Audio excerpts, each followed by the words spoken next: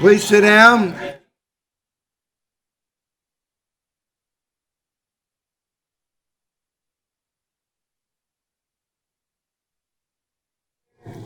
I'm going to ask interpretation from council. Is it okay if I, okay. I'm getting signals that my voice is not coming through, or is they're regretting that my voice is coming through? Mike? I believe. Hello, 1, 2, 3. No, they're not. Okay. Okay. I like clerk's permission. Now, we have probably about 2, 4, 6, 8, 10, 12. We got about 14 people are standing up. Is that, are we getting into fire code problems here or what? Should have all aisles clear. Okay. I'm not sure what, we got a central aisle clear. Okay.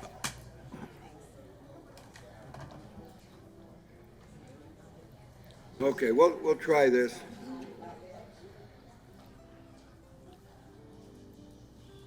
Okay, thank you very much. Okay, thank you. Welcome to the regular meeting of the Manatee County School Board for July 23, 2019. We're going to commence this meeting with the Pledge of Allegiance, and I'm going to ask Mr. Kennedy to lead us in the Pledge of Allegiance, and please join with him. Pledge. All right, I pledge allegiance to the flag of the United States of America and to the republic for which it stands, one nation, under God, indivisible, with liberty and justice for all. Thank you all. Thank you, Board Member Kennedy. We have Mike Barber, who is going to lead us in the recognition of improvement of a school grades. So can everybody hear the microphones now? No. Okay, great. Thank you, Mr. Barber. All right, thank you, Mr. Board Chair and board members and Superintendent Saunders. A little over a week ago, we got our school grades from the state of Florida. And I've been associated with the school district for approximately 20 years. And I have to say, I was probably the most excited we've ever been about the results. And just to give you a little perspective, in the summer of 2013, the school district of Manatee County had 18 D or F schools. As of a little over a week ago, we have 0 F schools and just 2 D schools.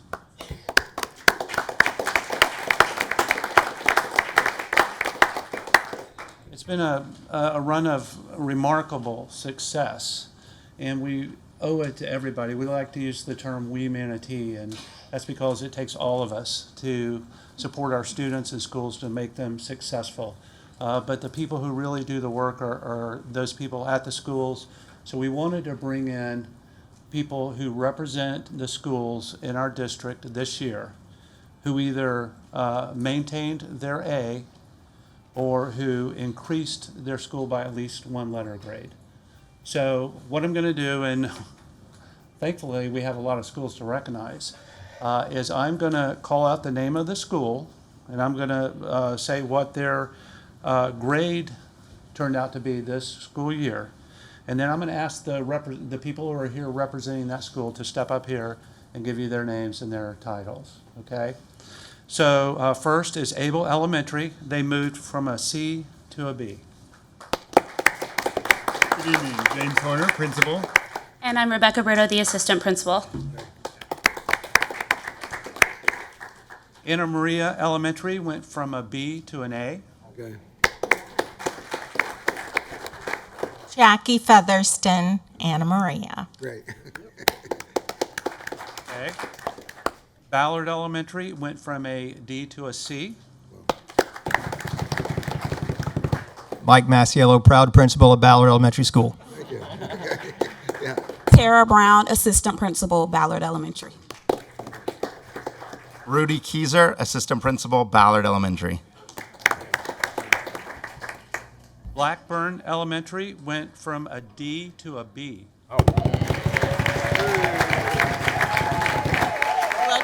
Singleton, principal of Blackburn Elementary. Okay. Braden River Elementary maintained its A. Okay. Good evening. I'm here for Braden River Elementary School. I'm Joshua Bennett. I'm the new principal at Braden River Elementary School. Okay. Hey, Josh. Congratulations. Daughtry Elementary went from a D to a C. I'm Marla Massey Blackmore. This is Shelby Bench, the assistant principal last year, as well as Mr. Scorsia, and I'm honored to introduce Ms. Shelby Bench as the principal this year at Daughtry Elementary. Okay.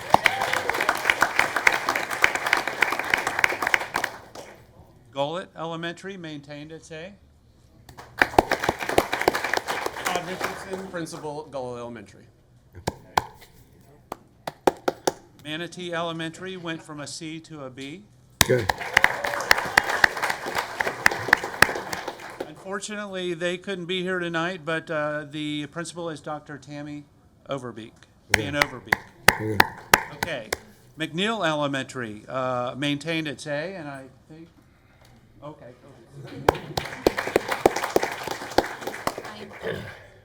This one or this one? Carol Ricks. I was the assistant principal at McNeil Elementary School last year. Mrs. McGrew could not be here tonight, and I am now the principal at Myakka City Elementary, but proud to accept it on behalf of her. Myakka City Elementary maintained its A. Okay. I am Kathy Price. I am currently representing Myakka today, but the proud principal of Willis Elementary for this year. Okay. Palmasola Elementary went from a C to a B. Okay. Hi, I'm Jenny Grimes, the principal. And I'm Heather Cherry, the assistant principal. Okay, are you seated? Okay. Palmview Elementary went from a D to an A.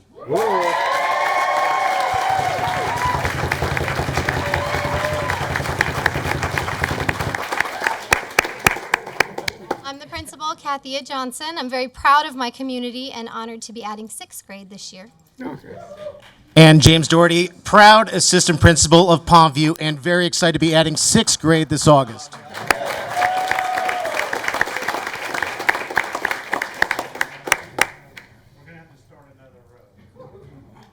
Okay, Rogers Garden Bullock Elementary went from a D to a C.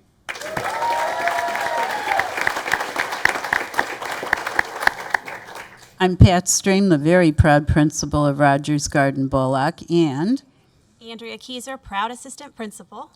Nicole Williams, proud assistant principal of Rogers Garden.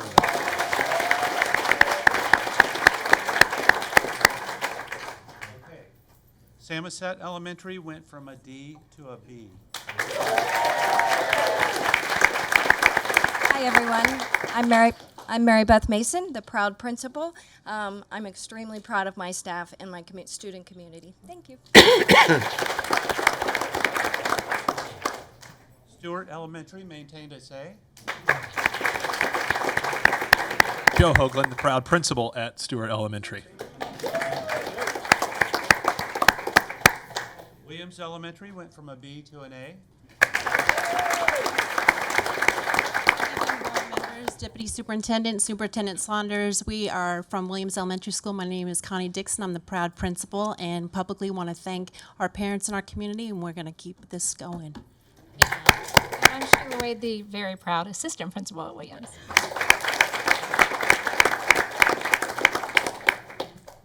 Willis Elementary maintained its A. Proud assistant principal of Willis Elementary. We are extremely proud of the students and staff at Willis and look forward to continuing the tradition of excellence at Willis. Witt Elementary maintained its A. Board members, I'm David Marshall, principal at Jeanwood Elementary. Certainly proud of our community, our students, and our staff. And I have, along with my assistant principal. Hello, I'm Karen Barrett, the proud assistant principal at Jeanwood Elementary.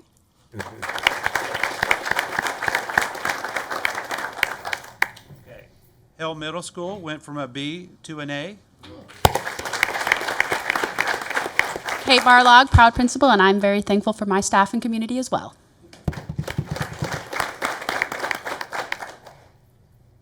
Johnson Middle School maintained its A.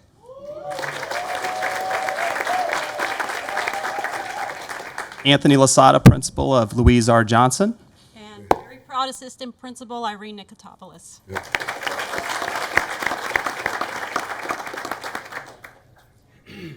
Johnson Middle, Nolan Middle maintained its A. I'm Lori Jones, assistant principal representing Scott Boyce principal, and Shelley Clark, other assistant principal. We're proud of our parents, our students, and our teachers. Thank you. Okay. Sugg Middle School went from a C to a B. McDonald, principal at Sugg Middle School, and we did whatever it takes to make sure that our students are successful. I'm Dr. Sharon Jefferson, and I'm just standing behind the greatest principal in Manatee County.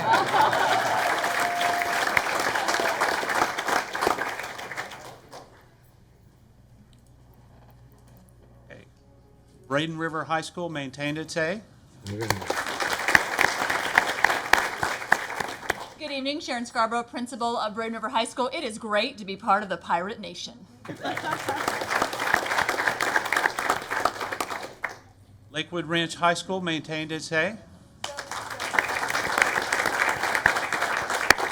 Dustin Dahlquist, proud principal at Lakewood Ranch High. Giddy up.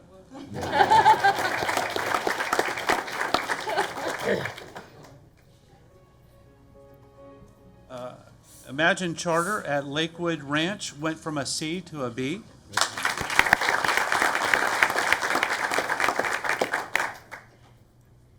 Palmetto Charter maintained its A. Good evening. I'm the principal, Brian Bussell at Palmetto Charter, and I'm just so thankful to the Lord for a wonderful staff that I get to work with every day.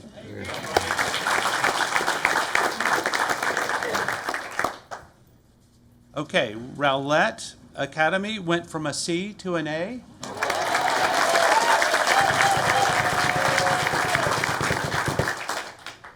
Rowlett Middle School went from a B to an A.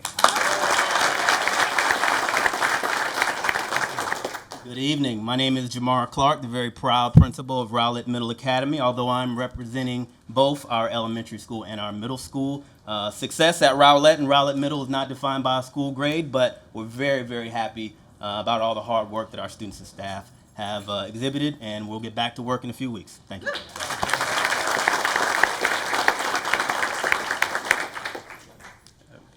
State College of Florida Collegiate School maintained its A.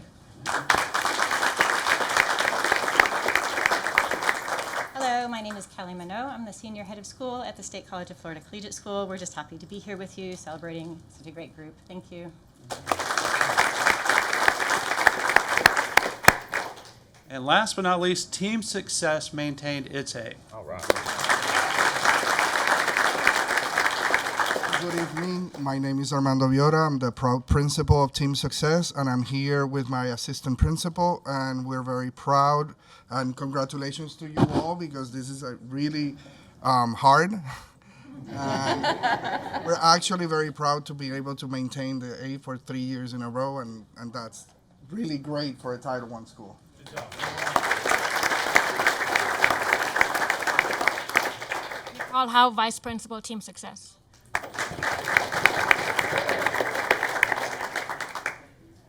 As you can see, this gives us just a great picture, of which I'm going to take in just a moment, of success in our school district. And we know that a lot of other schools are going to be joining us up here next year. And just one other thing, it takes 677 points to be an A school district. This year, we totaled 671 points. We're 6 points away from being an A school district. So We congratulate all of y'all for the hard work you do and for the results that you produce. So we're going to get a picture of all y'all with the school board in the background. So.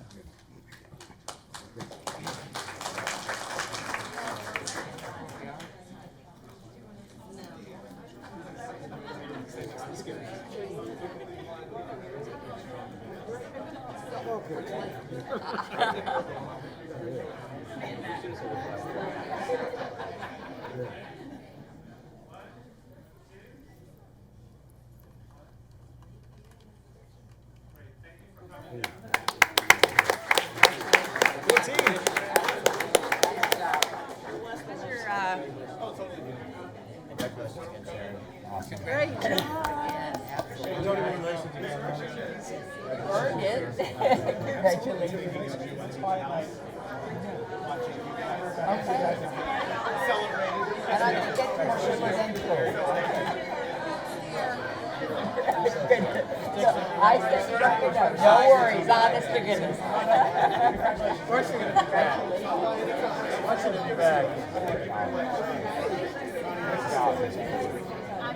Thank you, ma'am.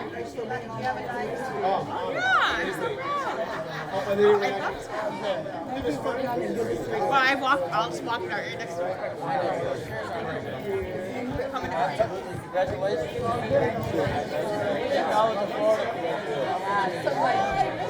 Good to see you again. Thank you. You did fantastic. Congratulations. Just not gonna work every year. Yeah, that's right. It's nice they come. They don't have to. Yes, no, they don't. Great job.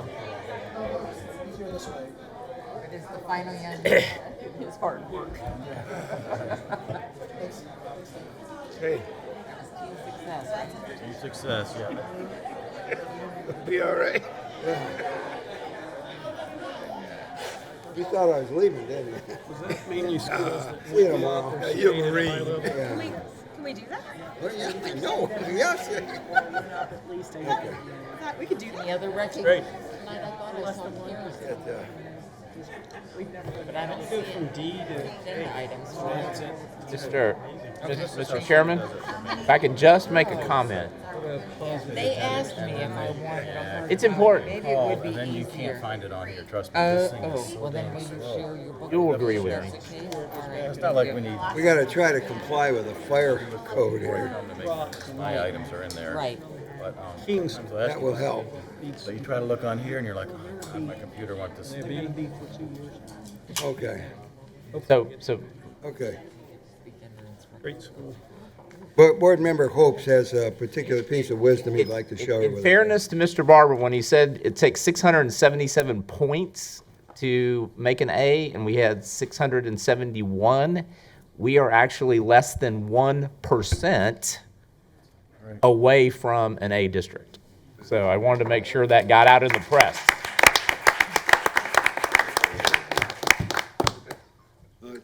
Thank you, Board Member Hopes. The chair has found to good cause to amend the agenda to include all items listed under agenda amendments on the July 23, 29 agenda, updated July 22 and July 23, 2019, and posted to the district website.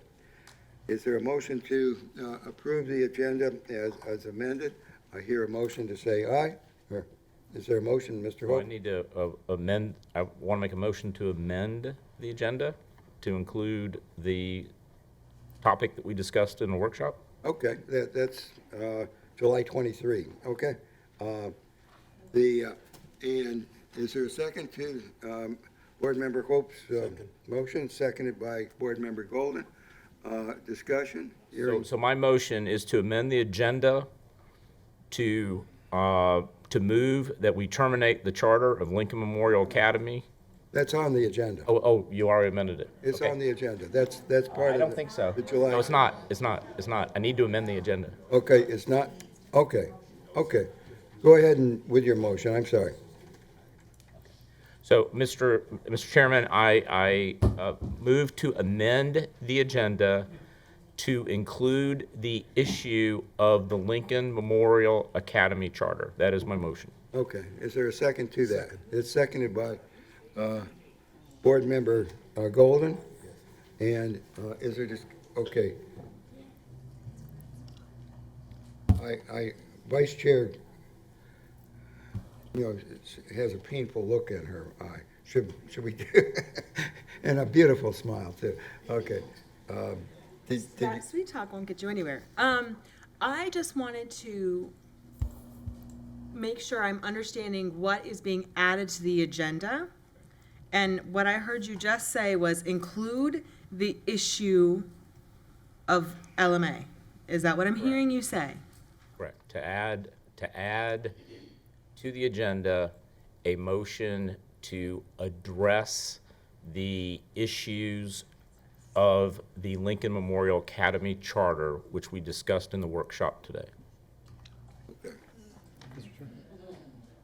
All right. Now, if I understand correctly, Board Member Golden has seconded that motion. Is that correct? Okay. All right. Now, we're going to have discussion. Board Member Kennedy has his hand up. Thank you.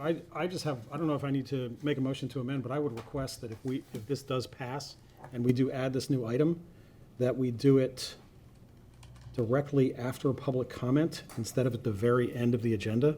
I'm in agreement. So am I.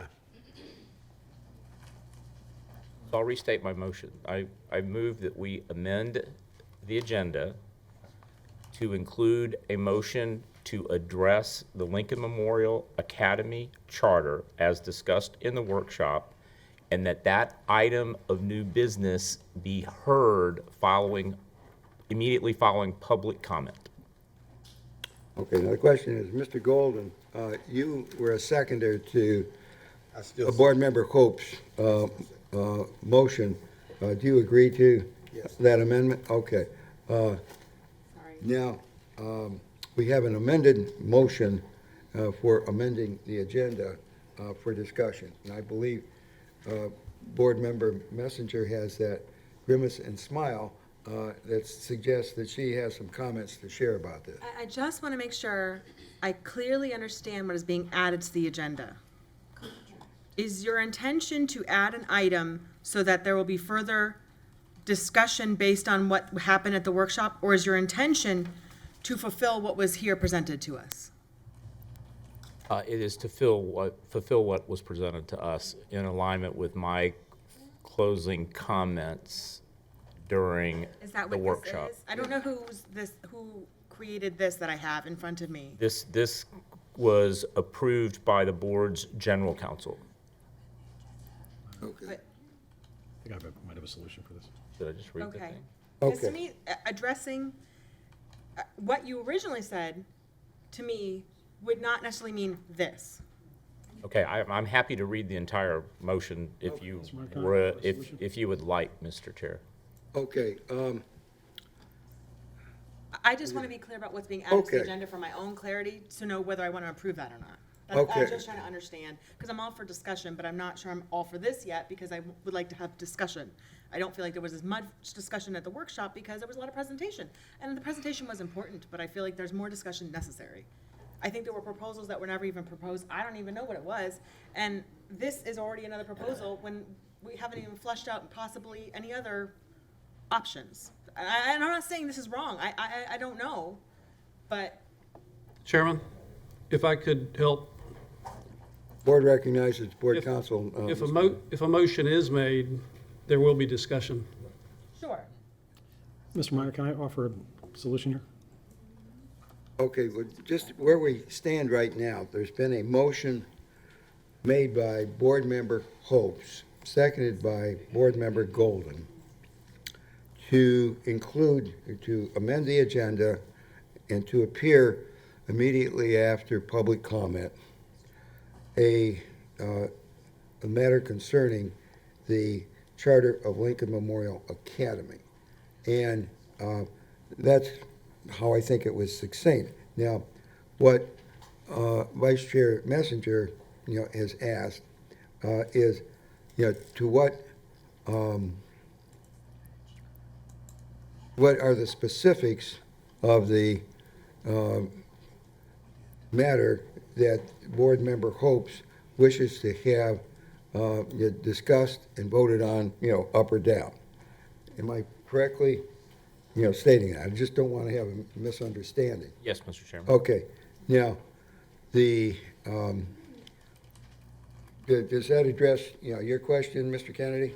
No. Okay, what is your question, sir? My suggestion would be that I think what Dr. Hopes is doing is he's adding an item to the agenda. Then when we get to that agenda item, we can propose whatever motion we come up with in that placeholder.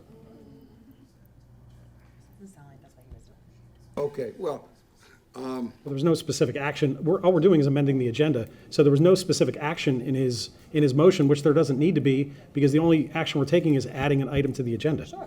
At which time we can make a motion at that agenda item. okay, the chair doesn't disagree with Board Member Kennedy on that. The idea is immediately after board comments, there would come before the board an issue concerning the charter of Lincoln Memorial Academy. And at that time, I don't think it would be inappropriate, to allow, Mr. Hopes to make a motion, concerning that topic, that general topic, and basically what we have before us, and that then be a more specific, discussion, by the board. Is that consistent with your motion and Mr. Golden's second? I don't know what the make of the motion would say. Well, we're talking about this. With respect to the second, Are you- there is nothing that is before us that was not presented to us in the workshop. Right, all of those topics. And that does not preclude any discussion, as the attorney has said, or any other motion that might be able to be made.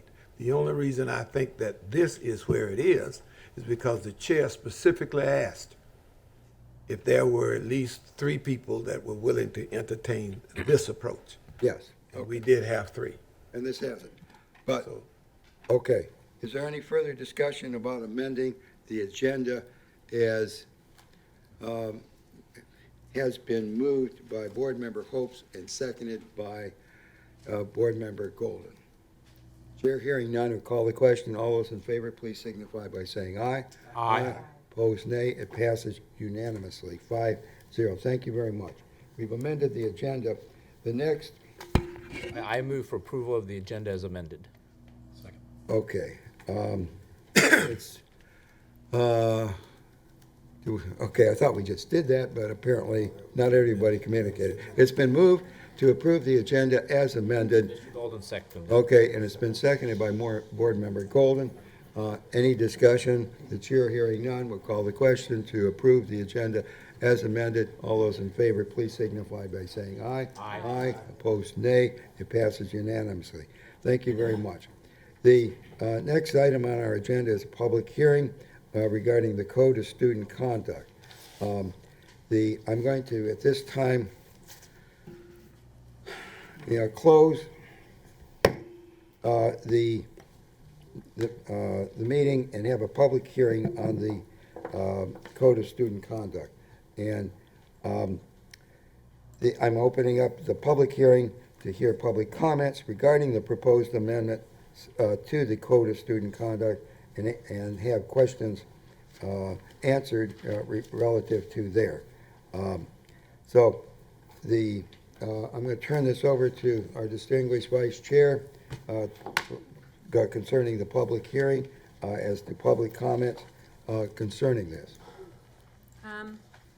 So we're gonna have public comment. This is strictly pertaining to the code of conduct that is before us. Is there anyone, I don't believe anyone has signed up. Mary Smith. Mary Smith. Oh, and Bridget Mendel also signed up? Let me just double check, because we had Right, I quite a know few that. public speakers today, but it's a public hearing, so she does not have to sign up. I don't have her name here, but Mary she Smith can- did. Mary Smith did, Right. but it Mary is a Smith, public hearing, Come so on they down. can. Specific to the code of conduct. If you want them both now or not. Can I This is close only for the code of conduct. Close this. Sorry. Hi. Good evening, school board members, Ms. Saunders. My name is Mary Smith. I'm the Executive Director for Family Network on Disabilities. Family Network on Disabilities provides services to families of children with disabilities and special learning needs in our community. We also provide various sorts of advocacy work for the disabled community and issues and concerns that may arise.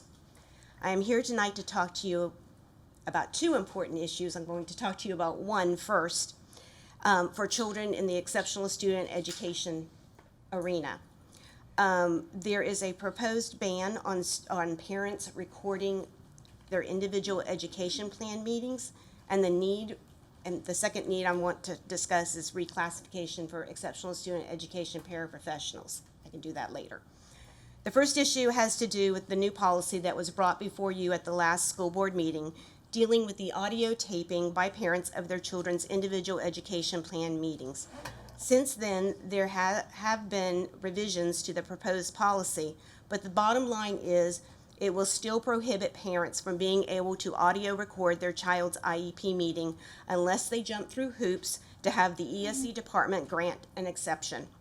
The Individuals with Disabilities Education Act, Office of Special Education Programs, and the Florida Department of Education only provides very loose guidelines on this issue and no ruling at all.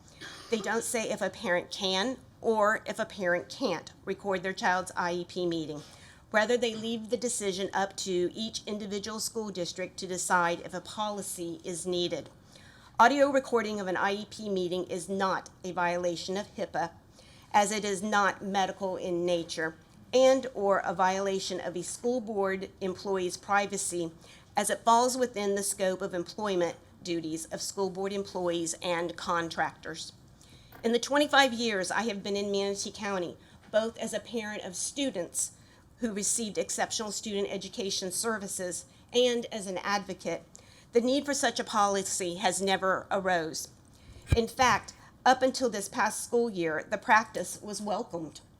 Very few school districts in Florida have such a policy in place because they want to continue to be transparent and open with parents of students with disabilities. If you have never had a child with a disability that needed services and support, then understanding what the process entails may be difficult. A parent goes into a meeting sometimes with 10 or more people in the room. The school team lists the child's strengths, but for the most of the meeting, they discuss all the things the child can't do. They present parents with lengthy documents full of education jargon outlining their child's deficiencies, and then expect a parent to understand the process, provide meaningful input. I would say this policy is not needed, and it will be detrimental to the relationship. Thank you. Okay, it is a public hearing. Anyone else like to come forward and speak on the student code of conduct? First, I'd actually like to read what the policy is from draft number 2, which literally changed, but nothing but adding about another 150 words to the last sentence from the first draft. The recording of an IEP team meeting is generally prohibited unless a parent, authorized representative of a parent, or an IEP team member is unable to understand or meaningfully participate in the IEP process, or the planning of the relevant student's education due to a disability, language barrier, or some other impairment. If a parent is permitted to record the meeting, he or she must use his or her own recording device, and the district will obtain its own recording of the meeting. The district is under no obligation to provide the parent with a transcription of the recording that the district obtains on its own equipment. If the district audio records an IEP team meeting, the resulting recording shall become a part of the student's educational record and be maintained with accordance with the state. That's perfectly fine. That's the way it's always been done. But first you wanted to ask parents to document their language barrier or their physical or mental or developmental disability, which is ludicrous. And the second time, they don't have to document it, but they have to have some kind of disability themselves before you'll allow them to record. We've kind of become somewhat of a laughingstock on social media because Wright's Law makes it really clear. That's the Bible for our ESE families that they follow. there's nothing that's said in an IEP meeting that can't be recorded.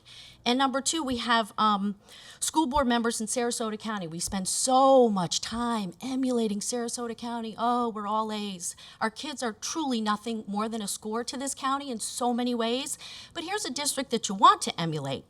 And the 4 of the 5 school board members put out on social media, Zucker, Brown, Goodwin, and Robinson, that they don't understand why you will not allow parents to record. They do.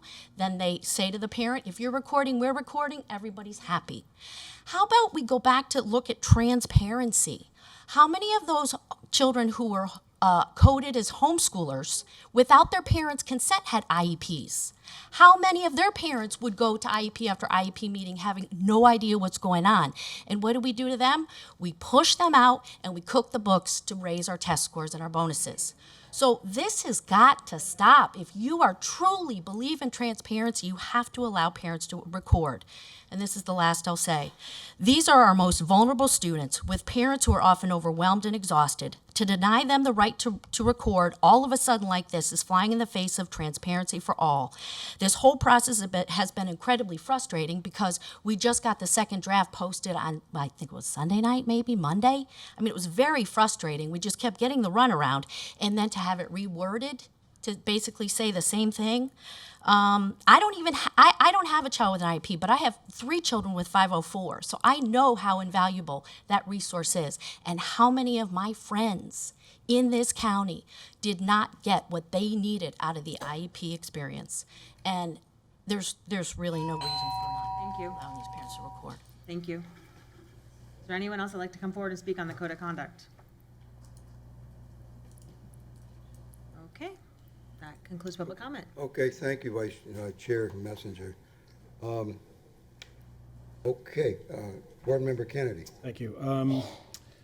I guess I'll go first. I would like to address a change related to what we're talking about here at public comment, and I will take you, if you have it open in front of you, our draft copy of the Code of Conduct, which Mrs. Mendel just read from, and it is the last question on page 34. It says, may a parent or guardian record an IEP meeting? And I have some text I would like to suggest to replace that. I never thought I would find myself on the same side of an issue as Eric Robinson, but here we are. So what I would suggest is we strike the first 4 lines, strike the first 3 lines. I'll read what I suggest we should strike. The recording of an IEP meeting, the recording of IEP, excuse me, the recording of IEP team meetings is generally prohibited unless a parent, authorized representative of a parent, or IEP team member is unable to understand or meaningfully participate in the IEP process or the planning of the relevant student's education due to a disability, language barrier, or some other impairment. My suggestion is that we strike that entire piece.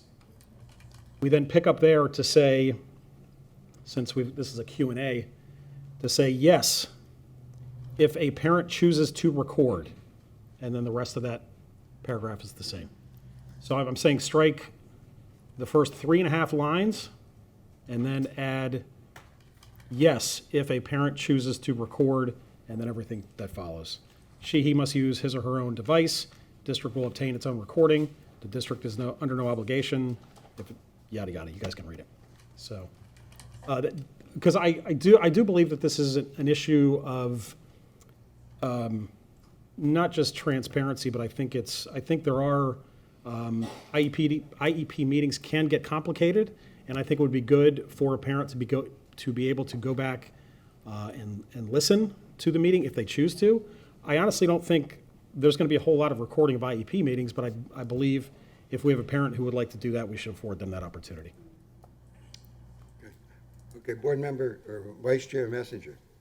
I wholeheartedly agree with that.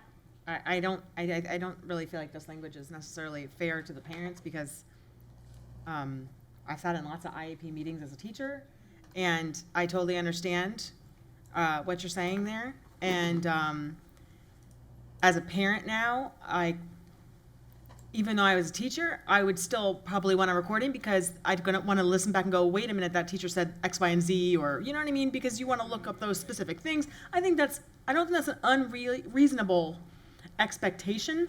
And the only thing that I might want to change in what you said is that the parent notifies the district beforehand so that the district can make sure that they have the recording devices there, because I'm not really sure if every school has that capability, but that would be my only request. They request it either in writing or verbally or however we deem, whatever. But to me, I think they need to notify the district beforehand that they're going to do it, just so that we can make sure that we are also recording it, because I think that's the district's due diligence to make sure they also record it, if it's going to be recorded. Sure. Okay, Board Member Hope? And I don't fully recall the testimony of the board's general counsel, Jim Dye, with regards to the Florida statutes related to recording conversations, that they have to be mutually agreed to. So I guess in general, we'd be providing what we think is the answer, but I think Florida statutes prevail, and if a party to the conversation refuses to have the conversation recorded, I don't think our policies can overrule Florida statutes. And I thought when this was discussed, Mr. Dye clearly stated that Florida statutes regarding recording two-way conversations would apply in this situation. Okay, Board Member Golden? I do recall a little bit about the discussion that we had before, and I don't think that IEP meetings are the conversations that are contemplated by the statute with respect to mutual approval. First off, the parent has no choice in terms of coming to the IEP meeting, and I don't understand why it would be problematic to record the conversation that they have to come to, particularly if they want a copy of that recording. I guess what I really want to know is there any rationale behind not having the parent record a conversation that we have the resources and the facilities to record? Well, I don't know why we need consent to that. Okay, thank you, Board Member Golden. I'll speak to this issue. I've been to IEP meetings. It's been difficult for me, a few hours later, to even recall, much of it, or specifics of what was said and who said what. I think a parent who goes and, feels the need, and I would have included myself in that, the need to record, to participate to meaningfully participate in the IEP process. That's the language. I would have had to record. I would like to have recorded. Now, I didn't, but I think it would have been better had I been able to record what went on. That's my personal experience. Now, when I read this, I think I had the same reaction as I think a majority of this board and those who have spoken before us today is, why not? If someone evaluates themselves as being bettered by, in a meaningful way, to a meaningful way to record it, why not? I have a little bit different language than what Board Member Kennedy has raised. I'm going to read it. I have concerns about what Vice Chair Messenger, proposed of maybe a requirement that a parent has to tell them ahead of time, well, I might record, so, the school district has a recorder there. I think at any IEP meeting, there ought to be a recorder there if a parent shows up and says, I'm going to record this, and you have the right to record it as well. The language that I proposed, and I'm going to ask the superintendent to, listen, if she finds any objection, with my proposed amendment to this, I would like to hear from it. The recording, much of this is the same, but the recording of IEP team meetings is generally prohibited unless a parent, the same as, unless a parent, authorized representative of a parent, or IEP team member represents that he or she is unable to understand or meaningfully participate in the IEP process or the planning of the relevant student's education without having a recording of the IEP meeting, period. That's the only sentence in here that would be changed from what is proposed.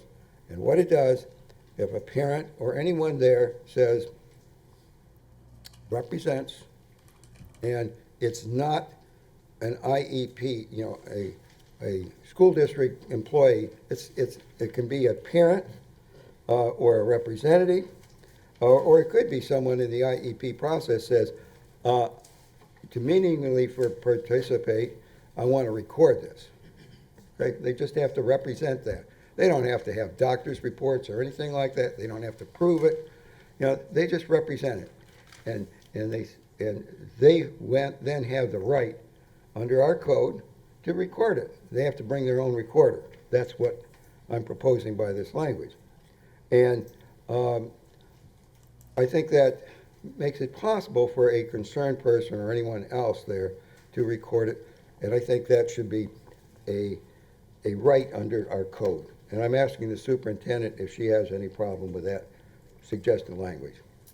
I do not, sir. However, I do think it's important to stipulate what Ms. Messenger said, because I do not think that all schools are set up, so we just need prior notification so that whoever's conducted the meeting with respect to the district or the school, that they also are prepared to record.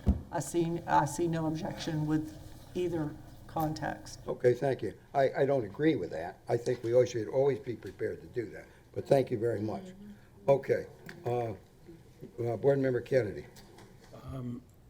Yeah, Mr. Mayor, I guess the difference in opinion here between the two of us and you is that you think the district should provide the recording device for every IEP meeting, just in case? I think they ought to have it, sitting around. Well, I mean, I think everybody's recording device is their phone these days, so. Okay, fine. Somebody wants to plop their phone down. It just says in here that the district, has a right to record it, okay? Yeah, that's in there. And I would not like an instance to occur where a person shows up, with their recorder, be it the cell phone or whatever, and says, I want to record this.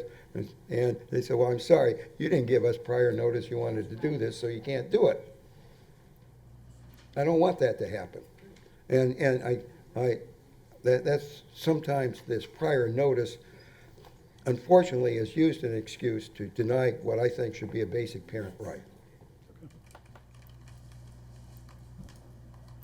Okay, so Board Member or Vice Chair Messenger. Can you, for me, reread your change that you proposed? Can you reread that, whatever you had proposed? Can you Sure. reread that for me? It's basically what is in there now, Right.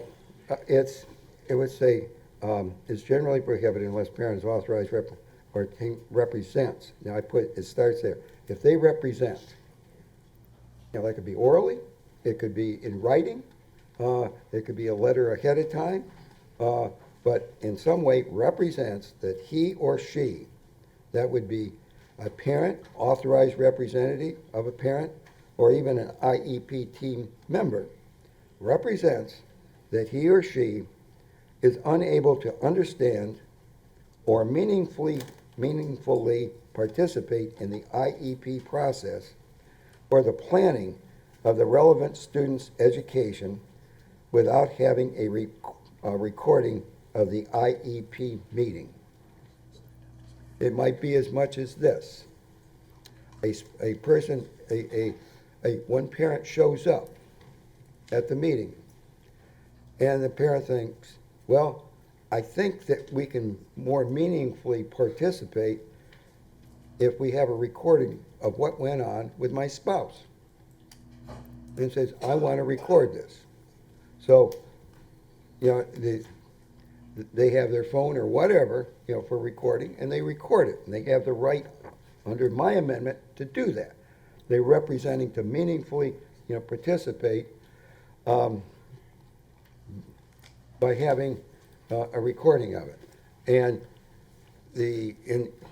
in the room or whatever, or basically the district says, okay, we're going to record it too. It might be on a cell phone or some recorder, but that's the way it goes. And that's provided for. And I don't think we should make it, if a parent wants it, okay. If they represent, they can do it better.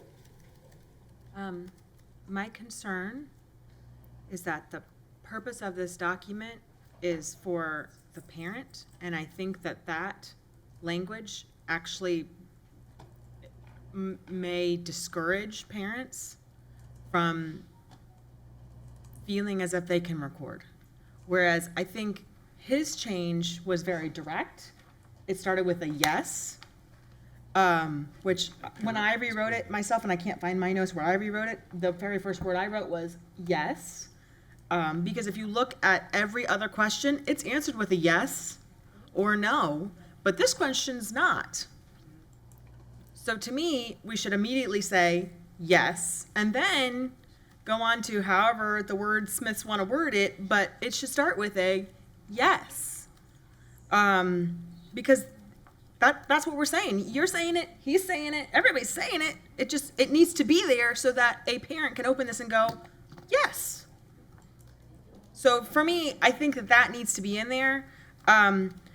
Because the audience of this document are parents, I think making it as easy to read for a parent that's trying to hold one I was at a doctor's office yesterday, and they're like having me fill out a questionnaire, and my toddler's like this, and I'm trying to there's just, a parent needs to be able to read it quickly and get the answer that they need. And to me, a long descriptive answer, which says the same thing that I think Mr. Kennedy's trying to say, I think I would go for the simpler language in this case, where it just says yes, and whether we all agree that the district should be notified beforehand or not, I see both sides of that argument. I could take it or leave it on that point of view, whatever. But I think we should start at least with a yes. And then I think the way that Mr. Kennedy worded it, and I think it was something like, if a parent chooses to record, he or she must use his own device. And I think that was... Which is all already there. Right. I think that was, that was what I had written that you wanted to add, I think. But, I think that to me is simpler, easier for people to understand, gets the point across, and I feel like that's the point of this document. Okay. It's your understanding that Board Member Kennedy's more direct. Yes. The same result, from my language, but it's more direct. And I guess in drafting, my suggestion, I was trying to not sneak it in, but to have it as close to administration, language as possible. And I don't like, I don't want there ever to be an issue about whether that person, be it a parent or authorized representative, could understand or meaningfully participate. I think should be totally up, that should be an issue totally decided by the parent, okay? And and that's why I included the trigger for recording would be, one of these people just representing, that I think it could be, I could understand it, better or more meaningfully participate in the IEP process. That's the trigger. allowing the recording. Now, I'm not sure if their board members Kennedy's took out this, if they're unable to understand or meaningfully participate. I don't like that qualifying language. I said take it all out. Okay, so will you read back, maybe for my sole edification, but we'll get to Mr. Hopes, but I think we want to, And Reverend Golden too. okay, I'll be quick. okay. Again, I'm suggesting that we strike lines 1, 2, and 3, and the first half of line 4, and then delete the word "if" from the next sentence. Okay, I don't actually have it in front of me. That's okay. And then replace "if" with "yes." A parent, and then the text continues on. A parent is permitted to record the meeting, and then it goes into the qualifiers that are already there. And Gina's right. The only question now is, do we include he must notify district staff? Okay, can you read it with the deletions you Sure. are talking about? Okay, question. May a parent or guardian record an IEP meeting? Yes, a parent is. Okay, what about authorized representative? Yeah, Arthur, yeah. Okay, good point. Yes, a parent, authorized representative of a parent, or IEP team member is permitted to record the meeting, and then you go forward.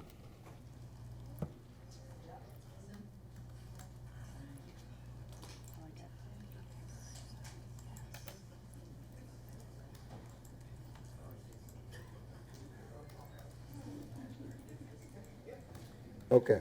Board Member Golden. Thank you, Mr. Chair. I move that first up, I want to ask, before I make a motion, are there any other parts of the student code of conduct? I know that we didn't have any public comment. Are there any other issues that are to be raised relative to the student code of conduct? Okay, then I move that all of the proposed changes to the student code of conduct, except this one, be adopted, and that this be modified with the language that Mr. Kennedy has approved. That's what he's.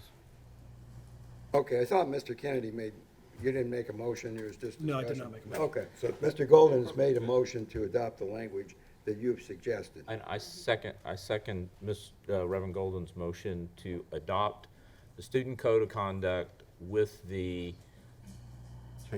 changes that Mr. Kennedy just articulated, basically to ensure that the meeting may be recorded if a parent, authorized representative of a parent, or IEP team member requests that it be recorded. So I support that.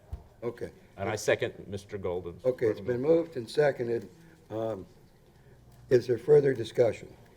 Just a clarification. Okay, Board Member Kennedy. We're taking out the 48 hours? What? We're taking out the 48 hours notice? Yeah, I think we take it out. That was what you did, right? That wasn't part of mine, that was Yeah. Gina's, I just wanted. Yeah. Yes, take it Gina's out. is part, it's your motion. Okay, okay. Would you restate your motion? Sure can. I just sent it to Michelle. Michelle, you've got it in writing. Can I just make a point of order? Mr. Minor? Yes. You need to close the public hearing, then you have a motion that the superintendent needs to make, and then there's an amendment that needs to come to that if we're going to do this in proper order. I appreciate the guidance on that. Okay. Is there any further comment regarding the public hearing? The chair seeing none, we're going to close the public hearing. Okay? Closed. Okay. Now, we get back to board discussion. And, Let the superintendent make her motion. okay, does the superintendent have a recommendation concerning this item on the agenda? Yes, I recommend the adoption of the student code of conduct. Okay, thank you, Madam Superintendent. Okay, is there discussion? We've had it, but I think that there's been a motion. No, she recommended it. Now we need to make a Recommendation, okay. The Reverend I'm Golden. okay. The chair recognizes Board Member Golden. I renew my motion that the Student Code of Conduct be adopted with the changes and incorporated the changes that Mr. Kennedy has elucidated here with respect to the recording of IEP meetings. Okay? And there's been I a second that motion. seconded by Board Member Copes. Is there any further discussion? Okay. Would you like me to state exactly what it is one more time? No, I don't think we need. It's on the recording. Okay. We got it. Okay. The chair hearing none, I'll call the question. All those in favor, please signify by saying aye. Aye. Opposed, nay. The board member, wasn't it yours? It was Board Member Golden's motion has been adopted 5-0 unanimously. Congratulations. Good. We have cheering in the audience for this revision. Let me just kind of refresh. It's adoption of the recommendation of the superintendent with a slight change in this provision. Otherwise, we're all through with that. Okay. That's approval of adopting. We're going to go on next to commemoration of public hearing policy 7250, commemoration of school facilities. I'm going to call on we're going to close the regular meeting and open the public hearing for the board to hear public comments regarding the proposed amendments to the Code of Student Conduct and answer questions related thereto. So we're now in public hearing on proposed changes to School Board Policy 70. Commemoration of school facilities. I'm sorry, I think we're public, we have to open the public hearing on the proposed changes to School Board Policy 7250. And I'm going to turn the gavel over to our distinguished Vice Chair. Mrs. Boyes, is there anyone signed up for this? I do not have anyone signed up for this item. Okay. It is a public hearing, so anyone is welcome to come forward and speak. This is specifically Policy 7250, commemoration of school facilities. Is there anyone that would like to speak on this? No takers. Close the public hearing. Okay. Thank you all very much. The chair is going to close the public hearing and ask for the superintendent's recommendation concerning Board Policy 7250, commemoration of school facilities. Yes, I recommend the approval of the amendments to School Board Policy 7250, commemoration of school facilities. Is there? So moved. There's a motion by Board Member Kennedy to approve the superintendent's recommendation. It has been seconded by Board Member Hopes. Discussion. The chair recognizes Vice Chair Messenger. I just have a question. First of all, I'm fine with the policy change. I think it makes sense. So I support that. However, we've had two different groups come forward with name nominations, there's the word, name nominations for a building. And I guess I would like to know, how do we proceed with that? It happened before this policy was enacted. So are they going to be grandfathered in to our old policy, or are they now going to adhere to this policy? Because they're kind of like halfway through the process. Okay. Yeah, a great question. Can we put that over to legal or to the superintendent to address? I don't know a good answer to that. The new policy. You know what the status is of the people's If they haven't been request? named. They recommend that the board has not voted. We're taking it up. Right. So we call it- Mr. Minor? Okay, Board Member Kennedy? I'll defer to Mr. Dye. I know you asked him, but I just wanted to share my opinion on it. And I thought that, I might be I thought this question was brought up when we noticed this, at the meeting where we noticed this, but my opinion on this is that we've got two in the pipeline, so to speak, and I think those two, since they started the process before this policy change, should be grandfathered in, to use your term. And any that come from this day forward would follow this policy. But that's just my opinion. Okay, there's very reasonable, rational basis for do it. And I think that we could probably include in this amendment, it's that this is perspective to all issues of this sort that originate after this date or something like that. I'm posing that as one way of addressing it. This is completely off the cuff because I haven't worked on it, but is there any way, are the two tracks completely mutually exclusive? Is there any way the ones that are partially into play can be modified to comply with the new?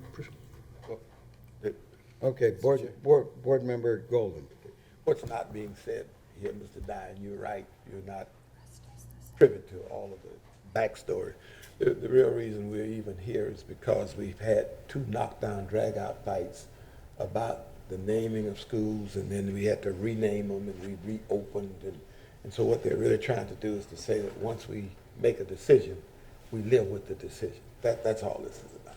And it's not going to interfere with anything that is in the pipeline, because I doubt very seriously if the people who came before us and asked us to name the buildings that we're being asked to name now are going to come up 3 months from now, 90 days from now, or a year from now. First off, the building's already built. They're not going to come up and ask to undo that decision. The reason this came up, we had very, very contentious community conversation about the naming process.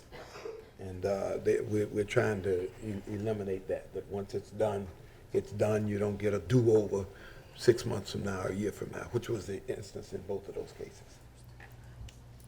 I would rather research it a little and get back to you then. Okay, our board member, Vice Chair Messenger. My understanding is a little different than what Reverend Golden just said.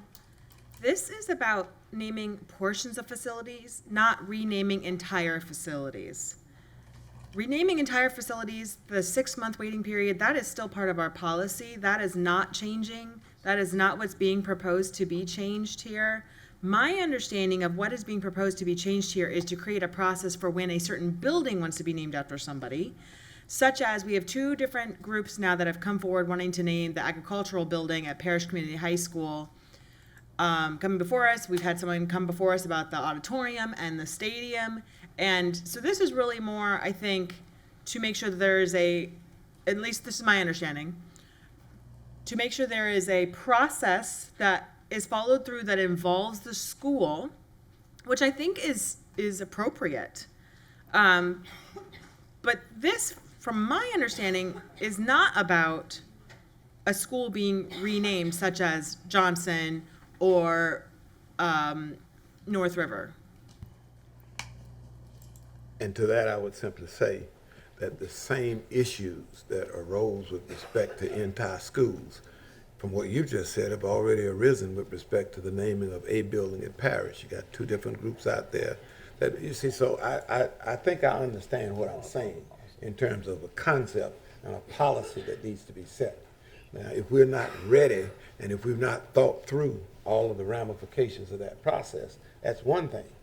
But to say that there's a difference between the contention that this community experienced over naming 2 schools is different conceptually than the difference between a building that already has 2 different groups of people that want to name the same building. That's not a valid consideration. And I agree with the attorney. Maybe the better part of valor right now is to wait and think this thing through and to deal with those that are in the pipeline right now as they come up. Who knows? They may get together. I don't know. Okay, I'm going to ask the superintendent to comment, and then it'll come to board member Hopes. The district will need to know that legal question once the policy has passed. Is it from that point forward what we follow on any naming, whether we have some that have already sought nominations or have not sought nomination? Because we're going to need to know how to address the two that have already come up. Do we go with the new policy once it's changed, or do we follow suit with what our existing process is? So we'll just need clarification on the expectation of that legally. Okay, we could, pass this tonight and, a couple weeks, I think, would be sufficient time for legal to come back and say, how we apply that. Yes, that's a separate question. Yeah, that's a separate question, whether or not, at least in, going forward, we're going to maybe have some change if this board adopts it. Exactly when would be dependent upon the opinion of our legal counsel, what's, the better way to do it. We could do that, okay? The other option is just to postpone it, but that doesn't move things forward.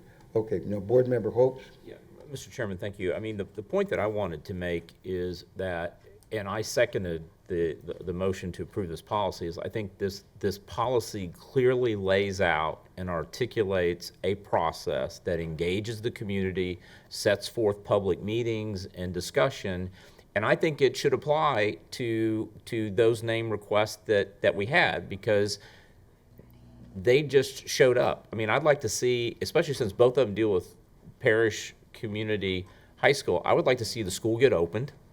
I would like to see a formal process followed as people go about identifying buildings and rooms to be named, and we follow this process which engages the community, has public comment, and I think that's a better approach than saying, well, the first ones that came to a board meeting to put a name on the stadium and put a name on the ag building or whatever, we're going to grandfather them in and we're going to get that done. I mean, I seconded this motion because I would like us to pass this policy, follow this policy for any future naming. It wouldn't apply to those schools where we went through a policy and we renamed them.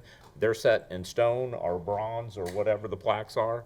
But moving forward, I would like to see this policy followed when we go about naming anything in the future with regards to buildings, stadiums, classrooms, et cetera. Okay. Thank you, Mr. Chairman. Okay, thank you, Board Member Hopes. Vice Chair Messenger, I think Mr. Barber wants to say something. Hopefully, we can provide some insight here, because Ms. Messenger is basically right about the purpose behind this. Is between 2002 and 2009, we opened 11 new schools. And not once during that time period did we ever have anybody come forward to name a portion of that facility after somebody prior to the school opening. Okay, now how it's usually worked and the way the policy was set up prior to parish community opening is all you had to do is any request for naming a portion of a facility usually came from a group within the school. And I'll give you a perfect example. The band room at Manatee High School. Okay, they had a longtime band director, so when he retired, the parents and students and former band members banded together, and they came forward to the school board and asked that band room be named after them. And they took care of all the cost, and they did it. The board approved it. Now, we weren't prepared for Parish Community High School when it opened that people would come forward before the school was even finished construction and start naming portions of the facility. We've already named the football stadium out there, and the football stadiums at Lakewood Ranch and Braden River don't even have names yet. So, and we've already named the auditorium out there. Now, I will tell you this is another important factor. These two groups that have come forward in regards to the naming of the agricultural center, we were under the understanding in our department, based on conversations that y'all had the last time that this was discussed, that they would be handled under the old, system. And all our communications with them have been that, and we had talked about in our leadership meetings that naming. That decision on naming the agricultural center would be on the agenda on the August 13th meeting. So I just want to let you know that it would really put us in a very awkward position with the two groups that have come forward, to name the agricultural center. But ultimately, it's y'all's decision. So. Okay. So that being said, I'll make a Okay. motion to amend the motion to provide for the process which was started, the naming process to name the agricultural building at Parish Community High School under the prior policies and rules. Is that the only one we have in the pipeline? Yes. That would be my amendment to the motion. What? The stadium's already been named. The stadium's already been named and the auditorium's been named. So that would be my amendment to the motion to provide for the naming of the agricultural building at Parish Community High School to continue through the process which was initiated. Second that amendment. Okay, amendment has been made to, or proposed, to Board Member Golden's motion, and it's been by Board Member Hopes, it's been seconded by Board Member Kennedy. Now, I think the proper thing is to vote upon the motion to amend. Correct. Okay, now, is there discussion regarding the motion to amend the motion? The chair hearing none, the chair will call the motion to amend. All those in favor, please signify by saying aye. Aye. Opposed, nay.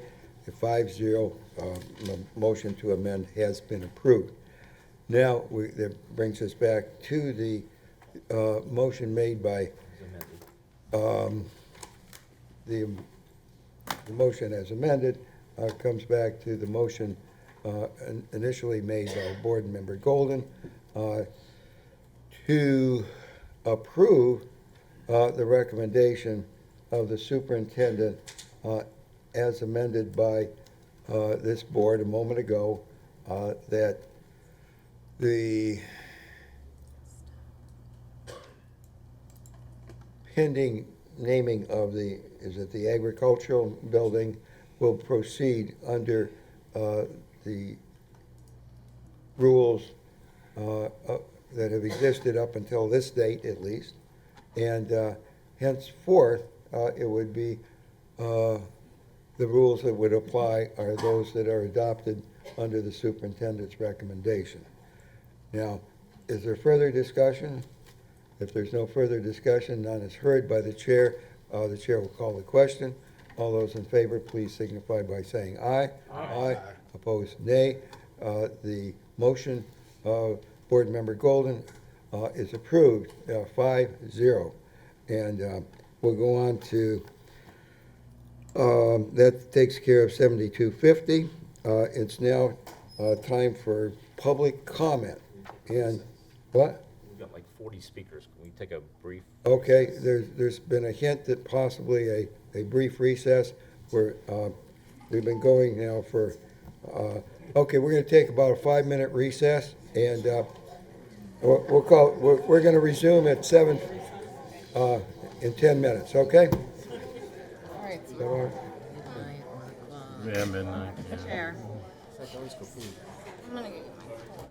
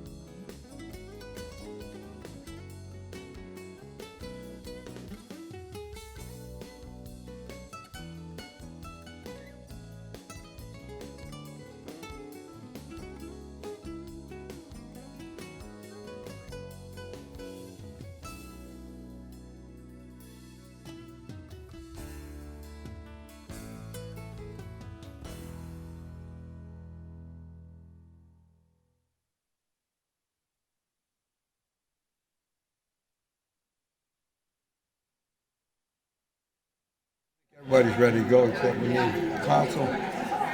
And, okay, will you all take your seats, please? Take your seats, please, and we'll... Okay, we're going to proceed in 1 minute. Yeah, you got...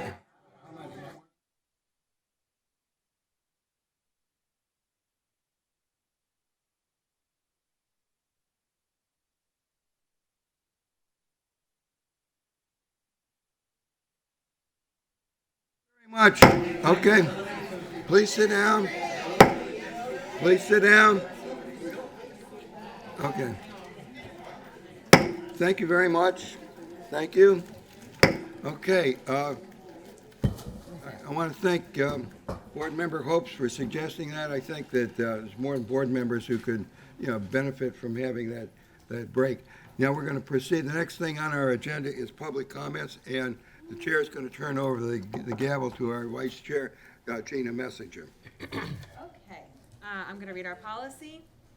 Public comment is not an open forum to discuss matters unrelated to education, to support or oppose candidates for public office, or to engage in commercial speech attempting to sell a service or product to the school board or public. Also, public comment is not an open forum to attack individual school system employees or board members. Any such complaints should be submitted in writing to the superintendent for appropriate handling. Finally, this is not a forum for addressing issues involving individual students.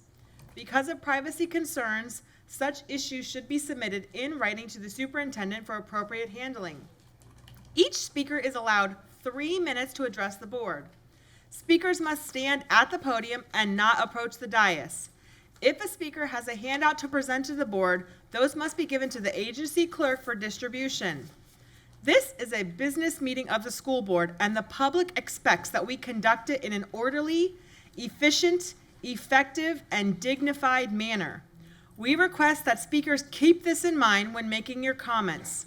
We also request that the audience keep that in mind and not demonstrate approval or disapproval of what a speaker has said by clapping or booing. The board appreciates the public input and will listen attentively, consider each comment, and usually will not respond, enter into debate, or answer questions during comments on agenda items or during the public comments section. And with that, we do have 40 speakers signed up.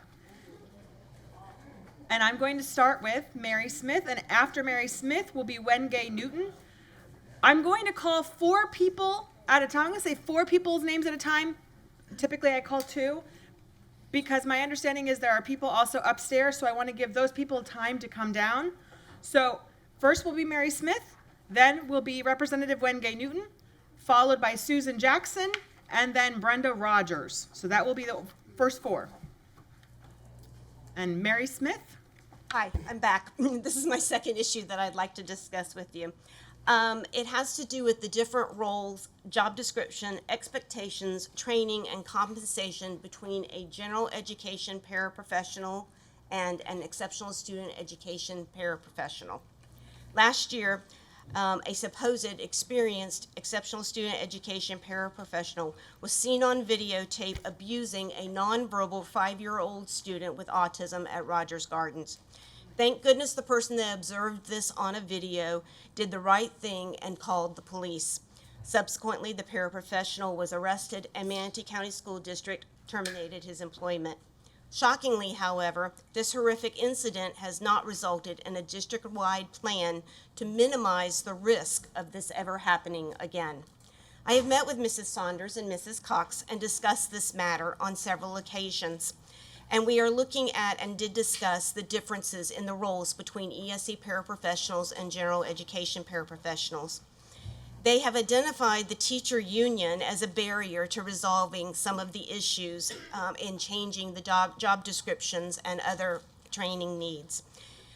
And in that, it also has to do with negotiating with the union, as the paraprofessionals fall under the teachers' union. I've distributed to you a survey that the ESE department conducted prior to the school year's end. It has some good information about how our ESE paraprofessionals feel about training and where they would like to see training and compensation. There are several issues revolving around this matter, mostly having to do with training and compensation for training. Also, there is no certification that an ESE paraprofessional can receive for this training. As you can tell, it really does boil down to training and compensation for a differentiating job that ESE paraprofessionals do.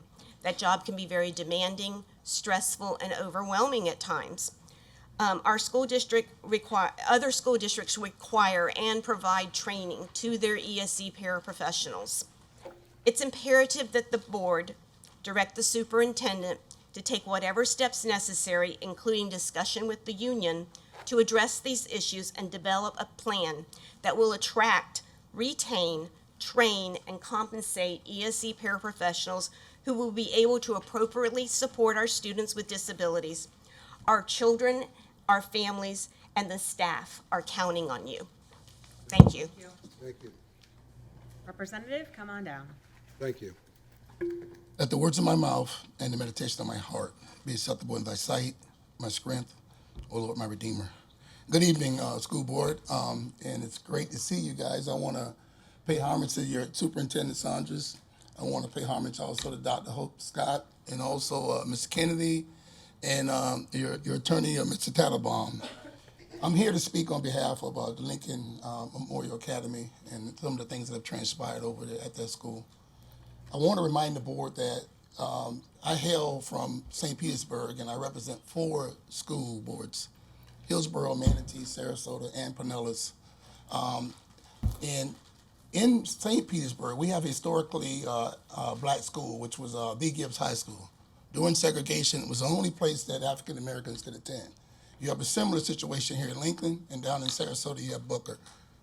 It's imperative that we keep that school in that community, and also serving that community and the people around that community without uprooting them. That's what's the most important to me. I had a conversation with Commissioner Corcoran. I served 2 years on Speaker Corcoran, and he's definitely concerned about that school remaining a charter, and also the children, first and foremost the children. That's our future. We got to make sure that we do all we can to make sure there's less disruption to them, because adults can't see eye to eye. Also, the situation with the being able to register kids, hopefully that'll be resolved in soon time, because parents are confused, which means children are confused. And we got to make sure that we do whatever we're going to do seamlessly and make sure that it's ready in, I guess, 3 short weeks, which is when the kids will be going back to school. I want to express my discontent, though I have to, with professional courtesy. You know, I reached out to your chair and his chairman's office, not your chair, but his office. I want to thank the staff. They do a yeoman's job, but not getting a return phone call back when we have an urgent matter in the African American community and of school that he's over is really disturbing to me. I'd never to this day received a return phone call, and I think out of professional courtesy, if any one of you guys called me night or day, 3, 4, 5 in the morning, I will answer the phone. Because if it's important to you, it's important to me. But hopefully we'll hear everybody here. I want to thank the superintendent. She assured me that even though we didn't get a change of venue and we got people scattered throughout this building being inconvenienced, that everybody will be heard. They will be heard and they'll be able to express their concern as it pertains to Lincoln Memorial Academy. I want to thank her for that. That process is what we deem to be representative of the people who put all of us up there, including myself, where I'm standing. But I want to thank you for doing a thoughtless job. I know it's difficult, but we have to do what's right for the children and everybody involved. So thank you for what you do. Thank you. Thank you. Next will be Susan Jackson, then Brenda Rogers, then Michelle Higdon, and then Dimitri Dennis. So Susan Jackson.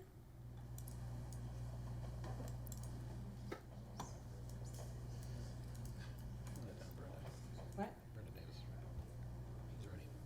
Right, no, I know. I just want to make sure that I'm not skipping over anyone. Brenda Rogers.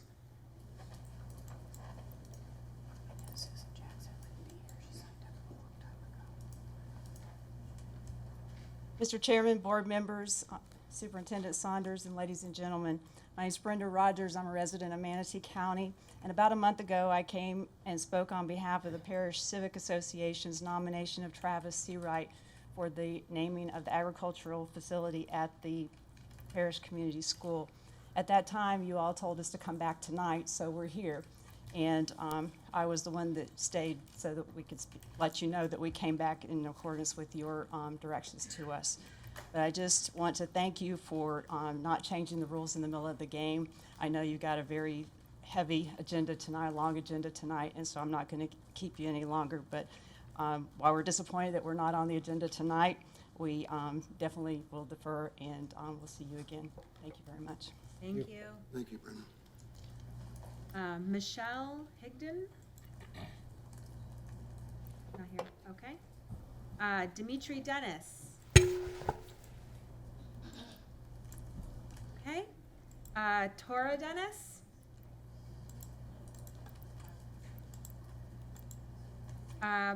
Mr. Lilly, come on down. After Mr. Lilly will be Don Pierre, Colin Pierre, and Leah Kaiser. Good evening, and good to see you again. Earlier, sir, when we first started, you made the statement that we're going to be discussing the determination of LMA. I thought just a minute ago we were just going to talk about how we could fix LMA, how you guys was going to do this and that. Is that just what's on your mind at this time? That's just a question that I have. Sir, I really do appreciate you because you really do want to put something forward to help the school out. And my thing is, can we at least hear that? Can we at least say, okay, if he have an idea that can help our school out to be a better school, let's do it. What's this urgency to replace LMA? We're 1 year in. I heard you make a statement about, oh, with the grades of the school, with the grades, we're 1 year in. And when I was saying about the register, we got cut off, and I heard students were being told because we're a certain grade school, like a D school, or don't go to this school. My thing is this: when have we ever hesitated to send minority kids to a D or F school? So now people are choosing to go to LMA. We're putting out reports that you should not go to this school. To me, that's fraudulent. So what are we going to do? Are we going to say, hey, let's look and see what this man have? Can we have a word in who our principal be? Or you want to make the determination? How do you know what the heartbeat of our school needs to be when you're not there? How do you know who need to be on our board and who's the top people that will fit for what LMA has? Who can name right now 20 clubs that we have at our school? You go, you go, you go. So if you don't even know what kind of operation that we're running, how can you help our kids' needs if you're never there? So instead of saying the word terminating a school, say how can we really help the school? That's what the meeting should be about, but we're quick to shut him up from talking because, oh no, we don't want to hear about helping the school. Let's terminate. But that wasn't on the agenda tonight, but you know what I said? They're going to slide that on some type of way. It just didn't all of a sudden come on your mind to say, hey, let's add LMA to the meeting and let's discuss terminating them. But you don't want to talk and give this man the time to say, hey, I have an idea to save this school. You guys work with her hand in hand. Oh no, we're not going to investigate. I'm running it back a little bit. We're not going to investigate her for her fraudulent acts. We're not going to take the time to do that. What you said earlier, Mr. Golden, we looked at LMA evidence up and down. We spent countless of hours. Why didn't we have that same type of energy investigating her? Why didn't you break the numbers down when it was time to investigate her? The fraudulent person is the one over you, but you're more concerned. And in paper, you guys read, it says possible fraud. She actually committed fraud.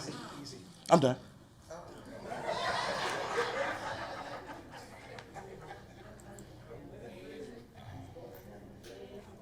Don Pierre? Don Pierre. Okay. Colin Pierre. Hey, Jim. You like that? Leah Kaiser. After Leah Kaiser will be Charlotte Hopper, Maria Santana, and then Junior Salazar. Good evening. Evening. My name is Leah Kaiser, and I am a proud teacher at Lincoln Memorial Academy. I had been a teacher at Lincoln Middle School for 7 years when Mr. Ed Hunley became the principal. We were going through some difficult times at that time, but that did not faze him. He never doubted our children and never doubted the teachers. When Mr. Hunley first presented his vision for the school moving forward and becoming a conversion charter, I was in immediately. I knew that we were going to be able to give our students and our community exactly what they needed to make a difference in their lives. I teach English language learners, often a population that feels forgotten.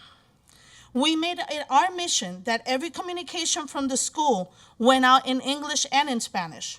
We do everything possible, and Mr. Hunley does everything possible, to make our Spanish-speaking families feel included. Since we became a charter, I see students excited to walk through our doors because they know that they're entering a school where they are wanted, where they are loved, and where they are respected. A school where teachers work really hard to meet them where they are academically and strive to make them better. I cannot believe, I'm going to say that again, I cannot believe, and I refuse to believe, that the school board of Manatee County will do anything to jeopardize what we have accomplished already and obstruct our road towards the great things to come. Thank you very much for your time and your attention. Charlotte Hopper. Our policy dictates no approval or disapproval. Charlotte Hopper. I know she spoke earlier. Maria Santana. Junior Salazar.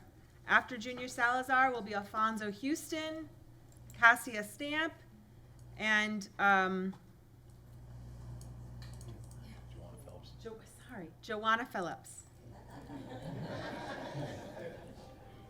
Good evening, board. I'd like to tell you, as a two-time president for the Latin Chamber of Commerce, serving them for 10 years, that the Latin community is not being served in the correct way by this board. Nuestros niños son muy felices en esa escuela.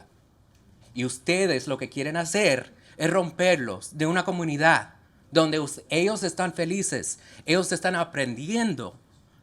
Lo que ustedes están haciendo es algo que no es normal, que para otras escuelas las dejan.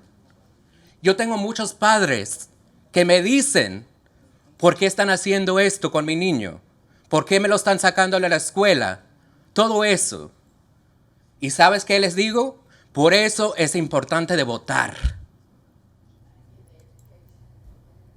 Ellos necesitan una voz.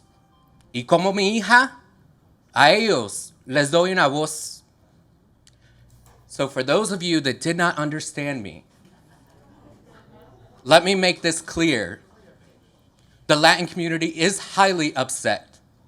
We put you up there, and you work for us.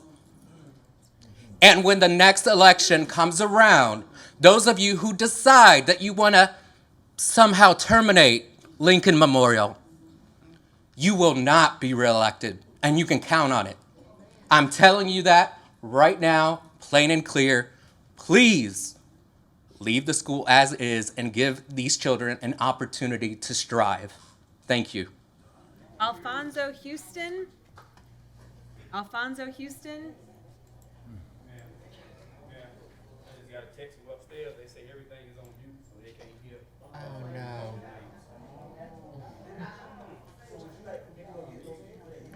I'm actually, Mr. Lilly, I'm actually making a list of everyone that I've called that has not come up because I plan to call them again. So hopefully by then, perhaps our staff can go see and I can call those names again. Like I said, I'm keeping a running list. I don't want anyone to be skipped. Yeah, So I'm trusting that they Kelly's will go- go and fix Kelly's that, Okay. and then we will rectify the situation. Okay? All right, Chair, she said she can see us, but she can't hear us. Okay, they are going up there to fix it right now. Thank you. So, Cassia Stamp? After Cassia Stamp, Joanna Phillips, look, I did it that time, see, I'm getting better. And Angela Inersma. Are you Cassia Stamp? All right. Good evening. My name is Cassia Stamp. Over the past year, I have had the privilege of being the dance instructor at Lincoln Memorial Academy, and we have had an amazing year. We've felt a lot of support from our community and from our parents and from some members of the district. And unfortunately, as a staff, we've felt a little bit of resistance and resentment from other members of our district, or at least that's how it feels to us. When the district fails to give us any Title I funding before December, that feels like a personal attack on our school. And it makes it clear that the best interests of our children are not at the forefront of this issue. When the district cuts off our registrar's access to focus because our enrollment exceeds our projections, that feels petty. And quite frankly, it's not a good look, in my opinion, as an employee of this district, because it puts this district on the wrong side of history. It makes it clear that there are members here that are actively working against our success. And that's particularly problematic when we deal with a population of children who have historically been set aside. But unfortunately, I feel as though everybody in this room has already decided where they land on this issue. So I doubt that anything we say here tonight is really going to make much of a difference. But at LMA, we teach our children to do the right thing the right way right now. And I teach a room of sixth graders every Monday morning during calm hour about municipal responsibility and how they can use their voice. So I would be remiss if I did not use my voice to stand up and say that this is not right. This is not right. And that we have to do better for our children, because anybody who stands in the way of LMA's success is standing in direct opposition to the well-being of the children that you have been elected to serve. And that cannot be allowed to happen. The community has spoken. We want this school to remain a charter. We want Mr. Ed Hunley to remain in leadership, if not as principal, as the founder, because that is what he is. He is the founder of Lincoln Memorial Academy, whether anybody here likes it or not. So, to those of you who have supported us this past year, we thank you. And to those of you who have been resistant to our success, there is still time to have a change of heart and to stand with us on the right side of history and to truly put our children first. Thank you for the time. Mr. Chair. Joanna Chair. Phillips, Okay. Excuse me. Angela Inersma is next, Kelly Douglas, and then Siobhan Howell. All right, I'm back. Good evening, Chair. The first time I came up here. Can we interrupt just a second? Yes, hold on. Ma'am?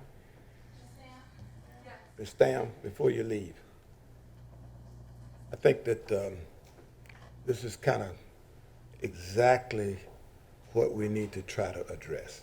You stood here and you said that the district held up the Title I monies until December. Yes. Okay.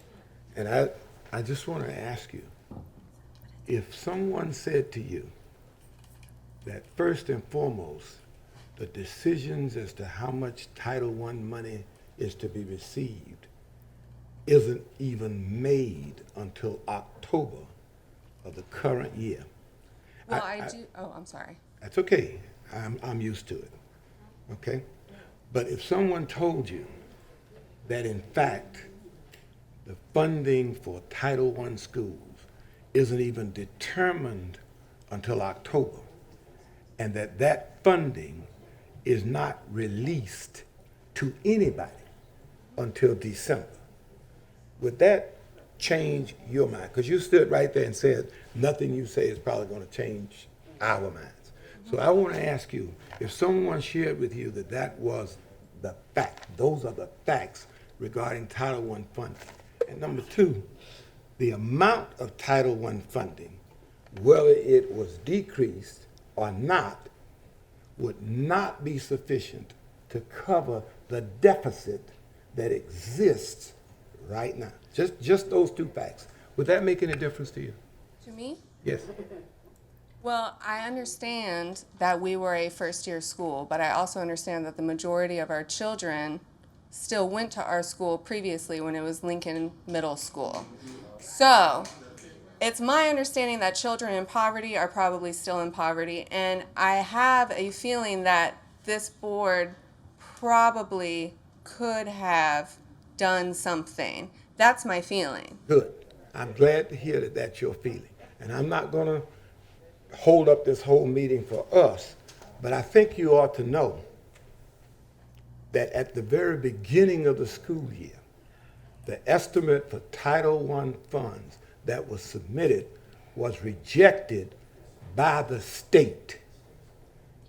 Now, I know you might not want to hear it, and I appreciate you saying that that's how you feel. I But all I'm understand trying, that, Mr. Golden, but there have been many, many, many things, and I only get 3 minutes, but there have been many things that as a staff, it makes us feel like our school is under attack. I understand Like that. the fact that Mr. Hunley was not the only person to give Quentin Peterson a job reference. He was not the only administrator in Manatee County to give Quentin Peterson a job reference. Okay, we're There have been many things. That was just one of a list of many that make us as a staff feel like our school is under attack. Jim, we're not going to go down this path any further. thank you.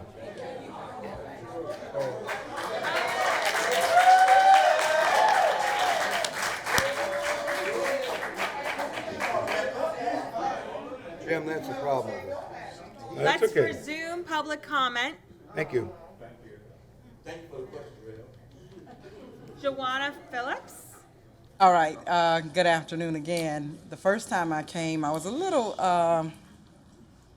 nervous to speak before you, but I serve a God who who sits high but looks low.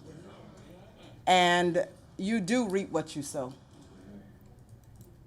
Whatever you do, it comes back on you. I am a registrar, and I take my job very seriously. And I know that entering data before a specified time dictates how much funding we do get. Without access to fixed data, then we're manipulated again not to get funding.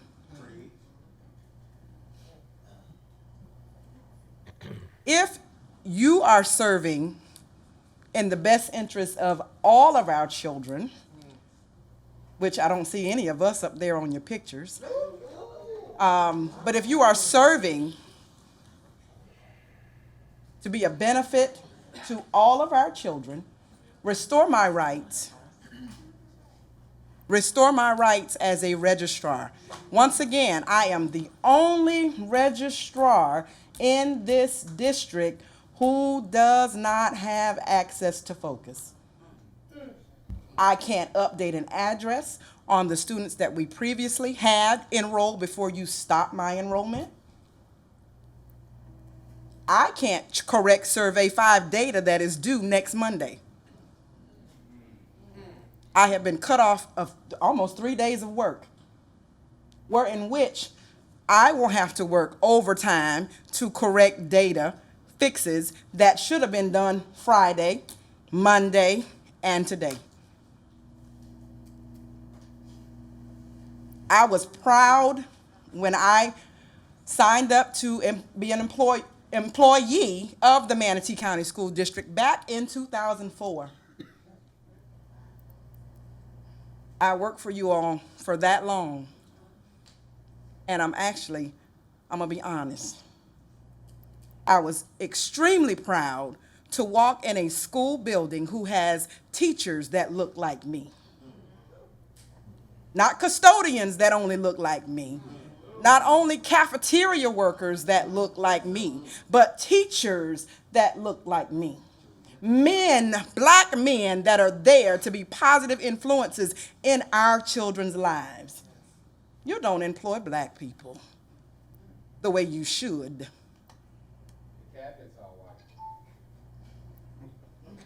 I've applied for several positions and I hold a bachelor's degree, but never got accepted into your system. I love Ed Hundley. Okay, Angela and Ursma, and Kelly Douglas, and Siobhan Howell, and Samuel Bailey. All right. Good evening. I had to make notes so I don't get emotional. But good evening, my name is Angela Enrisma, and I am the food service manager at Lincoln Academy. Our philosophy and motto at Lincoln, and I quote, "Do the right thing the right way, right now." We all know the accusations brought against Mr. Hundley and LMA. But I am here to share with you some of the reasons why this community needs LMA. Not why we want it, but why we need it. First, LMA students are learning how to become independent leaders of tomorrow. One of our methods is TLP. TLP is Total Life Prep. Not only do we educate, we teach our students about life beyond middle school, college prep, and finances, to give a few examples. These two programs equips our students on how to be independent, not dependent on government assistance, so they will be unyielding like many before them. Secondly, not only do we educate our students, but we strive for excellence, encouraging mastery. We offer a variety of extracurricular activities such as archery and golf. We also offer Calm Hour. Calm Hour is what gives our students a chance to come in the morning and decompress from their sometimes difficult life. We know what area we live in. Lastly, nutrition, my heart. We are successfully working our way to be 100% process free. In addition, we offer an agriculture program equipping our students to grow and maintain a garden, which we have also used to prep and use for our kids. We focus on farm to school as well. After hearing this, how can you, as a mother, father, Christian, and a member of the community, take this away from these children? In closing, we all know the accusations that we have been accused of, but we also know that Mr. Hundley is the modern day Harriet Tubman of Manatee County, leading our children to freedom and independence. Thank you. Thank you. Kelly Douglas, Siobhan Howell, Samuel Bailey, and then Sharon Lilly. Good evening, Board and Superintendent. My name is Kelly Douglas, and I serve a dual role at Lincoln Memorial Academy, both as the ESE coordinator there, as well as a parent of an up-and-coming 7th grader. Speaking from the parent perspective first, my now 7th grade son, Jacob Douglas, had a solid foundation of academics and arts during his primary years while attending Rowlett Academy from kindergarten through the 5th grade. While he was there, we went through the charter conversion, which was a smooth and joyful process at that time. His transition to Lincoln Memorial Academy for his middle school years has been nothing but a continuation of excellence in academic instruction, and has continued to build and foster his love as well as some of the other students' love in the arts, athletics, as well as his understanding of his community. I've never had a concern for him excelling academically, and the academic environment that is provided at LMA raises no concern for me and his development or the development of the students that I serve.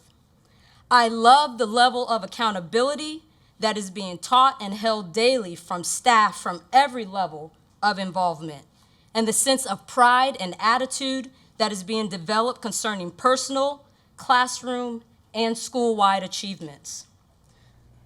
Though I was born and raised here in Manatee County and I matriculated the K through 12 school system myself, our current residence is in Hillsborough County. And with his transition to middle school, it presented us with many great school choices and extracurricular and academic opportunities that was right there in our backyard in Hillsborough County, 10 and 15 minutes away from our school. But when we considered as a family what we should do, we chose Lincoln, a 45-minute drive each way every day, because we knew that it was an atmosphere that we wanted him to be involved in. We knew that it would foster his academic excellence and his peers, but developing his personal interests and challenging him to be aware and them to be aware and competitive members within their school and local community. Now, I've spent 14 years in the district here in Manatee County, 13 of which I was employed at Palmetto High School, 1 year at Lincoln Memorial Academy. And I've never experienced a more supportive school environment for the efforts to integrate and serve our entire student body, especially our ESC population and the needs of our teachers as well. There have been many times that I have not been able as an ESC coordinator to access focus or even to access peer, to get IEPs completed in a timely manner, and to serve my population of ESC kids. Thank you. Siobhan Howell, Samuel Bailey, Sharon Lilly, and then Curleen Ilfra. Siobhan? Shavion? Shavion, no? Samuel Bailey? Sharon Lilly? Good evening. My name is Sharon Lilly. I'm a proud employee of Lincoln Memorial Academy with pride to protect, respect, inspire, and to demonstrate excellence. I'm here to do the right thing, the right way, right now. I would like to give thanks. Thank you, Manatee County School Board, for giving me the opportunity to speak. A very special thanks to Mr. Ed Huntley, CEO, the visionary of Lincoln Memorial Academy. There's a quote by Ralph Lauren that describes Mr. Huntley. A leader has the vision and conviction that a dream can be achieved. He inspires the power and energy to get it done. That's Mr. Huntley. Mr. Huntley, thank you for your dedication, your integrity, exceptional love and concern for the future of our students, always in your heart. As a man thinketh in his heart, so is he. That's Mr. Huntley. To LMA Board of Directors, LMA administration staff, co-workers, students, parents, Total Life Prep Foundation, and our community, thank you for fulfilling the vision. We know without a vision, the people perish. Thank you for having pride. We protect, we inspire and demonstrate excellence and do the right thing the right way. Because of the vision, we have Total Life Prep, which gives students a jump start on a goal setting as well as create a purpose-driven school experience. Thank you. Because of Total Life Prep, students have opportunity to take electives and training not offered at traditional schools. Thank you. Student goes on field trips and have hands-on training experience to bring instruction to life. Teachers, thank you for working with students outside of their content area, creating bonds while working on life skills. We are blessed, we are really blessed to have Calm Hour. Students come to school 1 hour early every day.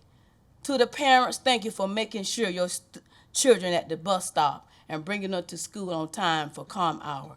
Thank you, cafe staff, for having delicious breakfast ready for the students. During Calm Hour, students have college exposure, career exposure, art, athletes, life skills development, municipal responsibility. Another very important part of the vision, I'm thankful for we have LEAD. LEAD stands for leadership, education, athletic development.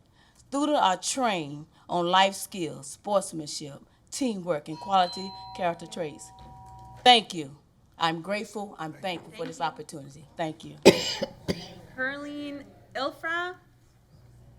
Erica Burton is next, Troy Bellamy, and then Craig Huggins. Good evening. My name is Curleen Ilfer. I am a parent of a student at Lincoln Memorial Academy and also a staff member. I have been employed in the district for over 10 years. And what I'm here to say today is that we as a district will be failing our students if we were to shut down the one school that nearly 600 students want to attend out of their own recognizance because they know what LMA has to offer them. The parents voted, the staff voted that they wanted this. They felt that there was a need to the community to have Lincoln Memorial Academy established in Palmetto Elementary, and it would be a shame to take that away from those students. It was not that their parents pushed them. Most middle schools start at 9:20 or so in Manatee County, but we have 95% at least wake up every morning to be there at 8:05. You know that if you are a parent, you will have to throw cold water, shake that student up to make it to school at 9 something in the morning. And to get up and be at some of these bus stops by 6 something so that they can attend that school, it speaks volumes. Who are we to not give these students what they want? Who do we serve? Who are you here to serve? These are the same students that are learning how to become responsible adults who will be doctors to take care of you when you get older, who will be teachers to take care of your students or grandchildren when you get older. Why don't we give them what they need? Can we stop with the camaraderie of going after Mr. Hundley, who out of his own pocket, when I was a nurse at Palmetto Elementary, would go and buy students shoes, feed them personally out of his pocket, and this is the guy you want ousted because you do not believe in his philosophy. We as a community stand behind Lincoln Memorial Academy. We stand behind Mr. Hundley. We stand 150%, 10,000% behind these students that want to attend Lincoln Memorial Academy. That's all I have to say. Erica Burton. Up there? Okay. Or Bruton, I'm sorry. Well, I have a list going. Troy, is that Erica? Hey, all right. Erica, come on down. After Erica will be Troy Bellamy, Craig Huggins, and Deidre Z. Hello, good evening, everyone. My name is Erica Bruton. I am a former Lincoln Middle School student. I'm by no way a public speaker, and I didn't realize I was next until my friend texted me. I just wanted to express being a teacher at Lincoln since the year 2000. I interned there, I subbed there, it is my place of choice. It is home for me, as it is home for many of the students that I see that come back. Everything that we're going through right now is disheartening to me. It's disheartening to my coworkers, but when I see former students out in the community, those students who have children who are coming back or who have siblings who are in my class, and they look and they talk about all of the things that they hear that we're doing, I know that we're doing a good job. I know that Mr. Hundley's vision for the school and for the students is a good vision. We want to serve the students in the community. We want to be able to provide them opportunities that we haven't been able to under the district. Things that we've attempted, things that have gotten shut down, we are now able to do with our Calm Hour. We're now able to do with the other programs that are being offered. And I would just think it would be a disservice to our community if we're not able to continue that. Thank you. Troy Bellamy. I know he came to the lunch. Craig Huggins. Okay, after Craig will be Deidre Z, Charles McKenzie, and Saul Johnson. Good evening, Chairman, Board. I just want to say I'm the Transportation Director for Lincoln Memorial Academy, proudly serving it. I heard Reverend Golden talk about the Tier 1 money, but I just want to give a fact that I experienced myself with our check that we're supposed to get monthly, that we're supposed to pay bills with and to pay to staff with. I think it's my assumption that we get the check here like the 26th, 27th at the end of the month, and then they're supposed to send it out. I don't understand why it takes 30 days to go from Braden to Palmetto. I got on Siri. I say, Siri, how long does it take for mail to go from? I'm being serious. How long does it take from mail to go from Palmetto to Braden? She say, I'm going to assume that you didn't ask me that question. That didn't make too much sense to me. I myself personally has came down here. I love your secretary. I can't think of her name. She's awesome. They say the check is here. I drive. I got a deposit slip that I'm going to go to the bank and we're going to deposit this money. And I get here and they say it was in the mail this morning. They say it's in the mail this morning. Your secretary felt so sorry for me. She said, baby, Mr. Huggins, I don't want to be in between this here. She said, they say they sent it. But when I called her, I asked her for titles. I called her, I asked her for stuff for the bus. She jumps right on it. She jumps right on it. So I said, at least I got somebody that I can go to. But I want to tell you a little bit about the things that you don't see. 47 applications I got from Hillsborough County for kids that want to go to Lincoln Memorial Academy. I left y'all here today at 3 o'clock. 17 parents standing outside the door that want to sign up for Lincoln Memorial Academy. I was being facetious. I said, don't you know what's going on? They say, we don't care about what's going on. They have no power. They say the power comes from the people. I ain't making this up. Pull the tape at Lincoln Memorial Academy. 17 people at 4:15, you can see me talking to. 17 families. Hispanic families, white families. All I'm saying is that I'm probably the least tied to the district because I've been gone for 28 years. I was so happy when I got out the Army and I said, I'm going to drive the bus for Manatee County. And I drove that bus and I talked to them kids. And now when I hear the word the district, it saddens me. I don't know what y'all do. I hear it here. But all the way I'm away from home, my beloved Manatee County, and I come. I got bullets flying over my head, but I can think of my beloved Manatee County. I come back and see y'all treating each other like this.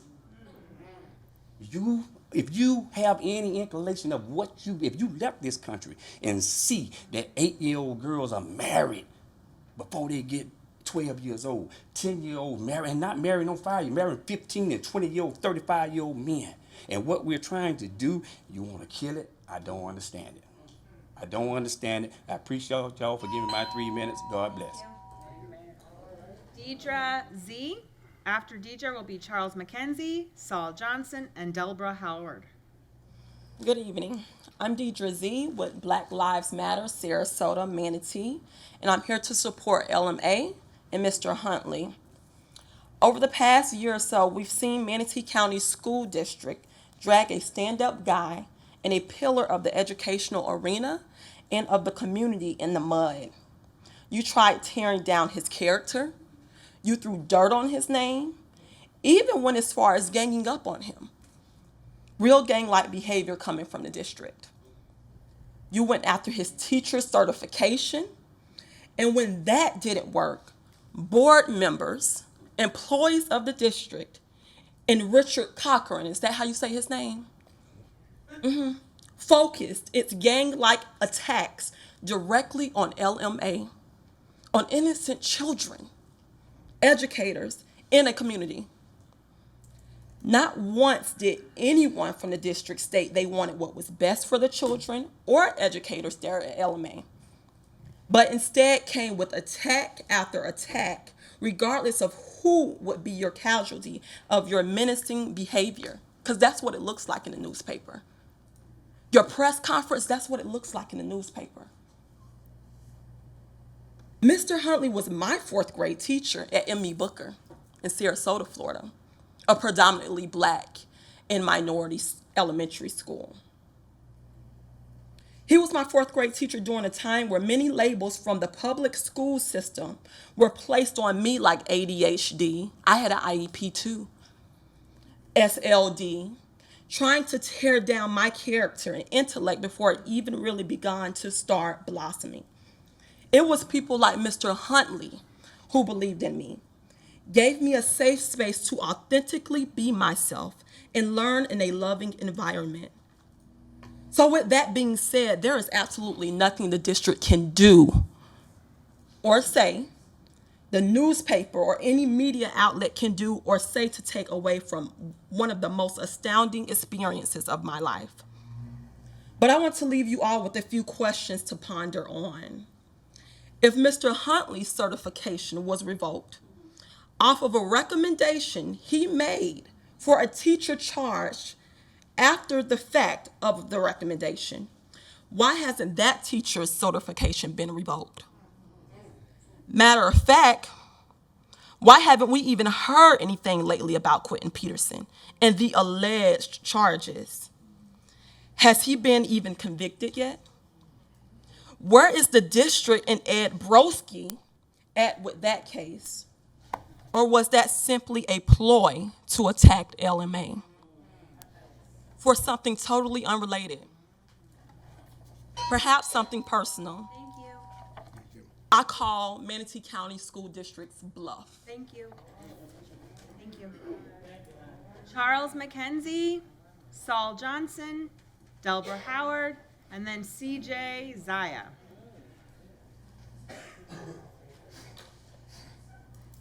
Good evening to the board chair, members of the board, Superintendent Saunders. Here we are again. And we're here again because this is a matter of what is morally right, of what is politically expedient. And there comes a time when, as John F. Kennedy did, we have to be big enough to admit we've made a mistake. We have to be big enough to admit when things have gone too far. We have to begin to act like adults, put away our personal differences and personal vendettas, and look after the best interest of everyone involved. The media has created a perception.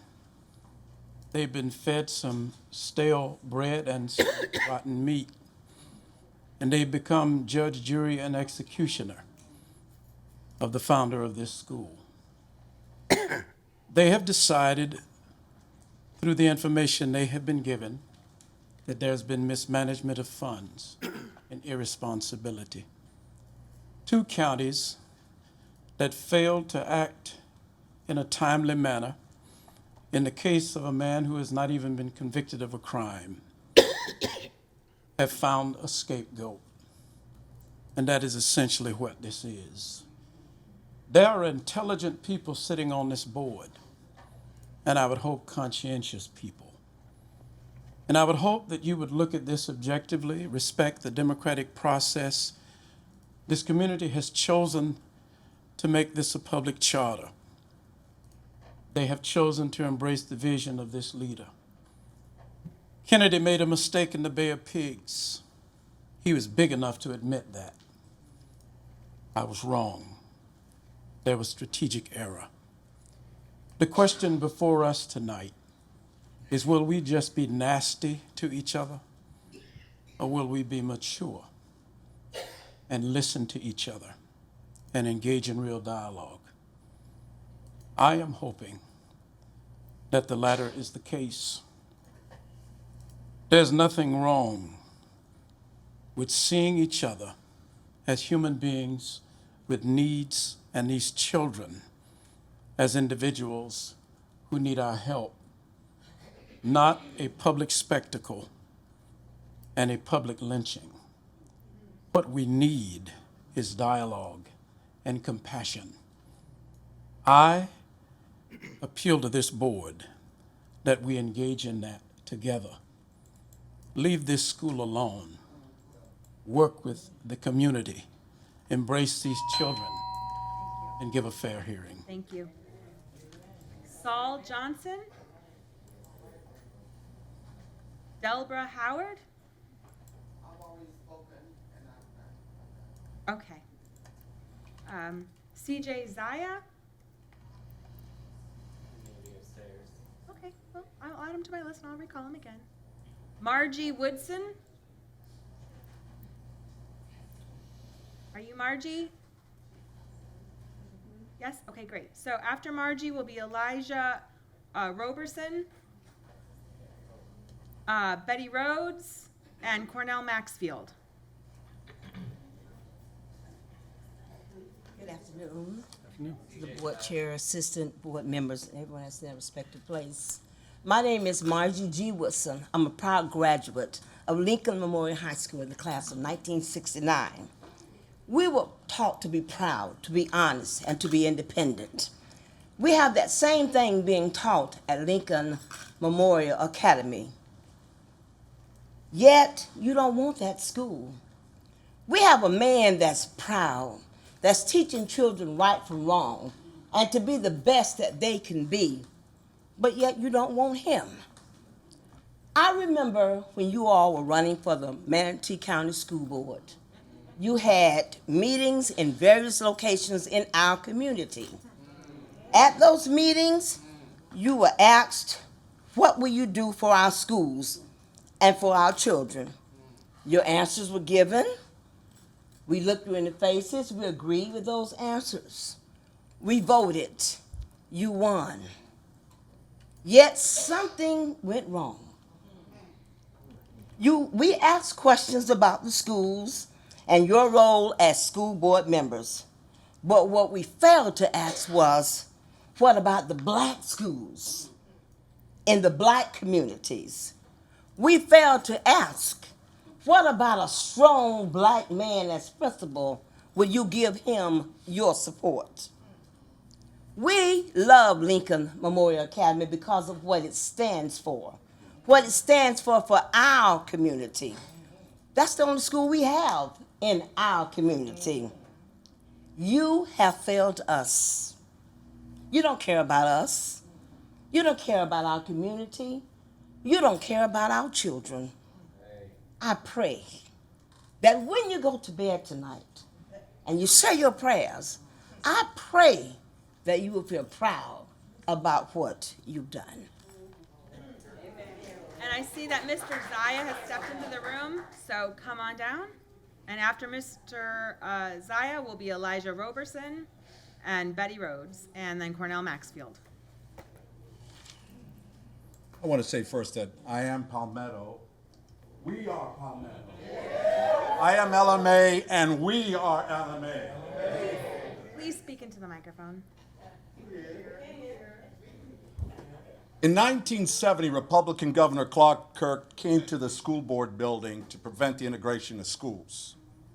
Many of you might have been here at that time. Not a whole lot has changed. This is our community.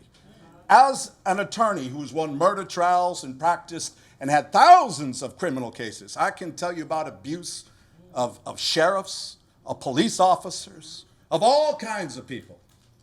And one thing I can tell you is that you have to know the facts. And what we're asking the board to do is to know the facts. Just like the congressmen that haven't read the Mueller report, don't just rely on your superintendent. I'm asking you all to review and understand the facts of Mr. Hunley and about the money, and to read the statutes. Don't just rely on the opinion of an attorney. To read the statute yourself and understand it. And if you all have done that, then I'll start listening.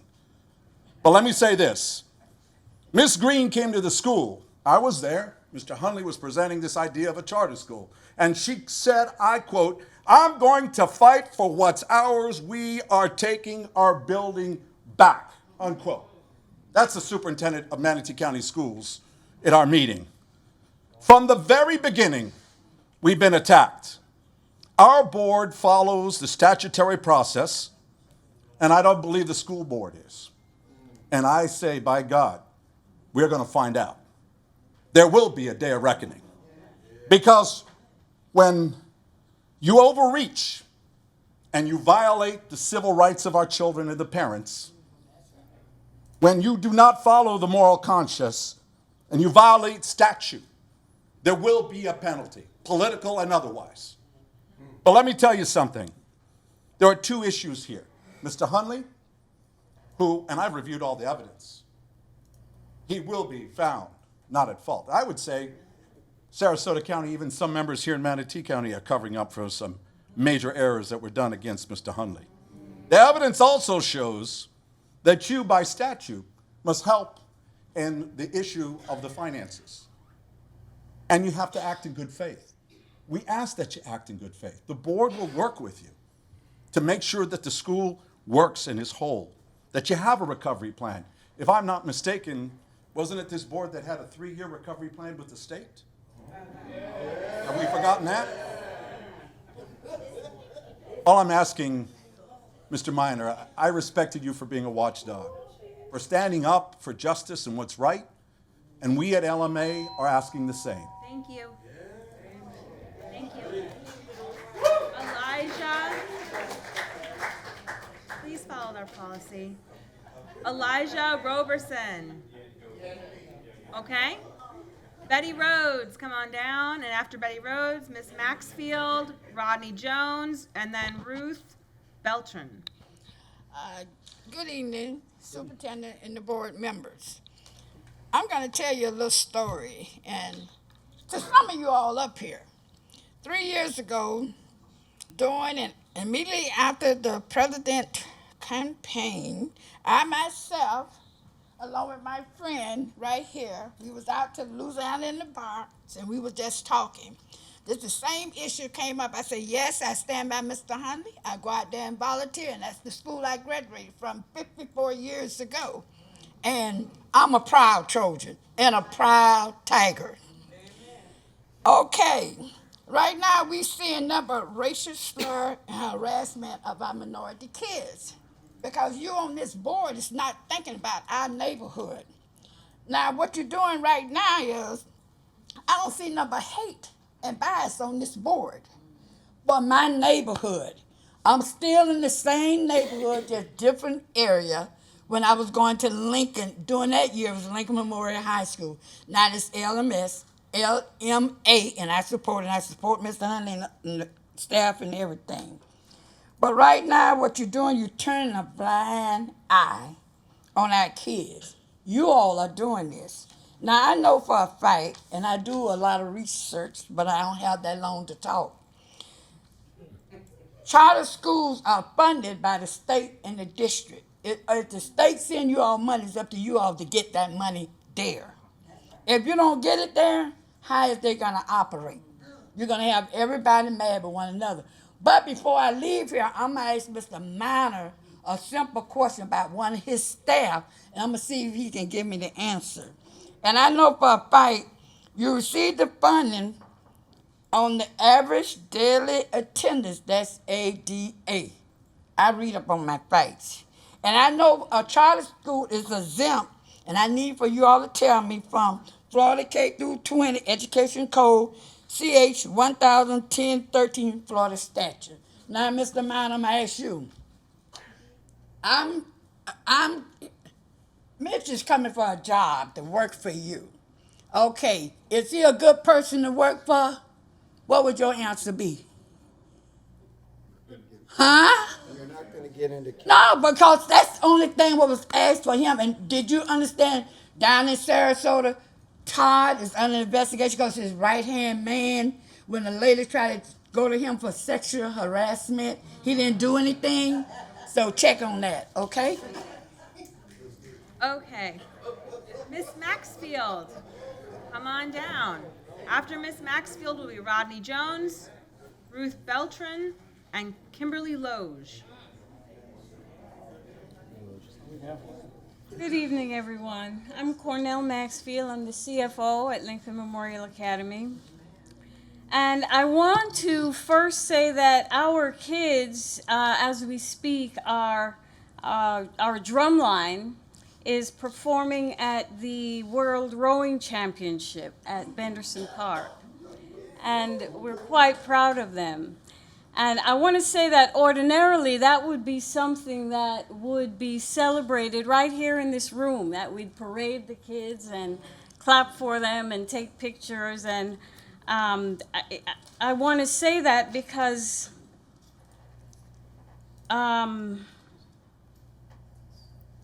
when Lincoln announced its intentions to convert to a charter, we were kind of met with, "Don't be ridiculous." That was the sentiment.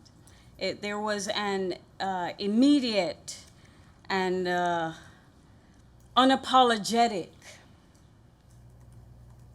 kind of opposition that has not stopped. And so I'm reminded of it as I feel quite proud of our kids who are over at Benderson Park. And I look around this room and I think about how they might be received ordinarily if they were from another school. But I want to talk about the finances because that's my role, and that's central to the conversation that's happening regarding Lincoln right now. And I want to talk about the Title I. I want to talk about the Title I funds and the fact that Lincoln Memorial Academy is a Title I school and has been a Title I school forever and ever, and that the allocation of the Title I funds has been central to our financial problems, in that we weren't receiving them. The beginning of the school year is when we should have started to receive them. We did not receive Title I funds until December of the school year. That is really central to what has happened. And, an offshoot of that is the snowballing that happens when your revenue stream is not flowing as it should. But there is no question that the financial difficulties that Lincoln Memorial is enduring right now have been manufactured. There is no question about that. And it stems from the Title I office of this body. There is no question that the school is a Title I school. Thank you. Mr. Jones. Wow, that was a quick 3 minutes. Goes fast. Yeah, it does. Mr. Jones, and then Ruth Beltran, Kimberly Loge, and Veronique Rodriguez. Hey, greetings again, Rodney Jones. I want to take my couple minutes here to kind of reiterate what everyone said and also at the workshop. We've had some concerns, and I agree with everyone. It's been from the very beginning. There were no financial problems then, and Scott Hopes was quoted in the papers instructing people basically not to go to Lincoln, and that's a fact. It's quoted in the paper. Ms. Saunders, who everyone's kind of, and Ms. Saunders, we're not so much on you, we're on a system that allows you to do what you've done. That's what we have a problem with, because we aren't allowed to do the same thing. So it's no personal anything of you. We attack a system. You just happen to be there when we come. And so what you've done is you basically have fraudulently tossed 121 kids. No repercussions from this. There's no accountability here for your staff. There's no accountability. And tell me when I'm lying, you intentionally cut off position controls. Dr. Green didn't know. You did it on your own. You didn't inquire. You know how I know? Because I sat in a meeting with you and I asked you, and you said you did it. And not only did you say you did it, but you said you didn't know. But that's not true, because staff told you, just like in 121 kids, they told you that you couldn't do that and you did it anyway. So you have a history, a track record of being non-transparent, the $150,000 worth of raises that you gave to your top tier people. You've assembled a lily white cabinet, 13 members, I think, and 12 are white, 1 black, Willie Clark. I mean, and then you got Mr. Scott Hopes trying to get out of here every chance he can to get away from it. Somebody that's supposed to be committed to the district. And so we've just got a problem with your leadership. We've got a problem with some of the board members. You've been disingenuous. And let me tell you, this Lincoln family here, Mr. Dave Miner, the one that's always running around the neighborhood into your banquets, you saw him tonight, didn't you? You see people's true character. So I'm just asking for your character to be exposed. That's it. That's all I'm asking for, is that your character be exposed and you do the right thing, because you have manufactured this. Ms. Saunders, the only thing that we can think of, Lincoln was one of the only schools that was shorted their minimum allocation that year. You're talking about being harmful to children. That threw off the whole school. They couldn't even deliver their ESC services like they should have. And you guys don't have a problem with that? No one, I've tried to bring that to you for 2 years, emailing you guys down here, passing out flyers, looking crazy, everything else to try to get you guys to understand what you're doing, and there has been nothing. There has been nothing. So you know what's happening in here, Dave? We feel like we're coming up to the lunch counters now. Well, we know we're not welcome. And we know that when we come, we're going to get beat up and talked about and have your own people sell you out up here, you know, and that's what it is. So, you know, everything you got, Reverend Golden, you made that statement about how we treated you. Everything you've got, brother, you earned it. You earned your reputation in this community. It wasn't good when you came, and it's worse now. So that's just the truth, and I don't care how you like it, and if you need to talk to me about it, I can wait for you outside. Okay. Ruth Beltran. After Ruth, Kimberly Loge, and then Veronica Rodriguez. Are you Ruth? Hi, I am Ruth Beltran, and I'm a resident of Palmetto. I know that as elected officials, you are spoiled by American democracy, where the will of the people is actually unheard of and non-existent, where you tend to do whatever you want, regardless of what the people want. I'm here to remind you that the parents and the staff at Lincoln School want this school to continue as is. They do not want you in there. They do not want your hands in there. They are doing a great job serving the black community. And that makes me question what your intentions are with black kids. You already had your chance, and even when Lincoln was part of the school district and not a charter school, you found a way to divert funds from that school. And now you are purposely defunding that school. The crisis that's happening now, it didn't just happen. And you are very dishonest about it as a board. You are dishonest when you tell the media that there's actually a mismanagement of funds that were actually never received. You are dishonest when you blame the one person that is actually working very hard, Principal Huntley, to continue the vision, to continue to serve black kids where kids can be educated by other black people. And you are getting in the middle of that. So I'm here to tell you that the people are awakened and that you will not close Lincoln Academy. No matter what happens, that will not happen. I want to also mention that everything that Rodney said about you is true. I have a student that was in high school, and the school tried very hard to kick him out of that just because he had not passed the test. And you're just basically cooking the books. It's not real, and it's dishonesty. And it's disheartening to see that the board itself shows dishonesty. And by the way, I just want to say that Reverend Golden, I teach my son not to be a sellout like you every day. Thank you. Kimberly Loge. After Kimberly Loge, Veronica Rodriguez, and then I'm going to start back. Excuse me. I have people in this room that cannot hear. I am loud. I've got a good kindergarten teacher voice. So I just want to make sure that the people that are upstairs, I'm going to reread those names, and I want to make sure everyone can hear it. After Kimberly will be Veronica Rodriguez, and then I'm going to start back with the list that I have gone through once. Susan Jackson, Michelle Higdon, Dimitri Dennis, Tara Dennis, Don Pierre, Colin Pierre, Charlotte Hopper, Maria Santana, Alfonso Houston, Shavion Howell, Samuel Bailey, Troy Bellamy, Saul Johnson. If I call your name and you are upstairs, please make your way downstairs. Thank you. You can get started.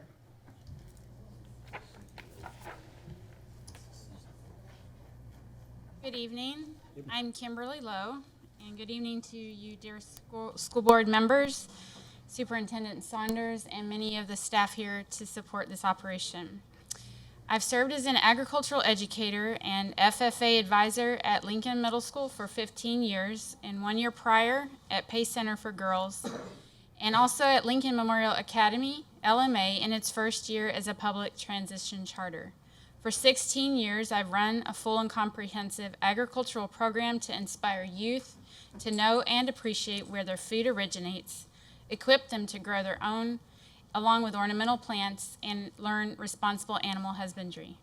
In my 16 years, I've dedicated all of my energies to make it the best it can be, develop community and business partnerships, and keep open and healthy dialogues with my supervisors and networks. My students and FFA program are recognized locally, statewide, and nationally because of our endeavors and success. For this reason, I do want to verbalize tonight. As some of my colleagues and have expressed tonight, the teachers at Lincoln do work extremely hard. But for this, we also have bills to pay. And in May, and other months, I have not received full paychecks. I have spoken because Mr. Hunley has always welcomed our conversations, and I have spoken with him. And he explained some of the controversies and gaps that would occur would self-correct and synchronize, and I made no more mention of those things. I left the country June 12th, and I've been away for a little over 4 weeks. And last Tuesday night, I sat down to balance my accounts and pay bills and discovered I don't have enough money to do that because I've been missing still paychecks. So I did contact Mr. Hunley and talk with him some more. So I have explanations in front of you that you have the opportunity to read, but understand that there is a financial recovery plan in place for those things to be remedied. But because of some other opportunities and another payment, I was inspired over the weekend and this week and last week to try to contact the Florida retirement system and see if everything was up to date there. And unfortunately, when I did that, one of the FRS, Florida Retirement System agents, went through my accounts month by month with me to help me determine and calculate with his accounting skills that all the contributions on average, if they were all looked at together, fall about 0.5% short. So I never knew of this at all, and it caused me to question other things that had been told to me throughout the year on our payments. Since this matter had not been brought to my attention and I would not have discovered it otherwise, I decided over the weekend that I would also look into other things. Thank you. Veronica Rodriguez?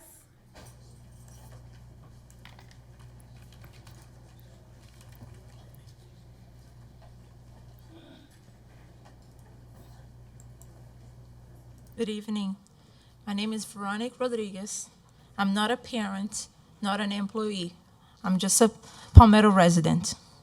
Today, this board has shown its pride. It showed that it's more about control than the best interests of students. LMA students in particular, Palmetto students in particular, minority students in particular. Mr. Hunley has done to our community what you had failed to do for many of the past years. A leader with a vision, someone who sees the students as individuals, not numbers on your books or files on your folders. Students that deserve to thrive once opportunities are equally presented. It took less than 2 years for your premeditated actions to succeed and shame Mr. Hunley of his approach to focus on student success. He's out, and now you want control. You had it, and you failed. LMA followed procedures to convert to a charter school, and it was voted on to its conversion by its families and staff.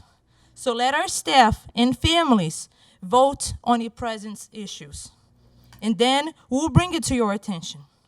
Myself, as part of the LMA family, invite you to visit the school to see how under current leadership, we are changing our students' lives every day. By the state, these rules were violated, intentionally distorting or misrepresentation facts concerning on educational matter in direct or indirect public expression, using institutional privilege for personal gain or advantage, failing to maintain honesty in all professional dealings, using coercive means or promising special treatment to influence professional judgments of colleagues, submitting fraudulent information on document in connection with professional activity. A leader for a community is being criminalized. Ironically, he's not the person who violated these rules. This is systematic racism going on right under our eyes.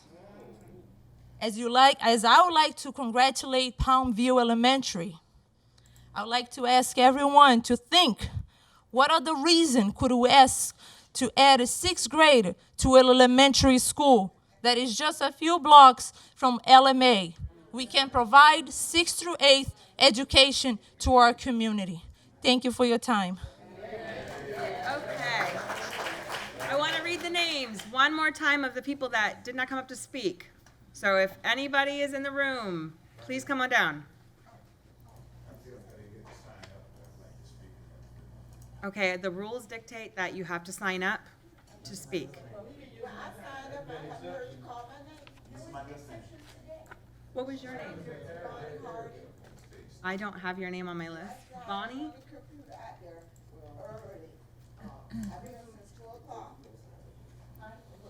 I don't have your name.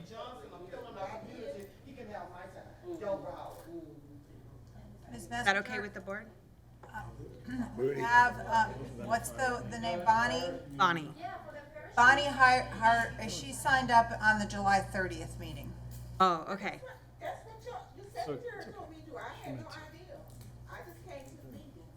Mr. Chair. List of people that did. I gotcha. Okay, she just signed up on the wrong day. Cool. Well, come on down. Mr. Chair. Can you spell your name for the record, though, since we don't have it? That's okay, I've got it, because I'll just move it over from the other meeting. Yep. Okay, great. Okay, my name is Bonnie Harding. I'd like to say hello to everyone. Board, everybody, hi. Hi. I've been here since 2 o'clock, since the first everything. This has been so exciting to me. Never been to nothing like this right here, but I'm here now. I've been listening to everything. I'm like a sponge. I listen, I'm gonna bring it back to you. I'm listening to words like coded wrong, oversight. When things going on in the board is coded wrong or oversight, but when it's going on anywhere else, it's major fault, you know. We definitely want our school, most definitely. I'm looking at all this out here and say, united we stand, divided we fall. We're united tonight, y'all. We in here.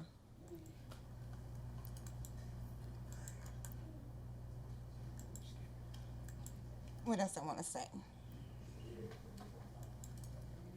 Oh, and I'm also sitting here and I see that you have different rules that apply for different things. You tell them, you say, if you come here and you want to give somebody something, you give it to her. But I see other people come and hand it to people.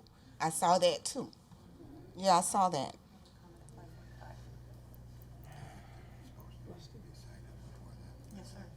And I don't understand about the money at Lincoln. I thought that for every student, you get a certain amount of money, but then I heard tonight, for certain students, you get less money. Is that what I understood? I think. I don't know. So I just want to say also, I heard that you want to get a board together for Lincoln. I would love to be on that board so I can watch Lincoln and I can watch y'all too. And you got my name and the spelling right. That's who I am, okay? All right. Okay, Moody Johnson. For the last word. Well, I'm going to recall this. Oh, list right, just one right, more right, time, of course. Just for fairness. Thank you. Okay, what's your name, sir? My legal name is Essex Donald Johnson, Jr. I'm known as Moody Johnson because I was the first grandboy of Angelina Moody Johnson. You any relation to that good-looking lady down there? I was down 49 years, so doing the same dance. But tonight I am in front of you for the purpose of asking several questions. I know you can't respond, but I want to address, is there any way this board can get the state to do a continuance on the issues at hand concerning Lincoln Memorial Academy? I'm aware that Mr. Huntley has been on the fire, and for whatever reason, he has been asked to resign. I can't judge you, or I won't judge him. because God is the judge of all. But I do have an opinion about things. You see, I am Lincoln Memorial High School. I am Palmetto. I am Manatee County. I stood right over here in the Shears' building the day that Clark Kirk stood on the steps of this old brick building and declared some things. I watched on TV when that guy stood in the halls of Alabama and declared some things. So people have different emotions about different things and different people. But I want to let you know tonight, you have a total responsibility to not only this board, to yourselves, your children, your grandchildren, these people at Lincoln Memorial Academy to do the right thing. And I'm not going to go with the right way and right now, because some things take a little bit longer than others. But I do admonish you to consider what is right. See, one thing my buddy over there in Titusville, Florida taught me, he was 33 years chief financial officer for NASA. And he said, Moody, and I quote, liars don't figure and figures don't lie. Now, the truth is going to come out one way or the other, whether it be today, whether it be tomorrow, or years to come when I'm pushing up lilies. But whenever it does, you can rest assured, when that day of judgment comes, everything going to be uncovered. God bless you. Thank you, Moody. Okay, for one last time, I'm gonna read the names that I called that did not come before us. Want to make sure I give everybody their chance. Susan Jackson, Michelle Higdon, Dimitri Dennis, Tara Dennis, Don Pierre, Colin Pierre, Charlotte Hopper, Maria Santana, Alfonso Houston, Shavion Howell, Samuel Bailey, Troy Bellamy, Saul Johnson.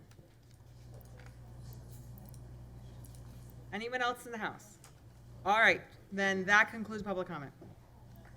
Okay, thank you, Vice Chair Messenger, for carrying out a very difficult job in a very fine way.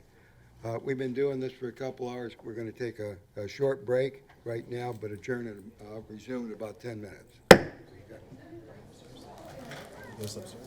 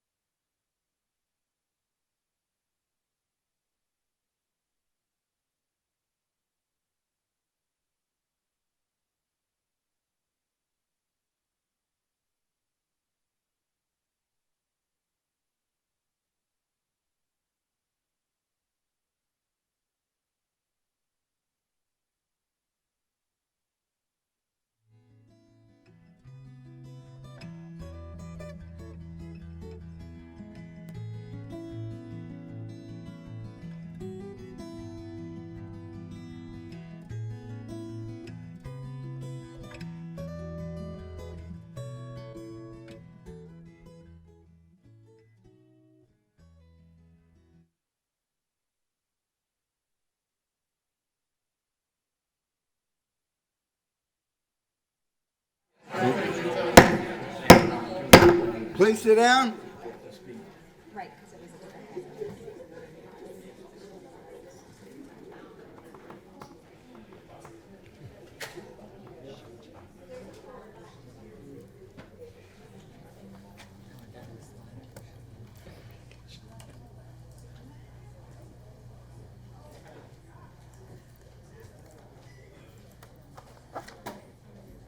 You all set? Okay, please sit down.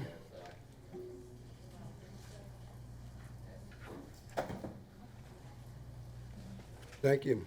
Thank you very much.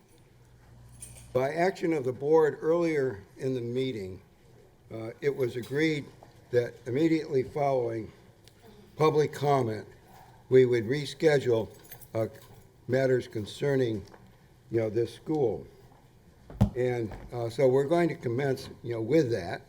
I think that some of you who have been with the board since the early hours of this day know that we have gone through a workshop.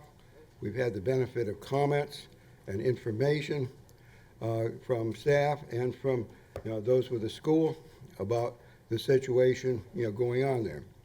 We've also tonight, as part of the meeting, we've heard the comments of dozens of members of our community. We thank all of those who took the time and gave the effort to share with us their feelings, their thoughts, their dedication to this community and to that school.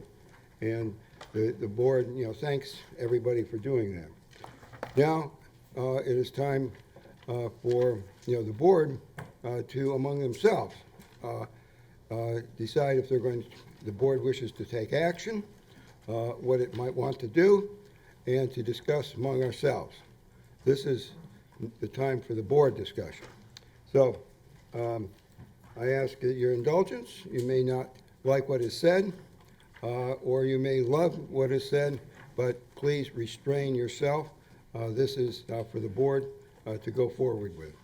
So, at this time, without further comment, I'm going to ask if any board member has any motion they would like the rest of the board, to consider with respect to this topic that we've heard so much, comment on earlier today. Yes, Mr. Chairman. The chair recognizes Board Member Hopes. Thank you, Mr. Chairman. Members, as you're aware, we as a board individually have been working with the administration on the issues surrounding the financial condition of Lincoln Memorial Academy, the issues of the administrative complaint, the subsequent administrative hearing by an administrative law judge for the state of Florida, the recommended order by that administrative law judge regarding the principal at Lincoln Memorial Academy, the subsequent action of the Professional Practices Commission with regards to upholding the recommendations of the administrative law judge, and the issuance of a final order which prohibits the former principal from being engaged voluntarily or by employment with Lincoln Memorial Academy and to be on the campus. The board of Lincoln Memorial Academy has received numerous requests regarding its responsibility and compliance with state law. Our finance department, our superintendent, even board members have been attempting to work with and get the cooperation of the board of Lincoln Memorial Academy to arrive at a financial turnaround plan which would ensure solvency. The academy has been insolvent according to the data that they have provided going back as far as March. That condition continued to deteriorate to a point where we had to report it to the Department of Education. The Department of Education has been in communication with our general counsel, with our superintendent, with board members, and as of last week, we received direct communications from the commissioner himself of the Department of Education with regards to our responsibilities and pleading that we bring resolution to this issue to ensure the stability of the charter school. To date, we have not been provided with the information that is required of the charter school by law in order to arrive at a recommended turnaround plan to go to the Department of Education for approval. It is my desire to maintain Lincoln Memorial Academy as a charter school for that community that would be managed under local control that will commit to complying with the laws of the state of Florida and the charter agreement. It is for that reason that I make this motion in accordance with Florida law and our responsibilities as the local education authority, the school board of Manatee County. That for the reasons discussed in the documents that we were provided on Friday to read, upon hearing public testimony and the desires of the community to maintain Lincoln Memorial Academy as a charter school with its vision and its mission, that I move in accordance with the charter agreement the approval of the Manatee County School Board to, 1, terminate the charter of Lincoln Memorial Academy immediately in accordance with section 1002.33, paragraph 8, section C of Florida statutes, and section 1D of the charter between the School Board of Manatee County and Lincoln Memorial Academy, Inc., doing business as Lincoln Memorial Academy. Number 2, in accordance with those statutes, that we take over the operational control of Lincoln Memorial Academy Charter School. It shall remain a charter school. It shall remain Lincoln Memorial Academy Charter School, and that the school board assume and continue the operation of the charter school. Number 3, forthwith appoint an appropriate person to act as interim principal of the charter school after requesting the school district administration to provide, if available, the names of appropriate candidates with their qualifications who are willing to serve as principal. To direct the school district administration to take the steps to immediately secure all Lincoln Memorial Academy charter school property. Number 5, take steps to prepare the charter school to timely open for the 2019-2020 school year with the appropriate staff, supplies, and equipment. And number 6, to authorize a forensic audit of the finances and property of the school. And Mr. Chairman, that is my motion as the viable pathway to ensure that Lincoln Memorial Academy continues to operate as a charter school. And as I mentioned, I will additionally request that we advertise for nominations and applications for members of the community who want to serve on the Lincoln Memorial Academy Board. That is my motion, Mr. Chairman. Thank you. Thank you, Board Member Hopes. Is there a, who is speaking? Sir, you are out of order. The only persons who can make that motion are up here on the dais. And you're going to be asked to leave if you don't sit down. Yes, he is. No, he's not. Who's saying that? You come do it first. You come move it first, or you tell somebody else to come do it, just like you did me every time. Okay, somebody did Mr. Jones, you're going to be asked to leave too. You are out of order, and so is this gentleman. No, we're not.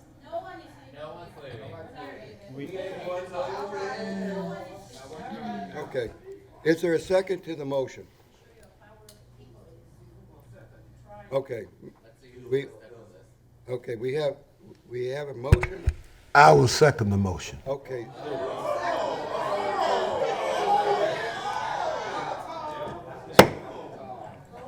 This is a business meeting of this board.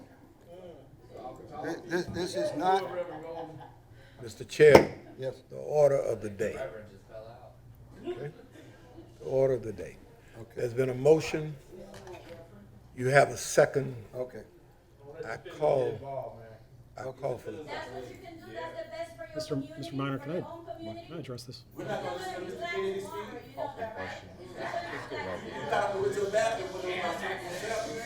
Mr. Minor. Okay, I'm sorry. We're not going to tolerate this. Okay? We'll start the question. Okay, Mr. Minor, can I address this? we have,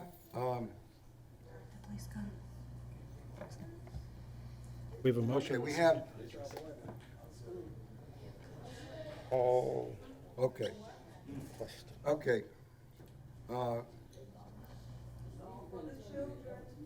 Board Member Golden has asked us to call the question.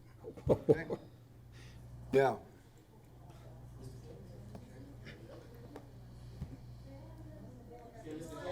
No, shh, please. okay. Okay, we're going to have a vote on calling the question. All those in favor of, Mr. Minor, before, how can we make a decision of this magnitude with no discussion of the board? And it might be a good idea, but can we please not just have a motion, a second, and call the question, especially a question of this magnitude? I am, okay, I made it very clear in the workshop. I've sat here, I have listened to everybody. I am not willing to participate anymore in this political show. Now you're answering, I'm gonna speak. Now you're answering me and being disrespectful to me. You've been disrespectful. No, okay. And I'm not, Officers, can you come listen, forward? no, don't do that. Okay. We're going to sit in here and we're going to solve this. And we are not going to continue to insult each other and belittle each other. All right? Now, I'm going to ask you to allow the process to work. I said earlier, for those of you who were not here, 3 things. I'm not going to support closing Lincoln, period, under any circumstances. Nor am I going to support another day with a board that has spent the past 6 weeks not doing anything for this school, the school you say you love. And I'm not asking you that. I'm telling you because I have made phone calls. I have personally reached out to each member of the board of that school. Now, I don't know about anybody else because that would be a violation of the Sunshine Law. But I know what I've done. And I am just sick and tired of being accused of having done nothing. So I'm not going to work with people who do not want to work with me. Not anymore. And the third thing I said is that for those who love this school, for those who want it to continue, we are going to get back here at the very next meeting. And when we get back here at the very next meeting, we're going to have a board that you supported and that you appointed. No, listen, don't say no because I am telling you the motion that I'm going to make and it's going to pass. And you will come back here. You say you want this school. But that's not what you're really saying. What you're really saying is you want this school your way. And I need for you to understand.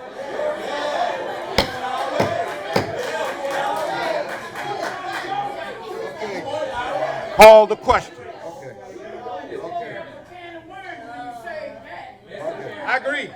I agree. It is. Okay. Thank you, Board Member Golden. Now, We can't have it our way. We have your way. You just said it. It's not the people, it's your own. Exactly. Can you please just let me speak? Do you guys agree with what he said? Okay. Right here. Okay. You're going to have to sit down and be quiet and leave. When you allow. Junior, sorry, Junior, sir. stop. We should be allowed to engage. No, you don't. Mr. Minor, can I please speak? Okay, now, I'm going to recognize Board Member Kennedy, for some remarks. Now, I think I'm asking Board Counsel, for some guidance on this, okay? We've had a motion to call the question. Now, by Board Member Golden. Is it proper now to have discussion on that motion? I think you have to vote on calling the question. Yes. That's not a motion, though. I'm asking for a ruling. Right. Let me clarify that. You should have a vote on the motion that's been made. Okay, without further discussion. Yes. Okay.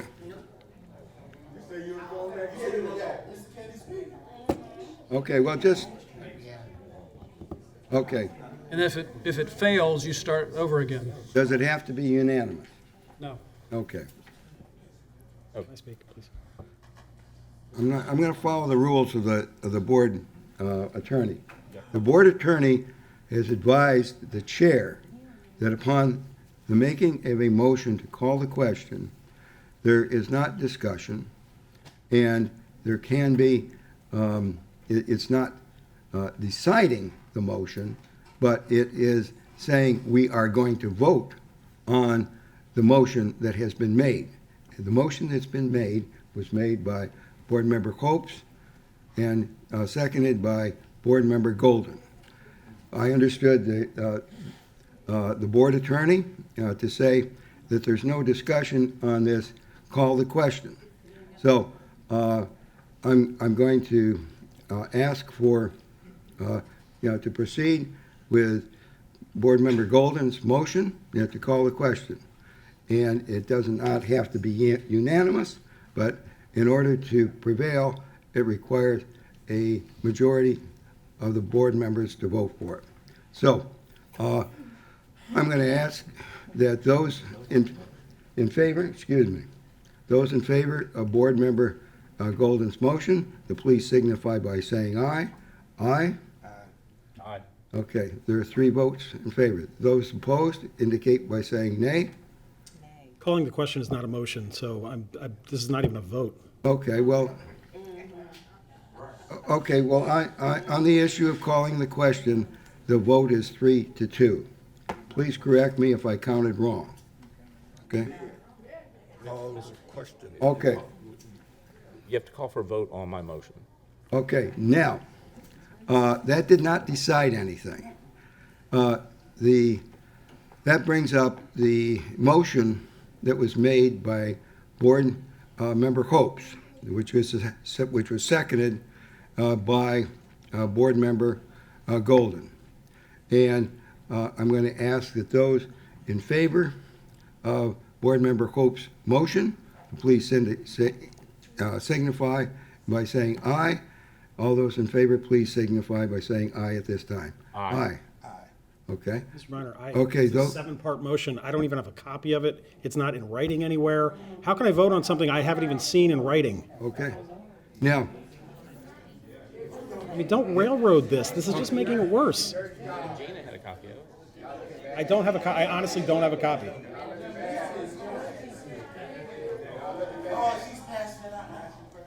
Mr. Minor, It was passed out earlier. okay, those opposed to the motion, please signify. I don't know, but I don't have one. Someone handed it to me at some point, I have no idea. Okay, those opposed to Board Member Cope's motion, please signify by saying nay. Nay.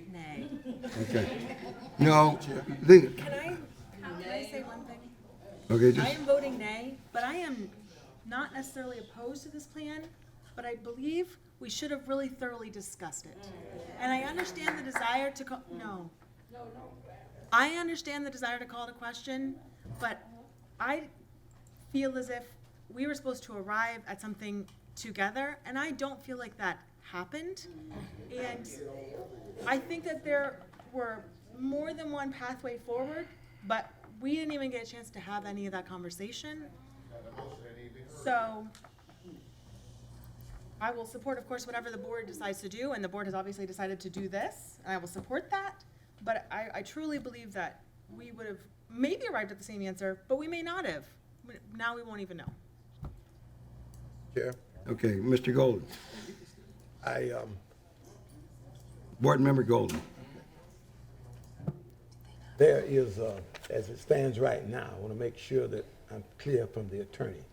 At this point in time, the board of the Palmetto, of the school is no longer empowered to act. Correct. Is that correct? And this board is empowered to act, am I correct? We have taken operational control. Okay. Mr. Chair, Please speak. Mr. Chair, Okay, I'm sorry. We're going to clear the room if we don't. Mr. Chair, Mr. Chair, Board Member Golden, you're recognized by the chair. okay. I move that the operational needs of Lincoln Memorial Academy, I move that the operation of Lincoln Memorial Academy be under the same terms and for the same length of time, with every term with no exception, as the existing contract between Lincoln Memorial Academy and the Manatee County School Board. That's, and I want to make sure that that motion, I'll wait till the attorney finishes. I want to make sure, I want to make sure that that motion, in effect, continues the charter school. The action that was taken is from the statute. Yes, I know that. They don't know that, and I'm not playing to them. I want to try to solve a problem. Yes. I want to solve a problem. I want to know if the law at this point allows, I want to know if the law allows us to operate under the same provisions of the contract that currently exists. The law allows the sponsor, and in fact requires the sponsor, to continue to operate the school. It does not mandate that you have to do it in a particular manner. But my motion is that it be operated under the same contractual terms that exist. I don't want to change one T, don't want to change one dot or one I, that when this school wakes up in the morning, it's the same school that it was today, except for the operational control. That's all. The school district, Okay. the school district can operate the school in exactly the same manner. Okay. I also want to make absolutely sure that the statute that we are operating under here, I want to make sure. CJ, you're going to be asked to leave, sir. You know what, Mr. Chair? Bye. Okay. Mr. Chair, okay.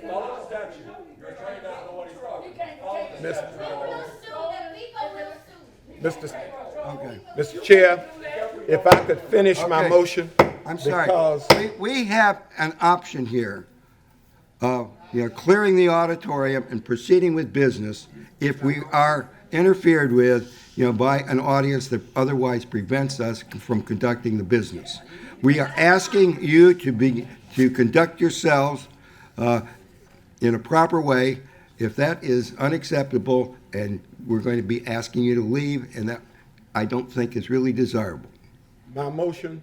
No. Thank you for that clarification, Mr. Chair. My motion is that operational control of the school be under the same terms and the same conditions as the charter agreement between this school board and that school. Is that lawful? You certainly have the power to do that. The charter agreement is between the school district and a third-party organization that's no longer going to be in charge of the school. You still have the ability to run the school in the same manner as the charter agreement. Thank you. But the charter agreement isn't going to be valid any longer. The next question I have is that same statute true when it says that the actions that we have taken here tonight can be appealed by that existing board within 10 days? That's correct. Okay. Then my motion is that we continue the operation of the school under the same principles, under the same contract that we already have, and further, that we appoint an interim principal in the morning, because Florida statutes also say you cannot be without a principal even for a day. And Please. I'm simply stating. Okay, that's it. No, sir. No, we're not going to allow that. Mr. Chair, Yeah. I move that nobody be required to leave this meeting, period. And you know, I guess maybe that's why I feel the need to make the motion, because notwithstanding the fact that we disagree, and notwithstanding all of the aspersions that you're casting on me, the day will come, the day will come, and you're absolutely right. And I am trying so hard to make sure, because what I have asked to be done, is that this school continues tomorrow under the same directions that it's under today. And that by our next board meeting, I'm asking anybody and everybody that wants to be a part of the board of this charter school to so let this board know through our clerk. We have a school board clerk. We are simply asking, if you want to be on this board, just let us know. Because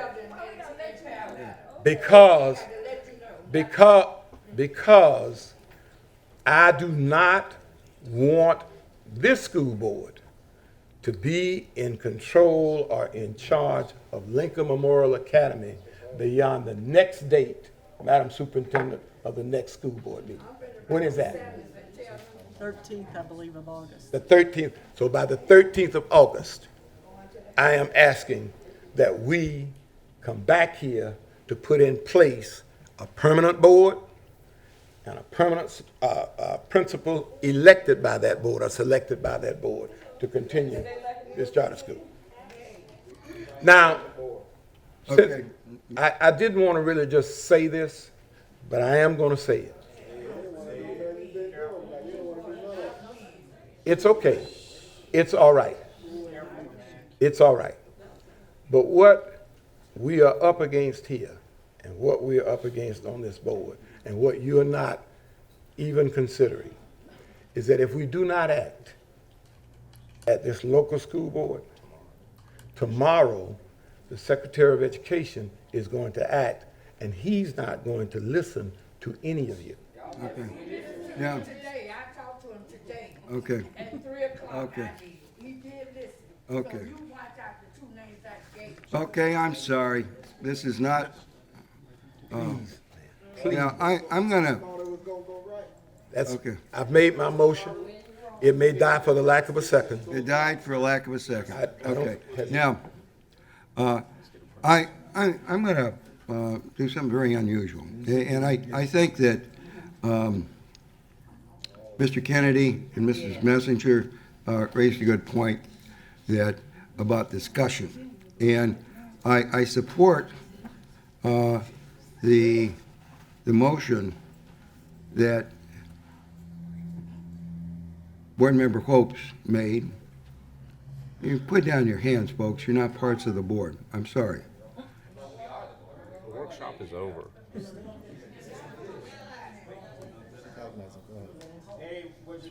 In that spirit, could I speak? What? In that spirit of discussion, could I speak? I'm sorry, Mr. Jones. Okay, now. I'm done. Okay. I would like, I think that there's validity in the comments of Board Vice Chair Messenger and Kennedy with respect to expressing the feelings about Board Member Hopes' motion.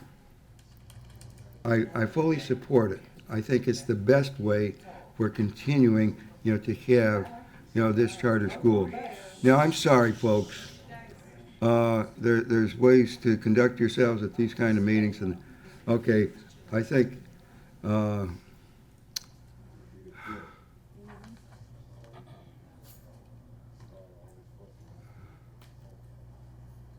okay, board member, Golden, has left. I don't like proceeding without all 5 board members here. Now, we're going to pause for 5 minutes until Board Member Golden gets back. Well, I just said we're going to adjourn for 5 minutes. Okay. 5 minutes? Thank you very much.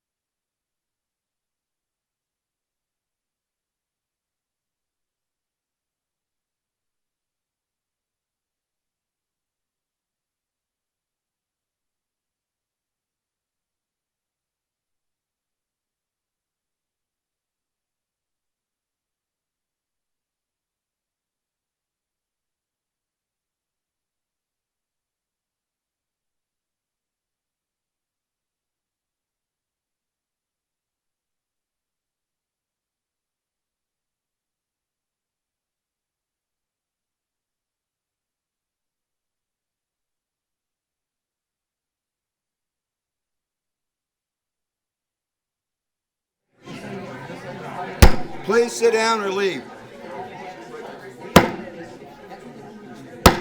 Okay. Okay. Bef-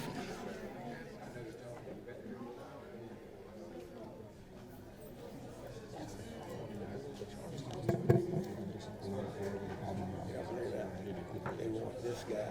I can call him. Yeah. And he's fanning those. But it's okay. Okay. It's all right. Please sit down. Mr. Hunley, please sit down, sir. Thank you, sir. Okay, thank you, sir. Sit down. Sit down, sir. Ed,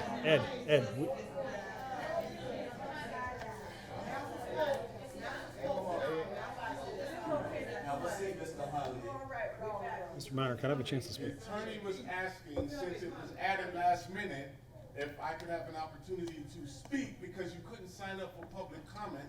You've added this at the last minute to the agenda, so I've been quiet all evening, and I was asking to speak on behalf of Lincoln Memorial Academy, and I properly addressed it with Attorney Dodd.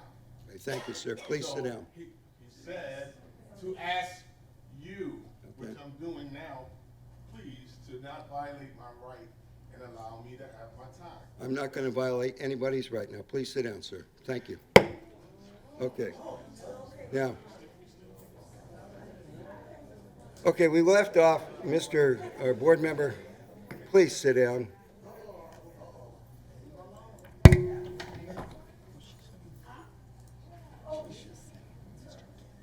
Okay, a motion had been made by board member Golden, and it died for lack of a second.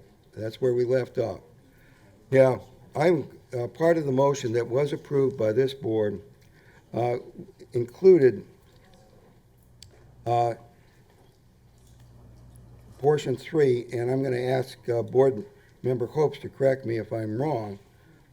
Forthwith appoint an appropriate person to act as principal of the charter school after requesting the school district administration to provide, if available, the names of appropriate candidates with their qualifications who are willing to serve as principal. Now, I'm going to ask our superintendent if she's had an opportunity to do that. I have not had an opportunity to speak with anyone. However, there are some administrators that work within our district that have a connection or ties to Lincoln that are qualified and possibly would be willing to serve in an interim capacity until everything is resolved. I have pulled resumes of some of those per the request, and I can provide that to you right now, but as I've stated, I've not spoken to any individual. Okay, will you pass that out to the board members, please?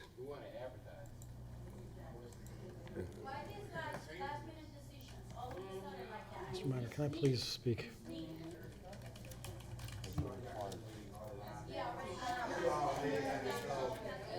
Please, folks, this is a business meeting of this board. You know, this chatter and talk amongst yourself only delays the action of this board. You're interfering with the due process of this school district. Thank you very much. There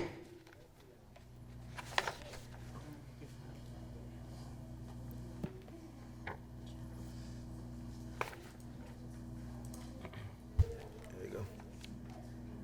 Mr. Minor, could I please address the board while we're looking through resumes? Oh, it's on. Okay. There you go. Thank you.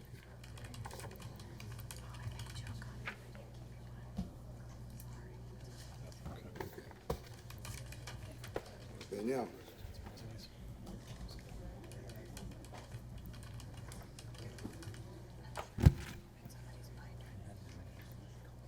Does each of the board members have 3 resumes before them?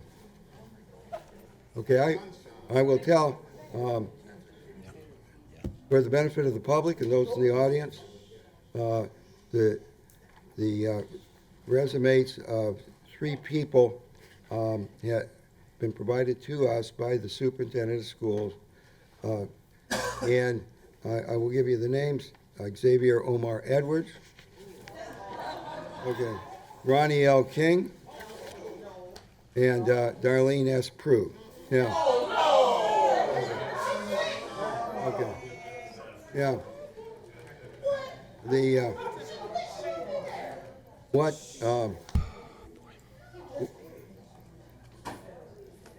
and I, what, okay, this is for an interim position. The school is required to have a principal.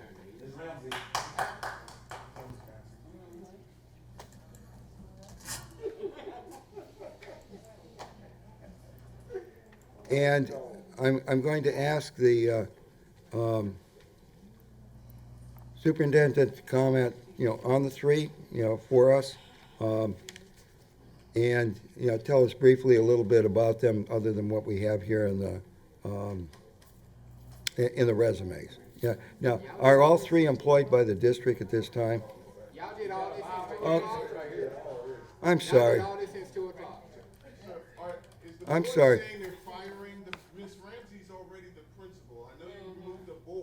I'm sorry, sir, you're out of order. And please, you are out of order, sir. Okay, now, I'm talking to the superintendent, and I'm asking the superintendent if she has some comments about these three persons. Yes, as I've stated, they've all been with the district for a number of years in different capacities, have either a connection with Lincoln Middle School or Lincoln Memorial Academy. Mr. Edwards has been a middle school principal and is currently working at MTC.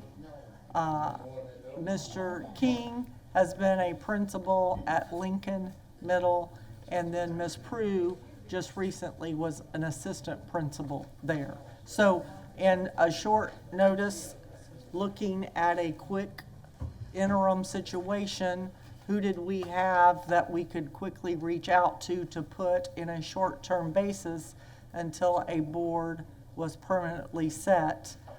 There could very well be additional people, but I gathered the names that came to my mind quickly that the board could look at if the expectation was to be in place.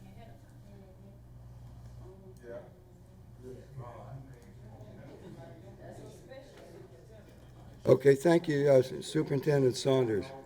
Yeah. The,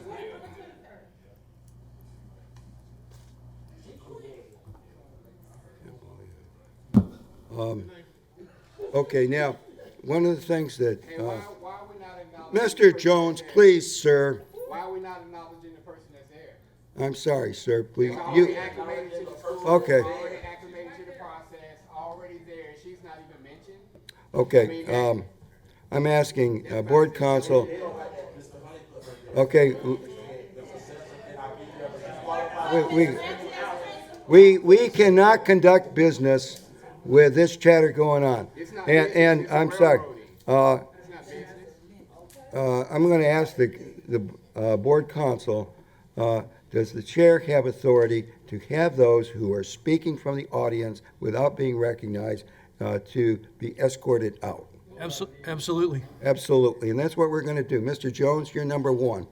And I'm asking the police to, you either leave or you're gonna be escorted out. If you resist, you're under arrest. Do you understand that, Rodney? Okay, please, Mr. Jones is right down for it. Mr. Minor, please reconsider this right now before this is an even bigger shit show than it already is. No, okay, officer.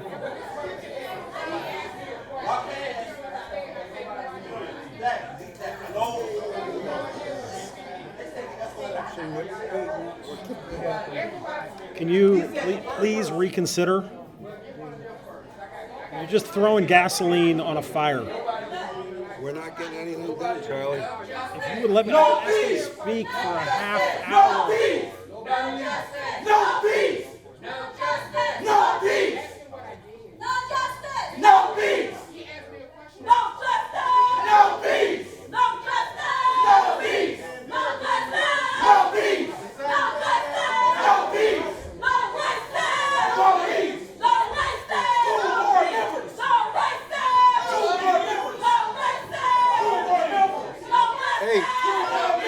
sit down.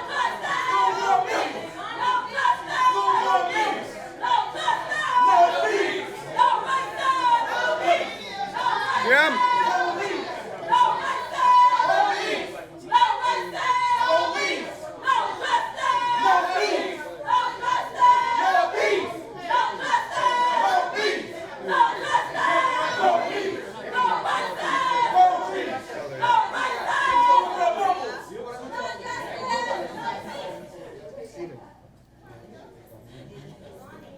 I'm gonna get reinforcements.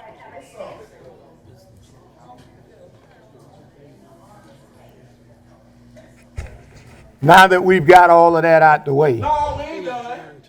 son, We're gonna adjourn for 10 minutes or something, clear though. now, What do you think? all you're really doing is prolonging the problem that we're trying to solve. All I'm asking you, ma'am,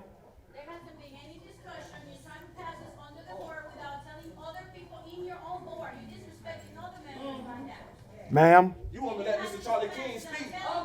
ma'am, He don't talk for I hours. just- You talk for hours and tell all your emotions, how you feel about how we talking about you. So I had to do this emotion because y'all hurt my feelings. But y'all want to give this man a word. if You won't give him a word. this Let Charlie King, we wouldn't hear him talk. We been hearing you. This is a business meeting. We have a chair. If you don't,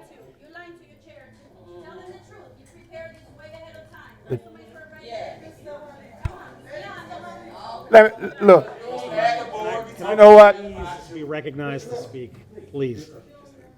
Just a second. The chair, I've been waiting for 45 minutes. the chair is trying to recognize Mr. Kennedy.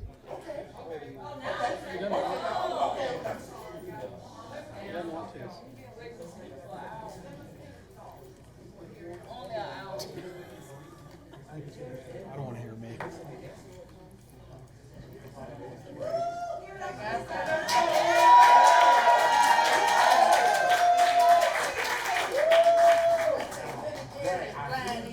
That's why I went out the door.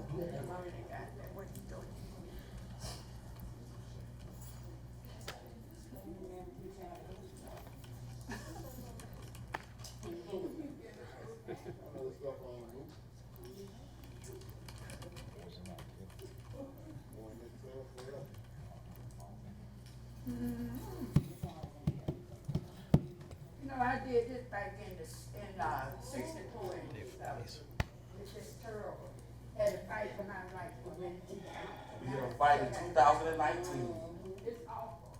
And he up there, he didn't say when he had a person up there trying to. That's his feelings, sir. They had a record being trying to see you. Is there anybody else that has something Jim. negative to say about me? Let's get that out the way. Jim, you're out of order. Jim, thank you. I Jim. want him to speak. Okay, Every time okay, Jim, he you're gets out ready of to order. speak, Jim, somebody says something else. Stop, right? for Christ's sakes, Stop. Jim. Tell him to be quiet. This is not about you, sir. These are all black people that you and your Jim, family. Jim, please, hold it back. It's called decorum. Jim, please restrain yourself. We have a chair. Okay? Okay. The chair is going to recognize Board Member Kennedy, for a few words. Go ahead, sir. First of all, everybody who's still in the room, obviously, this is an emotional topic, it's an emotional night, but you have to let us have this discussion up here, and we don't need to throw anybody out, but we do have the overflow room upstairs, and so if the chair were to decide, everybody in here has got to go upstairs to watch this meeting, I don't think that would be unreasonable. So I know, I get it, you want to let the board members know how you feel, and I know it's hard to do, but you got to let us work this out right now, or whenever we're going to end up working this out. Okay, that said, according to, please, according to the board computer, this motion, which Dr. Hope's made, there's my first problem, number one, is that what's on this piece of paper is different from the motion that Dr. Hope's made. Dr. Hope's actually had 7 items when he made the motion. There's only 6 on here. My next point is that how does this board make a decision with only 3 members voting? And I know you only need 3, and that's fine. But this item was put onto the agenda at 5:45 at the start of the meeting. Historically, when we have done that, we have opened up an opportunity for public comment on that item. Obviously, we've already had a lot of public comment, and I'm not suggesting necessarily that we need to do that. But my greater point is that there was absolutely no discussion held among the board members, nor has the community had any opportunity to vet this proposal or the proposal that I was going to make, actually through Mr. Corbett. And the 2 proposals actually have a lot of similarities, so I think we have the beginning of the solution. But ramming it down the throat of your board, and even worse, ramming it down the throat of this community, is just throwing gasoline onto an already smoldering fire. Please don't, please don't. This is not how this board makes small decisions, let alone big ones. So, Mr. Minor, you are on the prevailing side. I want to ask you to make a motion to rescind so that we can do this properly. We can let the community digest these ideas. I haven't even had a chance to present mine yet. I'm glad Dr. Hope's got a chance to present his. But this, it's been months. This should be done thoughtfully and with board input and the consent of the community. And therefore, Mr. Minor, I request that you make a motion to rescind the action that just took place without Ms. Messenger and I even voting. And then we can go from there, and we can continue this discussion. Thank you for your comments, Board Member Kennedy. Okay. Where it stands is that a motion that was made by Board Member Hopes has been approved 3-2, and involved was calling the question, which was approved, 3-2 as well. The majority of the board members felt that it was in the best interest. We're moving ahead with keeping, this middle school, charter school academy in this manner. I don't think any board member up here takes this action lightly or with any malice involved. It's a great concern to continue having that charter school. There have been statements, accusations that somehow members of this board or the board itself was out to maliciously do things for nefarious reasons, be it racial or whatever. There is no truth to that. There is no truth to that. I think every board member here has the best interest, you may disagree with it, of the children, and that's what this is all about. There is concern about making sure that all the money is supposed to be directed to helping the children. This board is very concerned that information about spending that money hasn't been provided to the community and provided to the board, and that is, I think, a driving reason behind what's going on. I can tell you that is the main concern for me.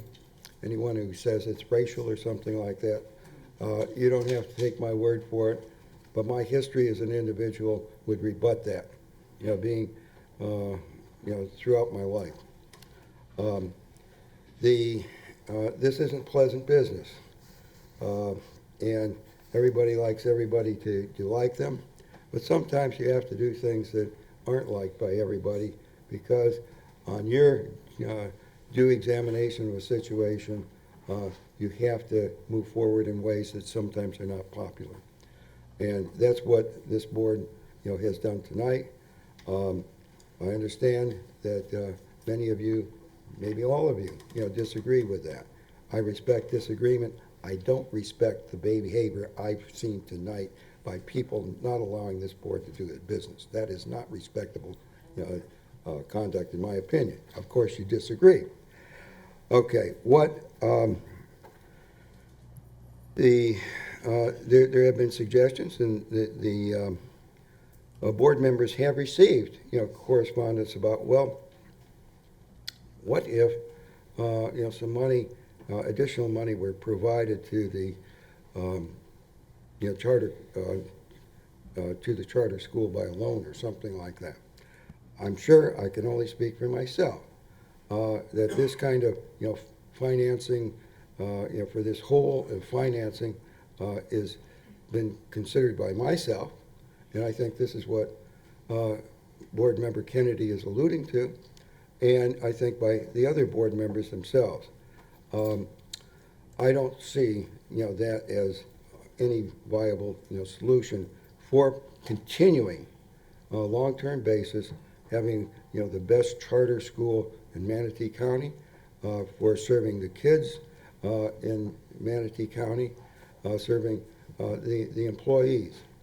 We received letters about, well, bills aren't being paid. How come? Well, that's one of the reasons for having this forensic audit. All of the papers, all of the finances are going to be laid out for everybody in this room, everybody in this community. This board, this administration has sought that information unsuccessfully for some time. We cannot allow that as the sponsor of this charter school. It's just not, and it's not just our thinking, it's the state thinking. And the state has no sympathy for that kind of withholding information about finances, which is public money. It's not acceptable. And the state expects us to take, prompt action, and that's what we're doing tonight. And I understand that there is not agreement from this audience or people, but it's not your responsibility to make that decision. It's this board, and this the state expects this board to act in a responsible way concerning public money, and particularly when it concerns children and teachers. And when we hear that teachers and we get correspondence, why hasn't money been paid, to the retirement system? Why haven't teachers been paid the amount that they were promised by the charter school? I don't know the answer to that, but I don't think that's acceptable conduct. And I think that if one of the things of having this forensic audit is to find out how come. How come? Because depriving teachers is depriving students and depriving the long-term needs of this community, the long-term education, and this board, every one of them, is dedicated to making this a great place for all the kids, black, white, red, whatever, have the greatest education experience possible. And believe me, this board and this administration has sought inquiries and inquiries to get that information, without success. It's unfortunate it comes to this night when the board says, okay, that's it. The statutes say, and they require, when you have this kind of situation, you're to take action. And this is the action that the statutes provide to address when a situation like this arises. You don't like it, you're making a lot of noise, but this board rightfully and dutifully and is obliged by the law, to take, this kind of action. And I have great respect for Mr. Kennedy, and I know what he has in mind of this financing and all of that. But I with all respect, well, I'm sorry, sir. It's the board who makes this decision. Okay? Excuse me, Mr. Dye? I've had a chance to review Robert's rules. The motion to call the question did not require unanimous approval, but does require a 2/3 approval. Okay. So it actually didn't pass. Okay, well, thank you. No, I'm sorry. How many times have you been told that is out of order? Your motion still stands. Mr. Meyer, can I Okay, I'm sorry. My patience has run out, and you've heard Mr. Kennedy. Maybe it's time, for everybody to go upstairs that's in that audience. We cannot conduct business meeting, important business to the public, with that kind of. That happens again, I'm gonna ask the officers to direct everybody upstairs. We're just not going to stay here for until midnight, because people cannot conduct themselves in the way that the law requires them at a business meeting. I hope I'm making myself clear. I lack any other words to sufficiently, in my attempt to convey that. And officers, if you need reinforcements, get it. We're not going to tolerate an audience that's disrupting the public business. Okay? So, okay, I'm going to ask Mr. Kennedy has a question here. Okay. Mr. Minor, I want to take you back to the watchdog that stood at that podium with a couple of chainsaws. No, I never did. Anybody who says it is not true. Okay. That is just a fabrication. That's I a great brought it- story, though. Well, Okay, so it's anyway, a false story. My point still holds. Okay. The watchdog who stood at that podium many times talking about transparency to the community needs an opportunity. That was you for years, for decades. So this is not you. Ramming something through like this is not the watchdog. It's never been. It's never been. This is a really crucial decision, and I'm going to ask you one more time to make a motion to rescind so that we can rescind this. And my next request is that at minimum, if I doubt I can get 3 votes for this, but we hold a special meeting this Friday, that at least gives people the invested parties here and the interested community members at least have 3 days to vet these ideas, take a look at them. I mean, what just happened was we had a motion, we had a second, and we had a vote with no discussion, 2 members not even voting. When is the last time that happened in this board? So, Dave, I am begging you to go back to your roots and step back, and I know this is a super emotional night, and if some of the things were said to me that have been said to both of you tonight, I would be angry too. However, Dave, this is not you. So please make a motion to rescind. If I can get 3 votes for a special meeting this Friday, I think that is still not great, but at least it gives the community time to digest this. Okay, thank you for your comments. And it gives us, I don't want to say it gives us cover, but at least we can look back at the process, whatever is the outcome, and say, hey, we might have rushed this a little bit, but we put everything on the table Tuesday night, and we held a final vote on Friday. Okay, thank you, Board Member Kennedy. Now, in light of our board counsel's report that the motion to call the question, in Mr. Dye, did I understand that, for you to say that it required the requirements for passing a motion to call the question required how many votes? 2/3. 2/3. And 2/3 would be how many? I think with a 5-member board, you need 4. You need 4 votes. Okay, I would agree. The 3 is 60%, but that's 1 lacking. Okay. Now, in light of that, not having the 2/3, for doing that, it would appear that we were out of order, to call the question at that time. We're back on debate. Okay. So it would seem that the appropriate thing then is that the motion that was made by Board Member Copes and seconded by Board Member Golden is subject to further discussion. It may, at some point in that discussion, another motion to call the question might be appropriate, but if it is made, it would require 4 votes of this board. Am I speaking within the legal confines? Yes. Okay, well, thank you.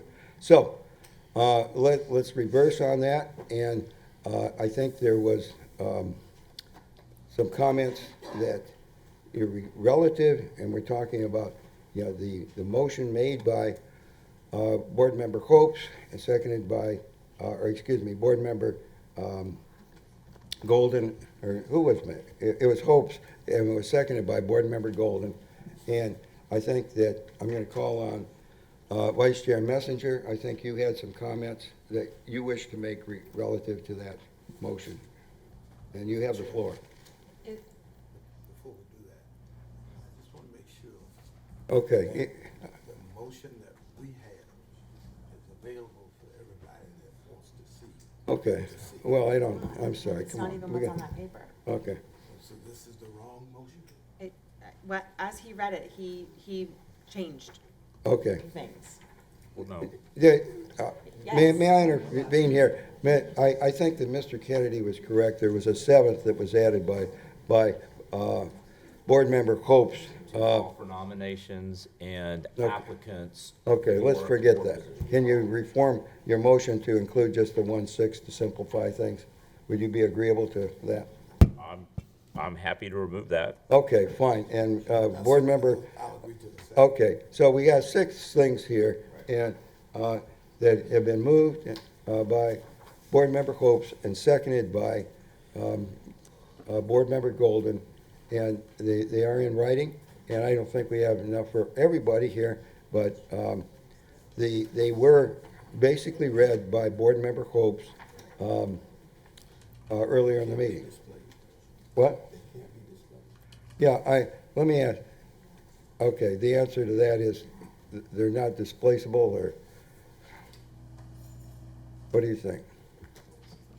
It cuts it, there's only so much space in the box. Software. And it won't display the whole thing. Okay. That being said, the chair recognizes Vice Chair Messenger for her comments. With all due respect, for the past 8 hours, Mr. Kennedy has wanted to say whatever his thoughts were about some other kind of plan. And I feel as if we need to hear all the different options that might have been possible in order to have a thorough conversation. Okay, thank you, Vice Chair Messenger. Mr. Kennedy, you have support for making comments, okay? Thank you. All right, so the motion has in effect been rescinded, so we're back on discussion. That's great news. All right, basically, this idea, I don't want to take credit for this idea because it is not mine. It is the brainchild of a gentleman named Jim Corbett, who is a Palmetto native and supporter of LMA remaining a charter and continuing to do the good things that they're doing, which we've heard a lot about tonight. Essentially, the idea is this. I've got it in writing here, and I'll pass down copies for the board members. So make sure I have enough. Pass them all down that way. What this idea does is basically extends a line of credit to LMA under conditions. And I don't think Mr. Corbett's still here, but the conditions would be as follows. And board members, I'll ask you to kind of think about where these two ideas align, Dr. Hopes' motion and where this aligns. So as a condition of extending this line of credit, and I'm skipping over the details of the line of credit and so forth, but just to get to the meat of this. Okay, in return, LMA would be required to do the following. Allow the Manatee County School Board to appoint up to 5 members from the community to the LMA board. This provision would be in place until such time as the working capital loan is paid in full. That's the line of credit. Next, provide all financial reports previously requested. Provide a forecast for the next 3 years with all assumptions. Provide a 2019-2020 budget for approval. The school board will then commit to closing the loan within 15 days of completion of due diligence. Next bullet point, the school board would agree to work with LMA to assist them in generating the highest revenue per student they are entitled to and would assist them in achieving the maximum enrollment allowed under their charter. This would include assistance in producing reports necessary for accessing all potential revenue sources. Next bullet, if LMA is not at break even within 4 years, the school board has the right to appoint a management consulting company or management company to run the school until the loan is paid in full. Final bullet, LMA would be required to improve the school grade from the current D to the average of all other middle schools in the county within blank number of years, or the school board would require changes within the school leadership. Reporting requirements would be as follows. They would be on a monthly basis, provide financial packages and statements by the 20th of the month, signed off by the CFO, including financial statements and bank statements and reconciliations.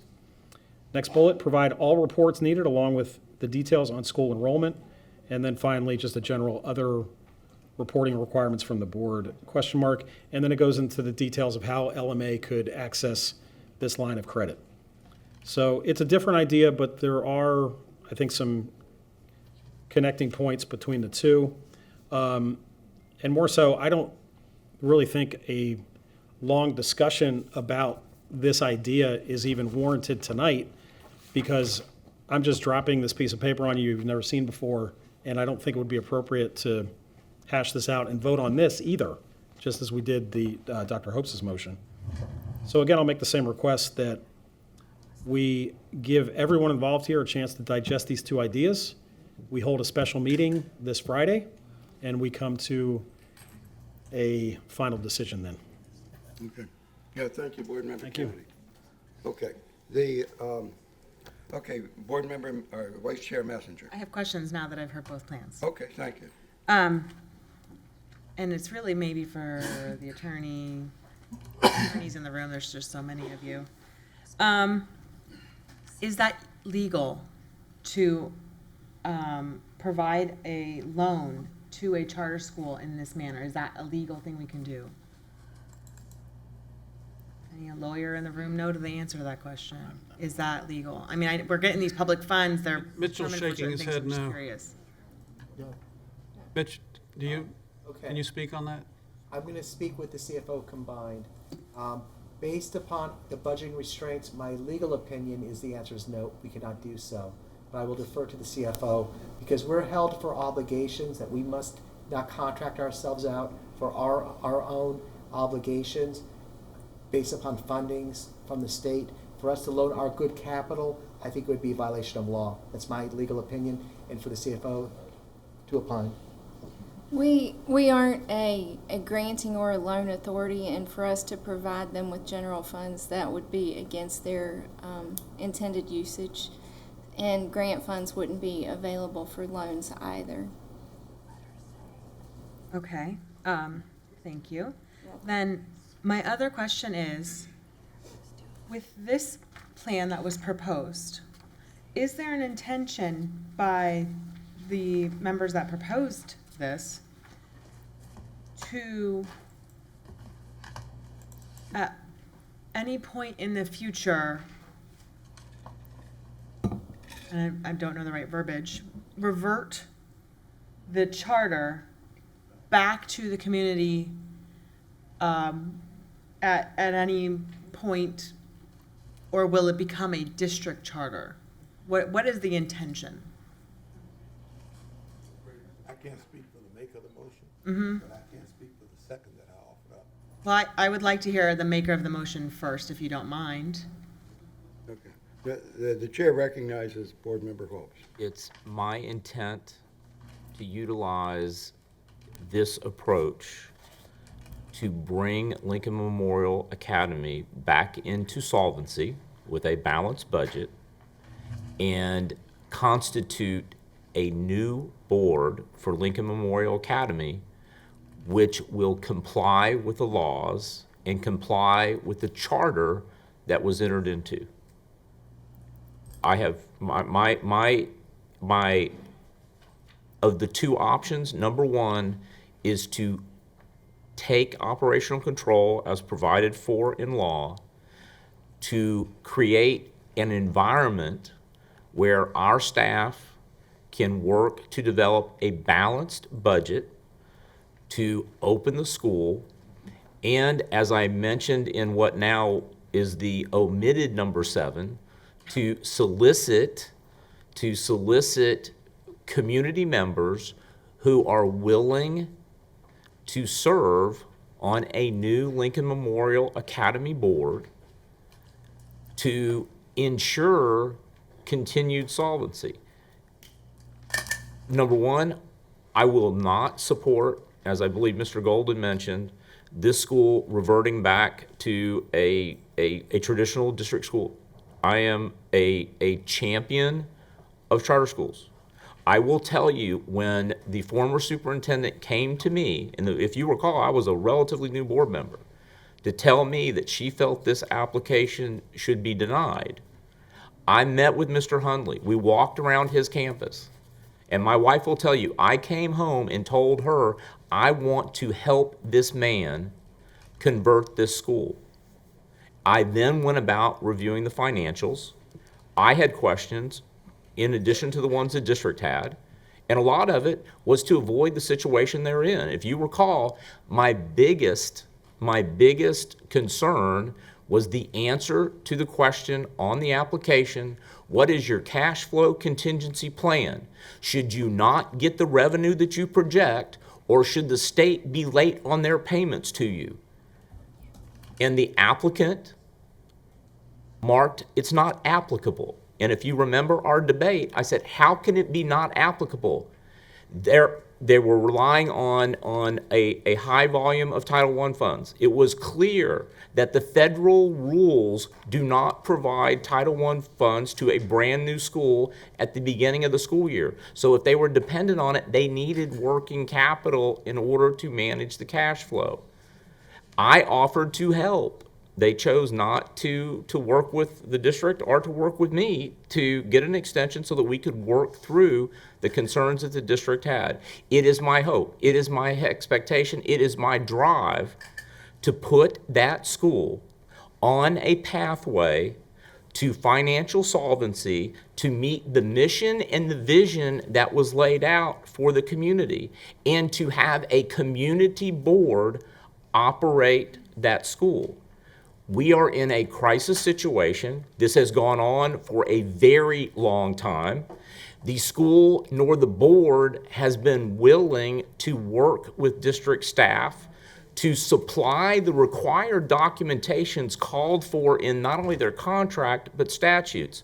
I believe if this board takes this position, that we will have in place some operational controls as we work through this. I believe there are a number of members of the community that will be willing to work cooperatively and collaboratively with this district, with this board, and this staff. That is my aspiration. My aspiration is not for the district to run the school. My aspiration is to help them rehabilitate their financial situation, and now they need an academic turnaround plan. They were a C school. After 1 year operating as a charter, they became the lowest performing school in the district. If it weren't for their academic decline, this district would have been an A district. And those are the facts. Those are the facts. I believe that we are in a position to deploy the resources that are necessary to ensure that we have adequate teaching staff, that they are paid, and support staff and transportation to serve these children that have selected and opted by choice to go to this school. That is my goal and objective. I do not want to see this tomorrow turned over to the Department of Education to make these decisions.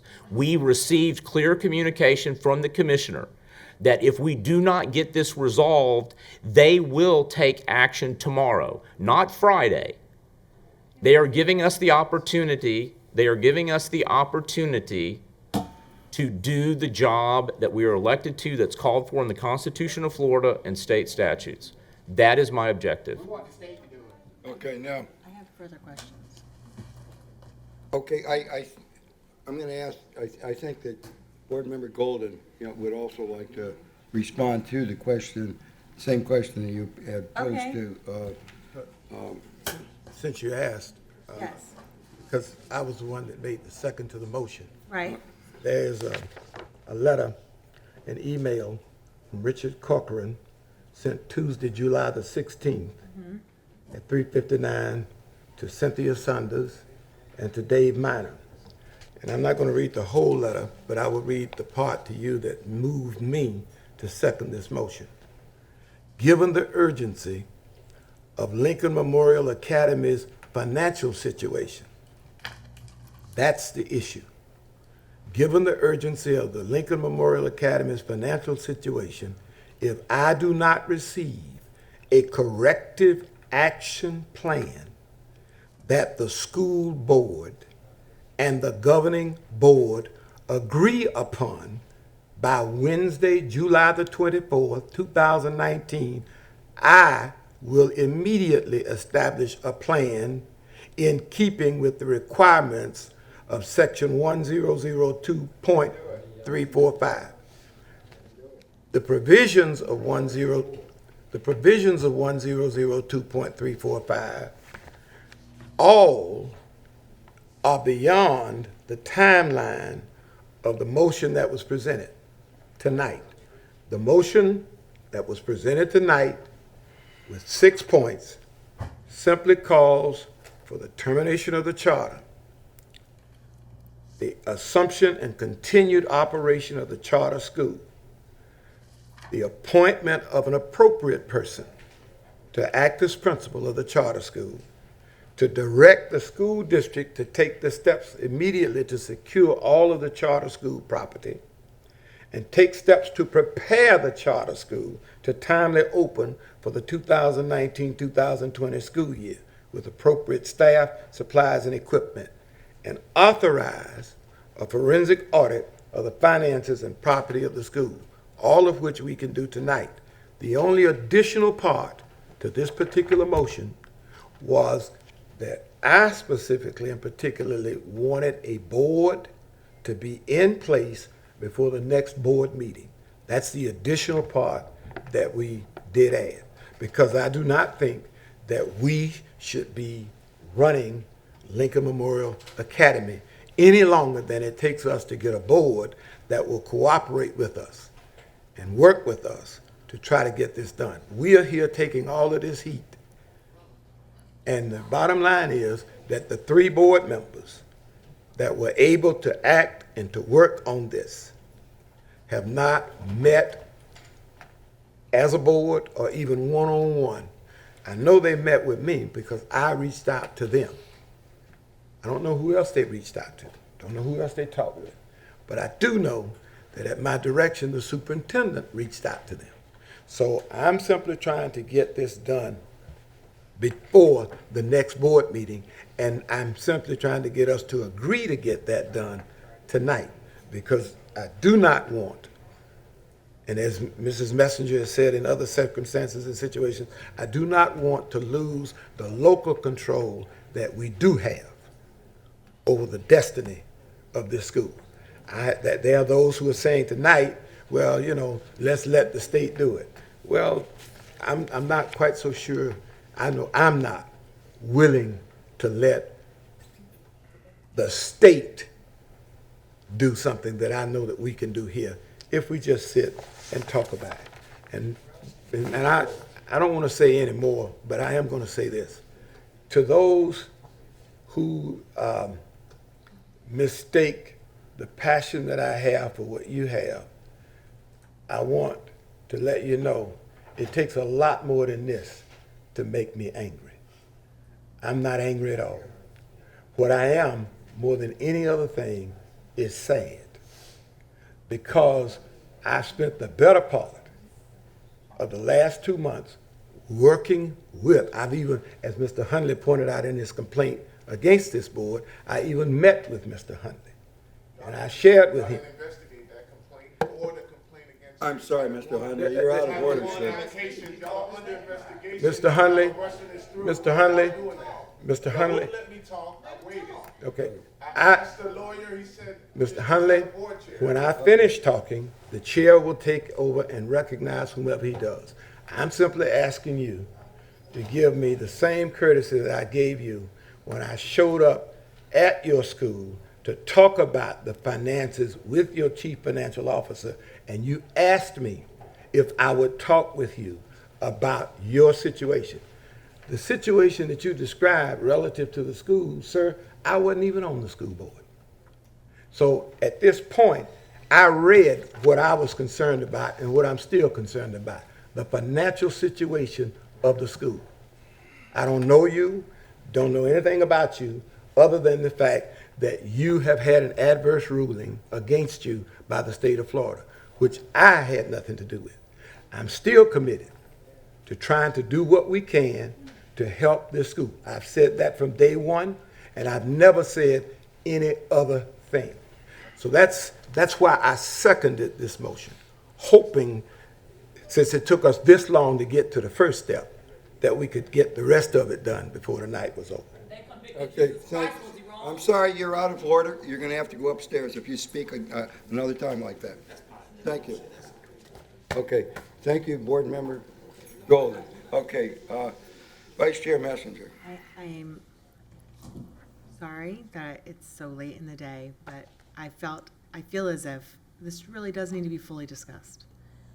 So I apologize if people are getting tired. And, you know, I've got 2 little kids, so believe me, I've been up since whatever. Appreciate your dedication. I have a couple more questions. Probably the most dreaded word sitting up here. In response to this document that was presented to us, and this is once again another legal opinion. Sorry, Mr. Dye, you're on the hook again.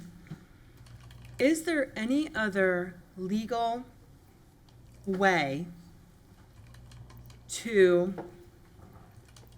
ensure proper but temporary control of the school in order to ensure that the finances are corrected, other than this section mentioned number 1, which is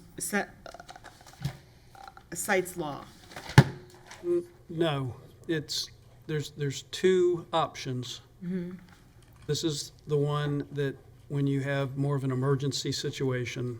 The other one, you give a 90-day warning letter. And that would put us into almost November, where we would hope things got better. So the 90-day method is not good for a true emergency situation. Okay, so then it would be logical that if this is the proper legal way to temporarily have control in order to shore up finances, then this course of action following that would be required because of this law? I'm not sure I completely understand, but Is there any other course of action if we are legally mandated basically to follow this or do this other 90-day thing, which I think we all feel like is just kicking the can down the road because they've been trying for weeks to work together and that's not happening.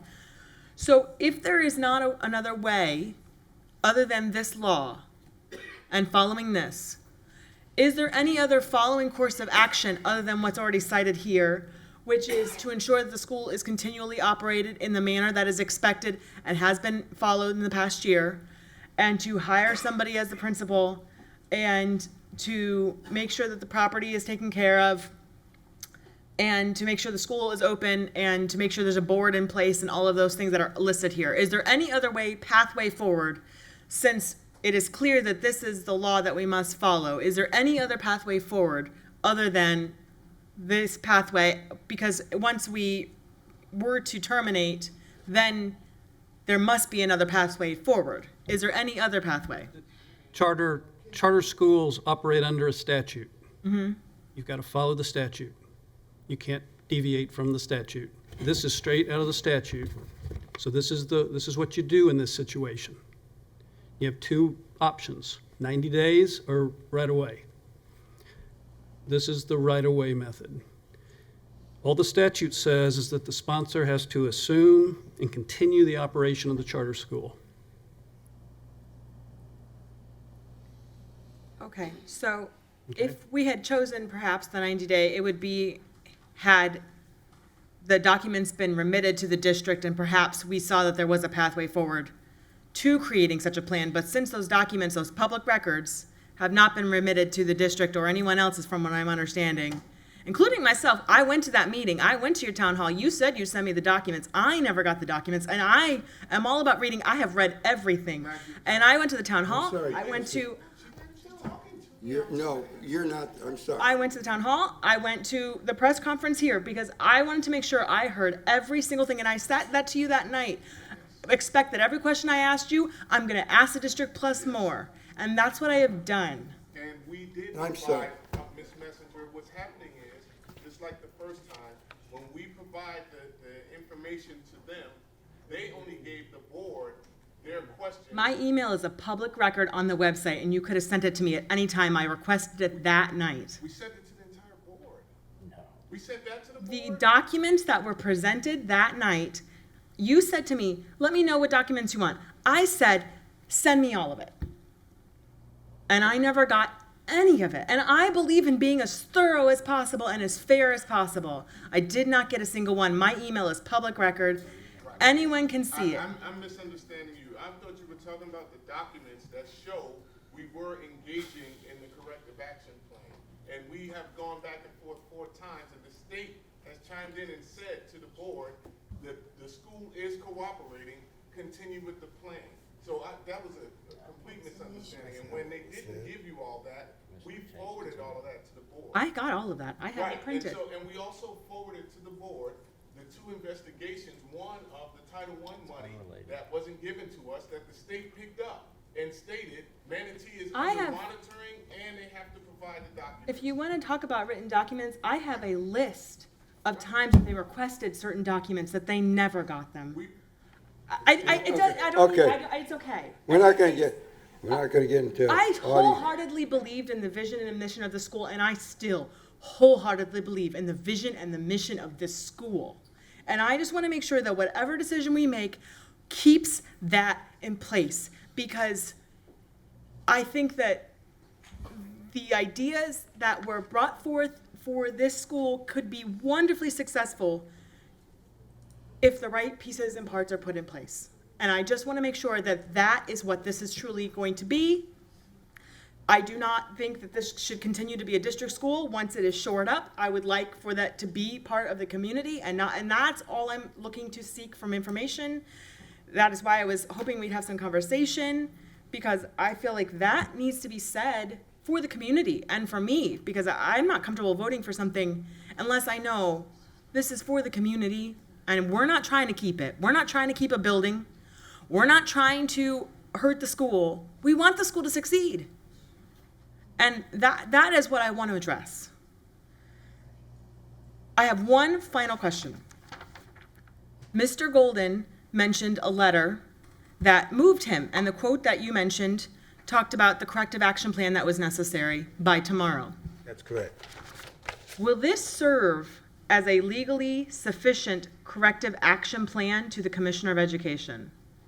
What this serves as, and the superintendent has had an opportunity to address the office of the secretary, that once we take the first step to get a board that we can work with, then the rest of the things the board can take care of. He is not interested in putting in place a corrective action plan dictated by the state.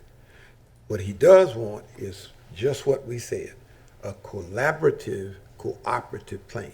Now, notwithstanding all of the protestations that are made here tonight, we've been working on this since May, trying to get to the table. Now, in all fact, you know what? I think there's something else that has not yet been said here. Charter schools develop their own budgets. That each charter school, completely, entirely. Public schools have their budgets developed by Ms. Jenkins and her people. The budgeting process is done for the whole district.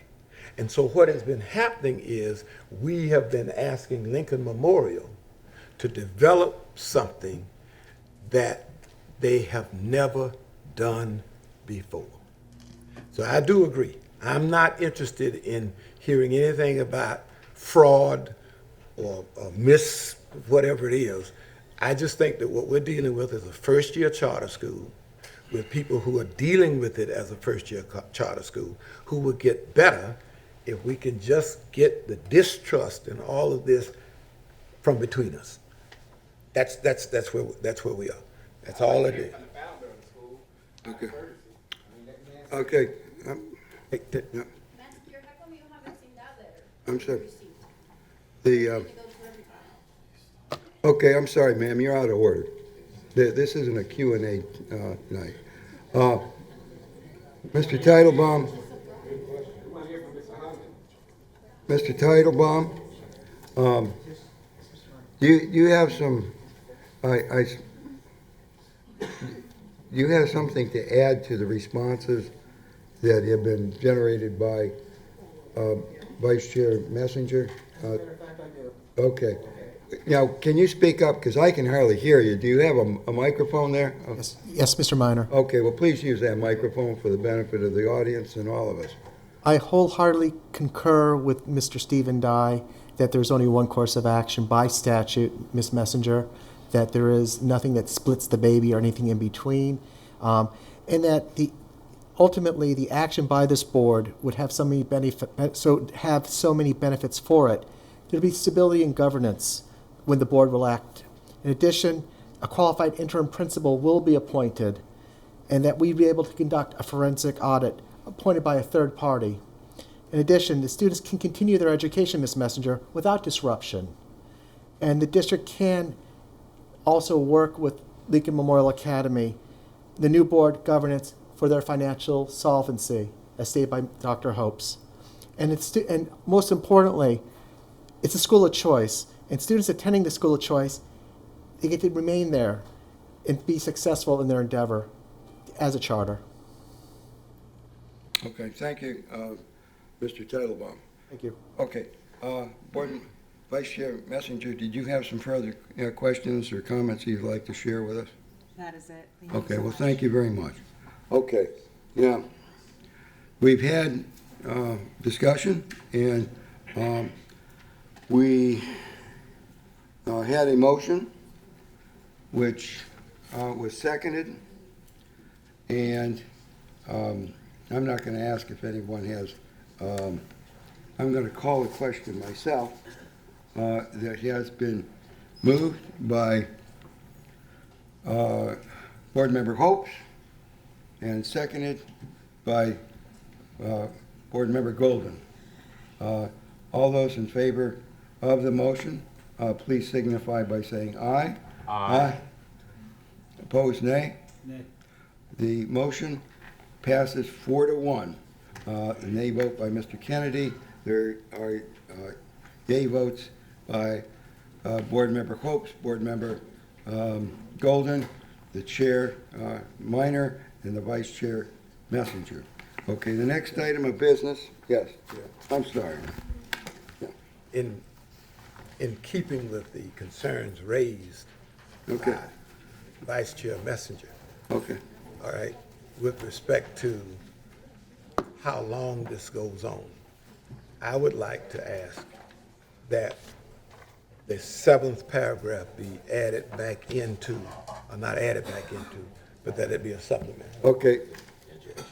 Yeah. Are you making a motion, sir? Yes, to- sir. Well, then please state your motion. I'm moving that the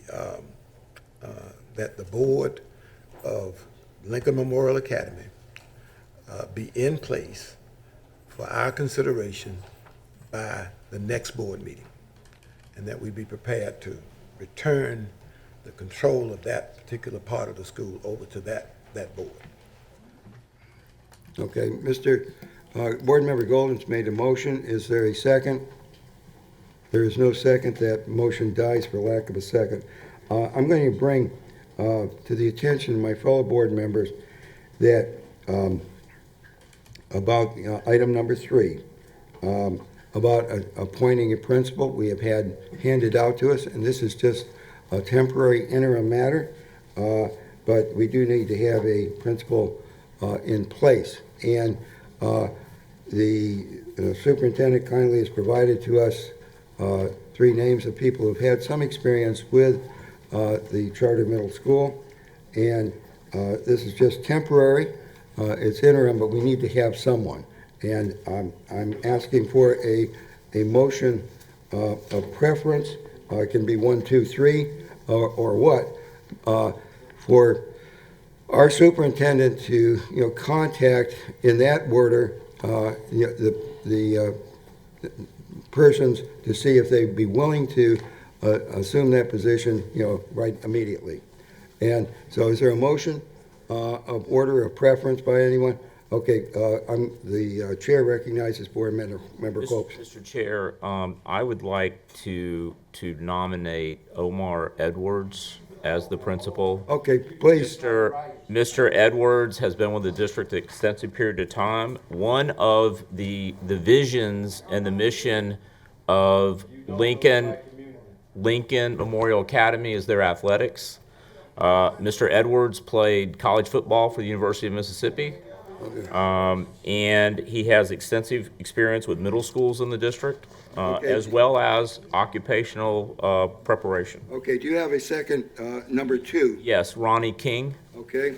How about And my third preference would be Darlene Prue. Okay, is that a motion to approve that order of preference and asking the superintendent to contact these people? Yes, sir, it is. Okay, there's been a motion made and seconded by Board Member Copes that the superintendent contact these Mr. Edwards, first, see if he's willing to do it, and secondly, if he's not, to contact Ronnie L. King, see if he's willing to do it, and if he's not willing to do it, to contact Darlene S. Prouse. Do I accurately Yes, convey that motion that's been seconded by Board Member Golden? Okay, discussion. Okay, Chair recognizes Board Member Kennedy. Okay, I have a couple what-if questions. Number one is, by this action... This is about this motion by... Okay, let me get to it. Okay. Well, that's what we're doing right now. If you have something else, we'll go to it, okay? I'm addressing the motion about naming principals. Okay, thank you, sir. So we apparently have just transferred control of the school. I believe the LMA board now has the opportunity to appeal that decision. So I think we're putting the cart before the horse, naming a principal when they still have the opportunity to appeal. According to statutes, we do it. Okay, thank you. Do you have any other comments on this? Yeah, I also, as long as we're... Okay, please, sir, you're going to be taken upstairs. No, I'm not. I'm sorry. We've had enough of that. Demonstrate conduct that you would like your students to pay. Okay, go ahead, Mr. Kennedy. The other one is too, is that, and Mr. Hunley mentioned this, but and maybe that is nullified also by this action we took tonight. But there is a Title I audit that is ongoing, which, what do we do if months from now, whenever that case may be, that audit comes back and says there is some issue with the Title I funding? And it's just a what if. I'm not saying that's going to happen, but it is hanging out there. And I'm just bringing it up for consideration. I really think, doesn't matter. We did this way too fast, and we did it in one night with no advanced notice, conversation, anything. So I just think there's going to be, we're not even close to done with this. Okay, thank you, Board Member Kennedy. Is there any other discussion regarding this motion of priority of asking persons to act as the interim superintendent? The chair hearing none, I'm going to call the question. All those in favor of Board Member Hope's motion, please signify by saying aye. Aye. Opposed, indicate by saying nay. Okay, it passes 4-1. And we're going to ask the superintendent tonight to contact these people. We need someone in place right away. We need, and, okay. Principal. Excuse me, principal, I misspoke, and I apologize for that. And, okay, now, in terms of, I'm going to ask for some help with this, but the superintendent is, directed to assist in taking steps to immediately secure all charter school property and help in arranging for preparing the charter school to timely open for the 2019-20 school year with appropriate staff supplies, and to inquire about appropriate persons and firms for making a forensic audit and commence that ASAP, and to provide the results to this community as well as the board ASAP. I think everybody would like to have that. Now, okay, now, is there, the statute clearly provides that this board, during the interim of any appeal, is in charge. Thank you. Read the law. Now, we're going back to the Approval of the minutes.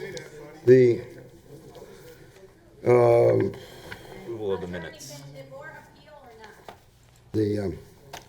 Okay. Approval of the minutes, Mr. Chair. Okay, is there a motion to approve the minutes for the, I'm asking For recommendation. I'm asking the superintendent for a recommendation concerning the minutes, okay? Yes, I recommend the approval of the minutes from June 25th, 2019 workshop and regular meeting and public hearing. Mr. Chairman, I move for approval. of the minutes. Okay, there's been a motion to approve the superintendent's recommendation by Board Member Hopes and seconded by Vice Chair Messenger. Is there discussion? Chair hearing none, we call the question. All those in favor, please signify by saying aye. Aye. Opposed, nay. The motion is approved unanimously, 5-0. The next item on business and is consent items. Is there a recommendation from the superintendent with respect to the item of consent items? Yes, I recommend the approval of the consent agenda for July 23rd, 2019. So moved. Okay, it's been moved and moved by Board Member Hope, seconded by Vice Chair Messenger to approve the consent items on the agenda. Is there discussion? Okay, the board recognizes. Public comment. Okay, But we it's have, Bridget Mendel, and I don't know if she's still here. I don't see her. I don't see her either. Why don't you call, She was right up there, but I think she might have left because she gave up on us. okay, why don't you call her name? Is it- Bridget Mendel, come on down. Okay, she's gone. Is there anyone else signed up for public comment regarding the there isn't. Okay. Consent agenda? On the Okay. consent agenda? I'm sorry. I'm sorry. Mr. Hopes, Board Member Hopes, I'm sorry. Come on, let's not have this dialogue with the audience or we'll never get done here tonight. Now, since there's nobody signed up for public comment with respect to the consent agenda, and the chair hearing no other objection to proceeding, the chair will call a vote. All those in favor, please signify by saying aye. Aye. Indicate by saying opposed by nay. This motion to approve the superintendent's recommendation is approved 5-0. Thank you very much, everybody. The next item on the agenda, and my papers got a little mixed up here, but Budget New amendment. business, non-consent items. okay, where? Okay, the next item is approval of the budget amendments for May 2019. Should we have comment from finance on this, or is there a motion to the superintendent to have a recommendation concerning the budget amendments? Yes, I recommend approval of the budget amendments for May 2019. Is it, it's been moved by Board Member Hopes and seconded by Board Member Kennedy to approve the superintendent's recommendation of the board amendments for May 2019. Is there discussion? Chair hearing none, will call the question. All those in favor, please signify by saying aye. Aye. Opposed, indicate by saying nay. There are no nays, so it's 5-0 unanimous in favor of the approving the superintendent's recommendation about new business non-consent number 1. Next item of business is the approval of the year-to-date financial statements through May 31, 2019. Is there a superintendent's recommendation? Yes, I recommend the approval of the year-to-date financial statements through May 2019. Is there a motion to approve? So moved. So moved by I'll second. Board Member Hopes, seconded by Vice Chair Messenger. Is there any discussion? Chair, okay, the chair recognizes the Board Member Golden. Madam Superintendent, with respect to the issues that we've been dealing with from the beginning of the year, in terms of the RP, I think that's one of the, are we still on track to resolving that as we discussed at the very beginning? Yes, sir. Is there any other discussion? The chair hearing none, the chair will call the question. All those in favor of the motion to approve the superintendent's recommendation, please indicate by saying aye. Aye. Indicate those opposed, say nay. We hear none, it passes 5-0. Next item of business is approval of a new job description for combined food service worker, 4 hours, and custodian, 4 hours. Does the superintendent have a recommendation concerning this? Yes, I recommend the approval of a new job description for combined food service worker, 4 hours, with a custodian, 4 hours, so it's an 8-hour employee. Okay. So moved. It's been moved by I'll second that. Board Member Hope, seconded by Vice Chair Messenger, to approve the superintendent's recommendation of a new job description for combined food service worker. All those in favor, please signify by saying aye. Aye. All those indicate opposed, say nay. The motion to approve the superintendent's recommendation passes unanimously 5-0. Next item of business is approval of a new job description and position of Assistant Director, Career and Technical Education. Does the superintendent have a recommendation? Yes, I recommend the approval of the new job description and position of Assistant Director, Career and Technical Education. Is there a motion? So moved. It's been moved by Board Member Hopes to approve. Is there a second? I'll second. It's been seconded by Vice Chair Messenger. Is there discussion? The chair hears none. The chair will call the question. All those in favor, please signify by saying aye. Aye. Aye. All those opposed, say nay. It passes unanimously 5-0. The next thing is approval of a new job description and position of internal auditor. Is there a motion or is there a recommendation of the superintendent? Yes, I recommend approval of the new job description and position of internal auditor. So moved, and I applaud us finally getting to this point. Okay. Now, may I just say, I think this is really directed to in-house internal auditor. Yes. And would it be violating anything to call this position of in-house internal auditor? Does that screw things up? That's putting it pretty blank. I think it's in the description. Okay, it's in the description. Okay.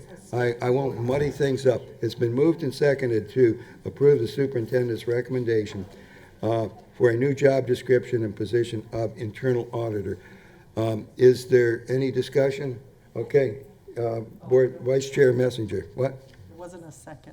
Okay, I'll second it. I thought that Vice Chair Messenger seconded. Okay. It's been seconded. Question, I ask again, is there any discussion? I just have questions. Okay, we have a question from Vice Chair Messenger. Just to make sure, I think this was addressed, but it was so many hours ago at this point. This position will be interviewed by the Auditor Selection Committee that we newly formed. Is that correct? Is my understanding correct about this position? No. Yes. Yes. This, the audit committee. Audit committee. Would be involved in the selection Of this person? That's my understanding. Why would that be different than the Auditor Selection Committee picking this? Because this could serve as another auditor. The statutes relate to the financial auditor, the outside auditor that audits our books, not the Okay. internal audit function. Yes, this will be. Okay. It doesn't matter to me. I just wanted to know if I understood that correctly. Okay, that was my only question. Okay, thank you, Vice Chair Messenger. The next item We need to vote on it. We need to vote on I it. think we have to take a vote. Okay, I'm sorry. All All those in favor of approving the motion to approve the superintendent's recommendation regarding item number 4? Five. We are 5, okay. Please indicate by saying aye. Aye. Opposed, nay. Passes unanimously, 5-0. The next item is approval of board travel expense for Chamber of Commerce retreat. Is there a motion to approve that? So moved. It's been moved by Board Member Hopes. Is there a second? It's been seconded by Board Member Kennedy. All those in favor? Is there a discussion? Mr. Monner, I just had a question. Yeah.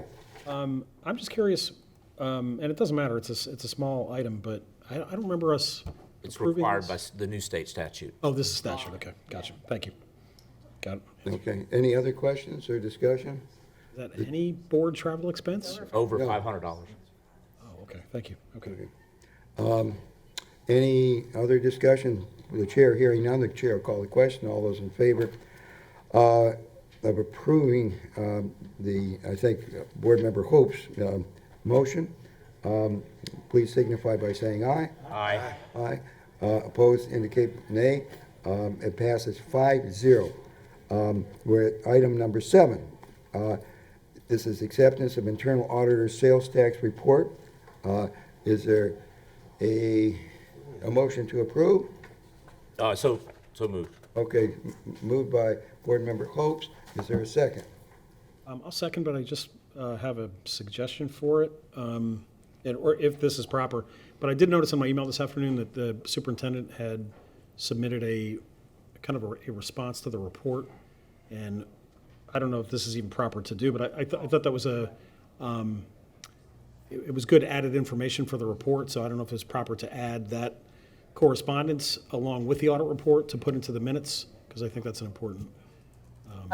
I didn't want to take time during the board workshop to say those things, but I think that's a very good point, because I did want the board and everybody to know from that initial draft, some changes were taken and done immediately. So I do appreciate that motion so that it could be part of the public record.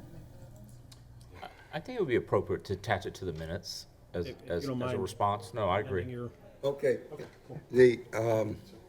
Does Board Member Hopes agree to modify his motion to provide that there is approval of the internal auditor's sales tax report? It's on the homeschool one. Sales Oh, tax it's on the homeschool? response was the homeschool Okay. process. Yeah, but. I thought that's what we were on. My bad. Well, that's okay. It's late. I'll save that for the next one. Okay. Just my motion stands as I made it, As initially made. as initially made. Okay. All right. Is there any further discussion? The chair hearing none, the chair will call the question. All those in favor of the motion to accept the internal auditor's sales tax surtax report, please indicate by saying aye. Aye. Aye. All those indicate opposed, say nay. Hearing none, the motion passes 5-0. Next item is number 8, acceptance of the internal auditor's report of homeschool processes. I move that we accept the internal auditor's report of homeschool processes with the administration's response attached. Mr. Chairman, that's my motion. Okay, it's been motioned by Board Member Hope, seconded by Board Member Kennedy. Is there discussion? The chair hearing none, the chair will call the question. All those in favor, please signify by saying aye. Aye. Aye. Opposed, nay. This motion passes 5-0. Workshop item requests. The chair hearing none, we will not go on to workshop requests at this time. We'll get updates, legal updates. We have any legal update we want to have? I had a real long one, but I'm going to defer. Okay. We'll move on to instructional update. We have a wonderful deputy superintendent for instruction now. It's all yours. Thank you, sir. This week, we have been conducting the Professional Learning Conference. It's an educators training. It's been offered at Braden River High School. It has been well attended, And if individuals have not registered thus far, they are certainly welcome to join us at any time between now and Friday to participate.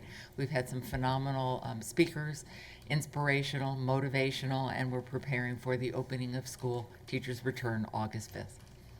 Okay, thank you very much. Let's have a round of applause for the first report by our new Deputy Secretary, Mrs. Yost. Okay.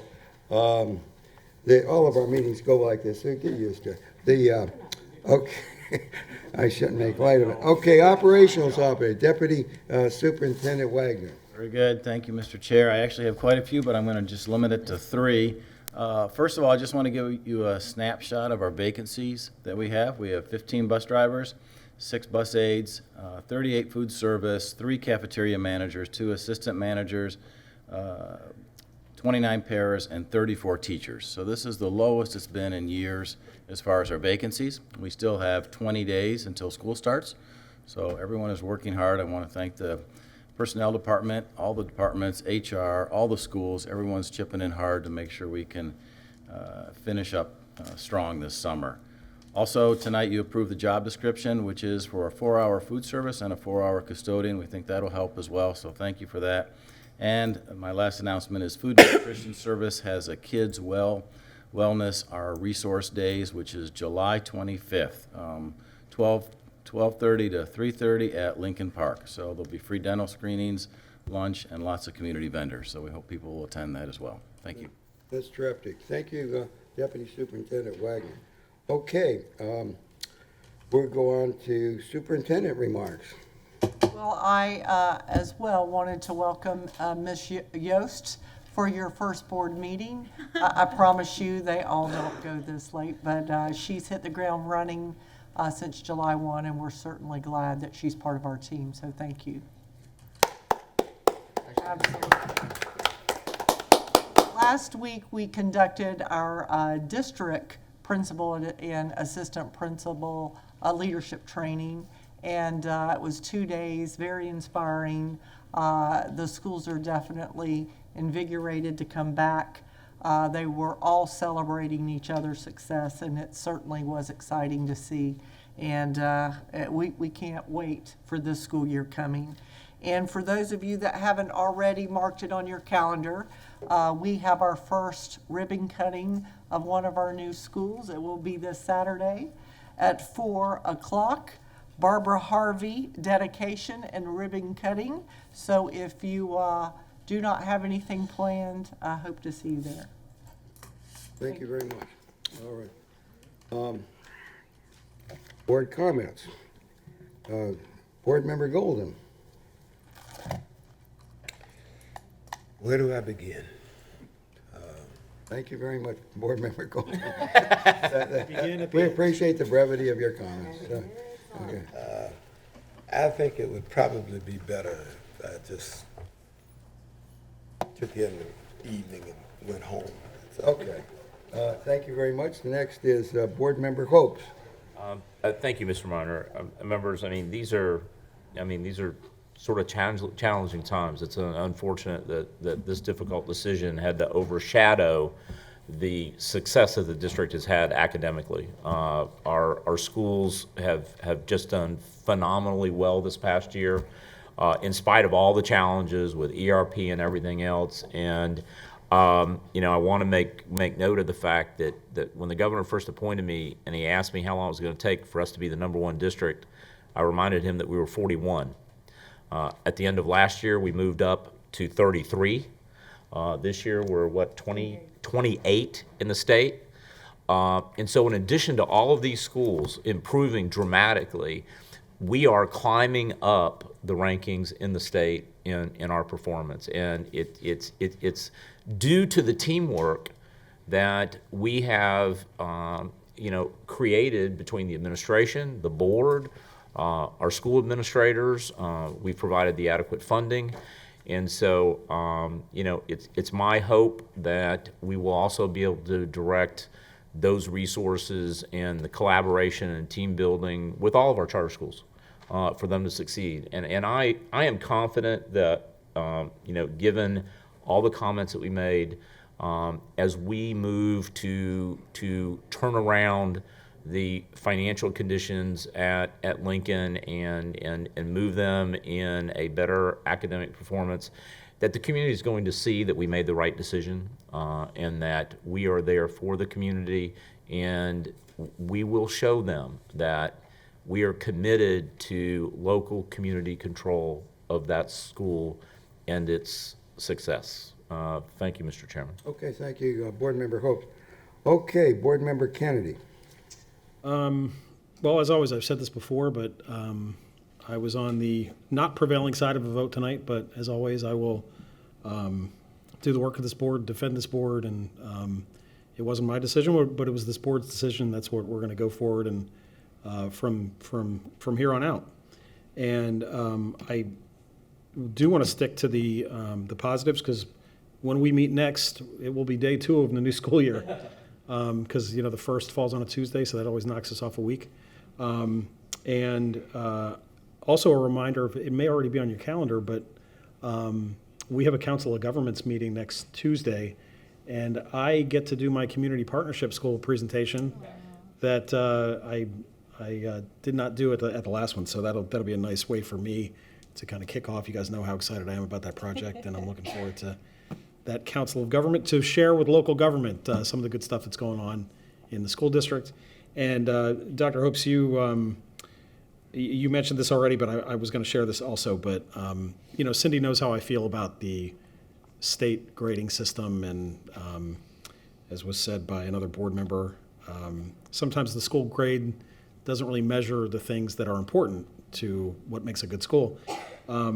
But Cindy knows me, and when we first sat down and talked about the school grade, she said, hey, we're up to 28th out of 67 counties. And because she knows that I'm always looking for not, what's our score, but where are we among our peers? So I was really excited about that too. Like we have cracked the 20s in this Florida district ranking. So that's that I think goes a long way toward any superintendent evaluation and our principal evaluations as well. So that's it. We'll see you all next time. Okay, thank you, Board Member Kennedy, for your fine remarks. Okay, Vice Chair Messenger? I don't really have very much to say. Kind of reiterate what Mr. Kennedy said. I joined this board because I wanted to be part of a team, and I think it's really important that we act as a team and make sure that our allegiance is this board and supporting this board. And so I appreciate those comments. I mean, I think that's part of our job. Other than that, next time we meet, my daughter will be in pre-K, so I don't know what I'm going to do. But that's not this, so Okay. I'm good. Well, thank you, Vice Chair Messenger. Be brief. We did a lot today. This was a tough slog. It was important business. I'm proud of this team. We got through it, and I think we're moving forward. We made some tough, important decisions, and I think that the comments earlier suggested when people look back on this night, I think people will be grateful for the steps that this board has taken to help the children of this district, and that's the focus I have, and I think everybody up here has. What's best for the children, and what's best for the children makes for a better district. That's why I'm here. I'm proud to be here, and thank you very much. And this meeting is now adjourned. Thank you very much. Okay.